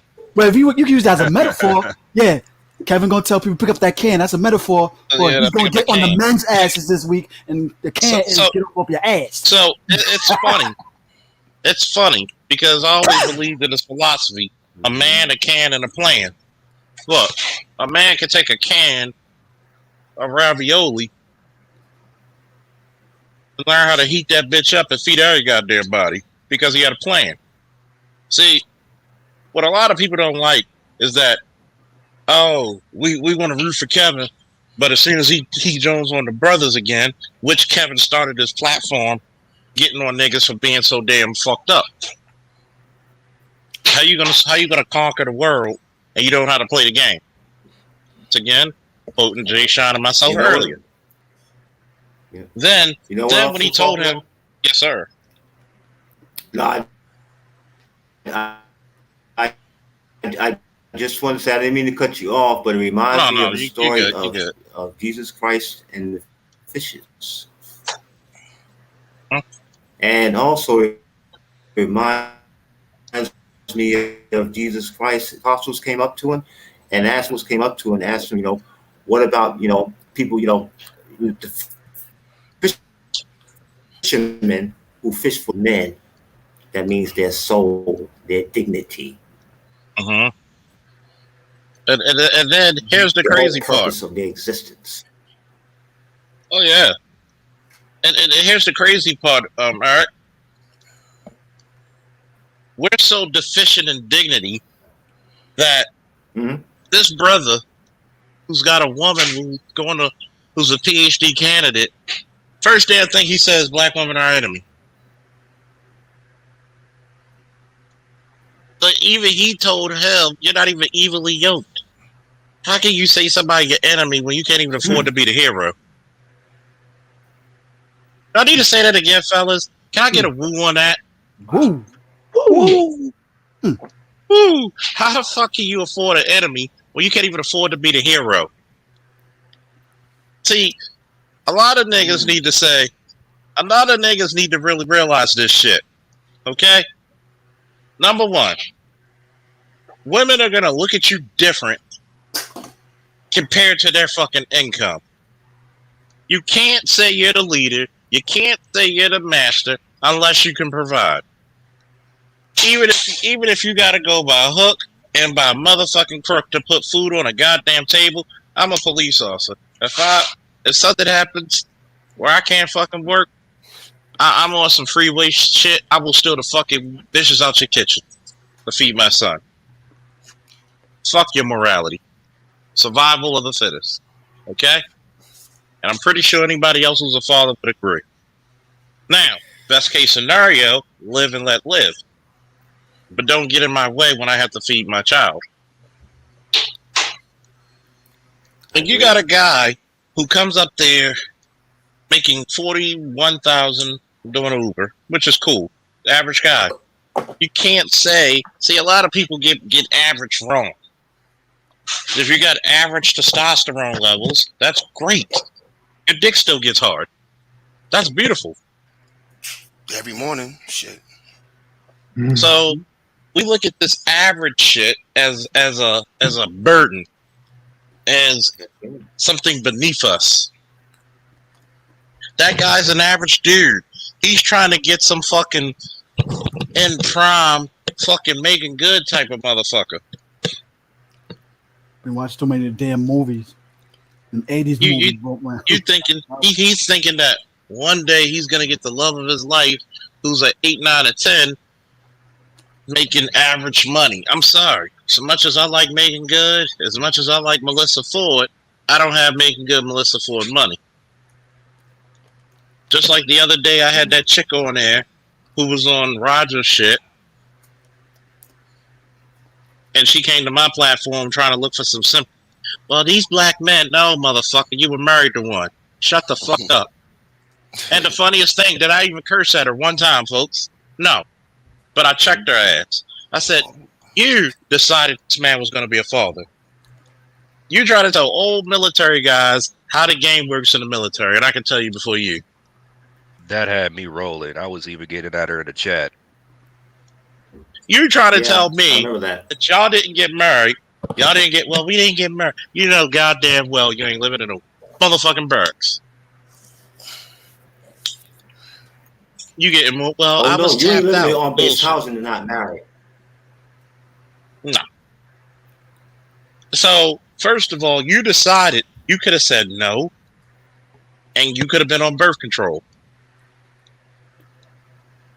But guess what? When I do men the same way, like Kevin does, because we check anybody up here. You bring a 15-year-old boy who thinks he knows something, best believe get checked. Hell, I was at the cookout with my homeboy and his little son, one of my best friends. He's like a nephew, and he's getting, it's one thing when you play with him, but when you tell him stop, they should stop. And when he started getting loose with the mouth, I'm like, dude, you better get him before I do, because Jesus suffers little children. I don't. Hey Charles, I gotta rock. It's almost 11. It's after 11. I gotta get my ass in the shower, go to sleep. But good night, brother. Good talking, man. It's been a minute. Good night and good afternoon in New York over here. Hey man, good night over there, man. And just in case the young lady come through, just tell her hello. Oh, not tonight. Shit, I'm going to sleep. I ain't doing nothing. Hey, sleeping about money first. I'm going to sleep, man.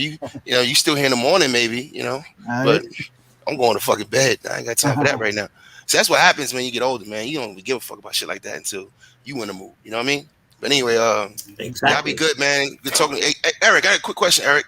What time is it over there in Finland right now? Where you at? What time is it right now? It's right now it's 0018 hours. All right, Jay Sean. All right, so you're an hour ahead. Okay. All right. Can anybody hear me? And I'm there. Yeah, I can hear you. Man.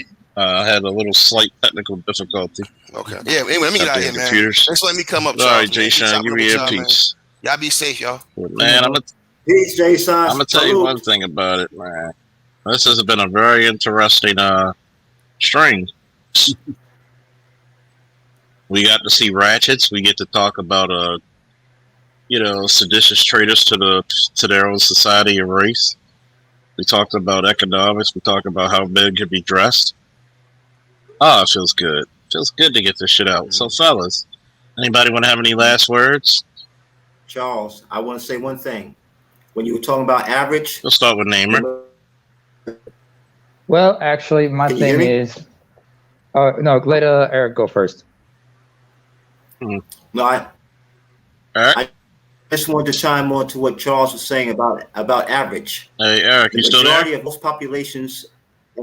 You speaking? Yeah, I'm still here. Can you hear me? Oh man, I can't hear. Yeah. Okay. Well, only thing. Oh, you still there? Only thing I want to say was. You have any last words you'd like to say to the people? Yes, I would. I'm chiming in on what you said about average, right? About average people, average men with average testosterone. Average Anybody makes else? up nations.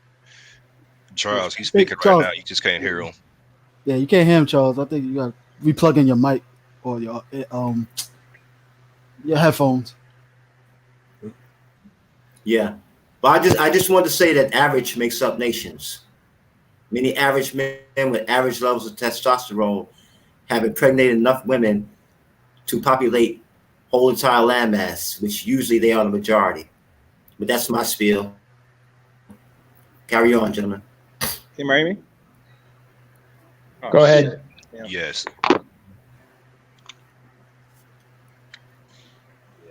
Who is that speaking? Can you hear me now? Oh yeah, I can hear you. Go ahead. Yes. I don't know why the thing went silent. That's weird. Charles, there you go. I think he left and back, come back on.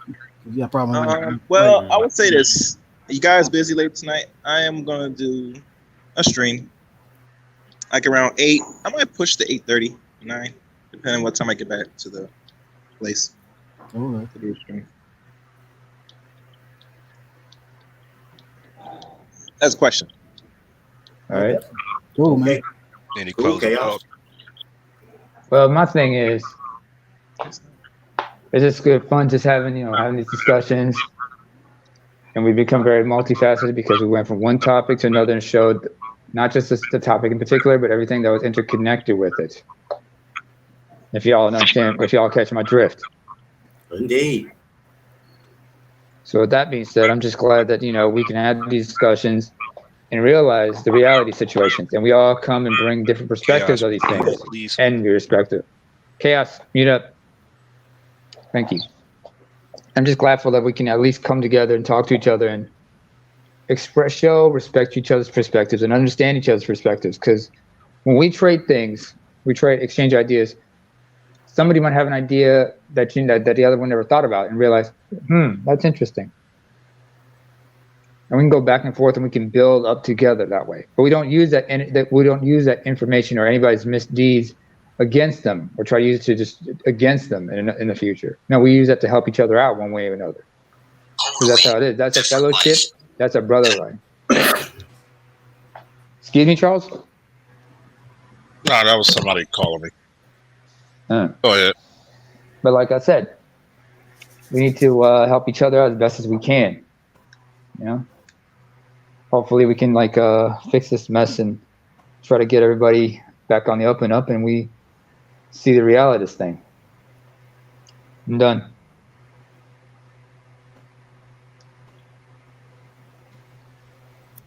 Anybody next? Salute. I'll go next. Well, it's always push for the best version of yourself. That's what we got to do and stuff. Okay, if you don't like someone calling you average, then pay attention to who actually is calling you average. Because you're being called average from the same person that's average yourself, then you have a reason to, get on that person is mad. But if you got someone that probably is higher up than you is, and you're telling deep down inside, you want to be where they are at. Sometimes, have an open ear and come with good faith, even if it might be a little harsh.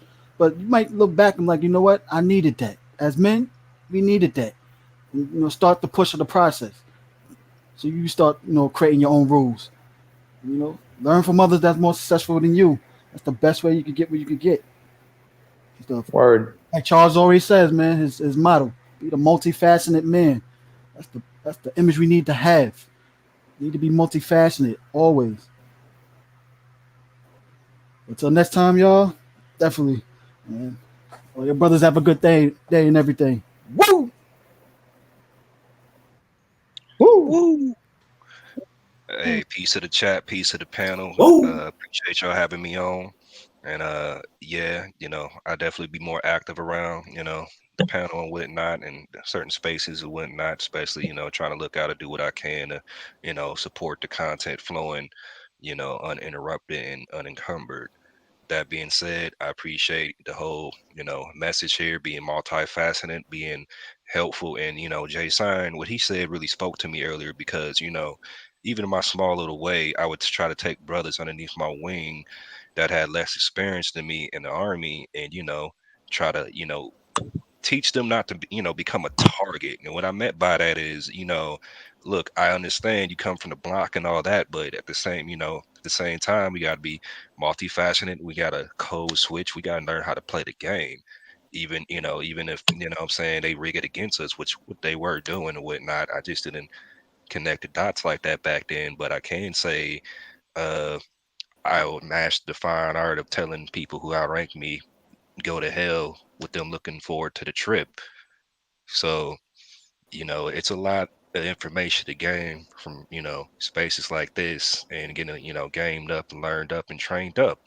You know what I mean? I wish I had this 5 years prior. Otherwise, heck, I may not even have left the military. Honestly, I probably would have been getting gamed up by, Officer Faulkner and, Eric, Jay Shine. Y'all would have been telling me how to beat the game actually and whatnot. But that's neither here and there. And I'm about to get back on this horse and ride this thing off to the sunset with like-minded brothers like yourself. Let's get to work. Woo! Woo! That's what it's all about. Yeah, brothers, and it's funny. We didn't even talk about female fuckery. That means we're that multifaceted. And the craziest part about it, fuckery tried to bring itself here that didn't even derail the conversation. Nope. And then when we had a delegate one, she showed you the difference of the women we talk about and the women that we adore. Don't let anybody, man, woman, or child, derail your dreams, your plans, and your ideas. And to speak to those who are seditious traitors, looking for their 30 pieces of gold to betray their people. Silver. Oh, I'm sorry. Copper. They're not worth silver. Remember. Magnesium. Well, what did Christ say? What did Christ say? What treasure is it if man have all that exists in the world, but lose his soul? Yep. That's the point. A lot of people their souls to tell mistruths. Look at Matthew chapter 17. Mm-hmm. Misinformation and disinformation. Yeah. And a lot of people give you that. I'm here going to tell you the truth, regardless if you like me or not. If I don't know it, I will tell you I don't know it, but I will find out and bring a person who does. Study it myself. Please stay thirsty. Always stay hungry. Always stay multifaceted. Woo! And we're out. Woo! Take care. Peace.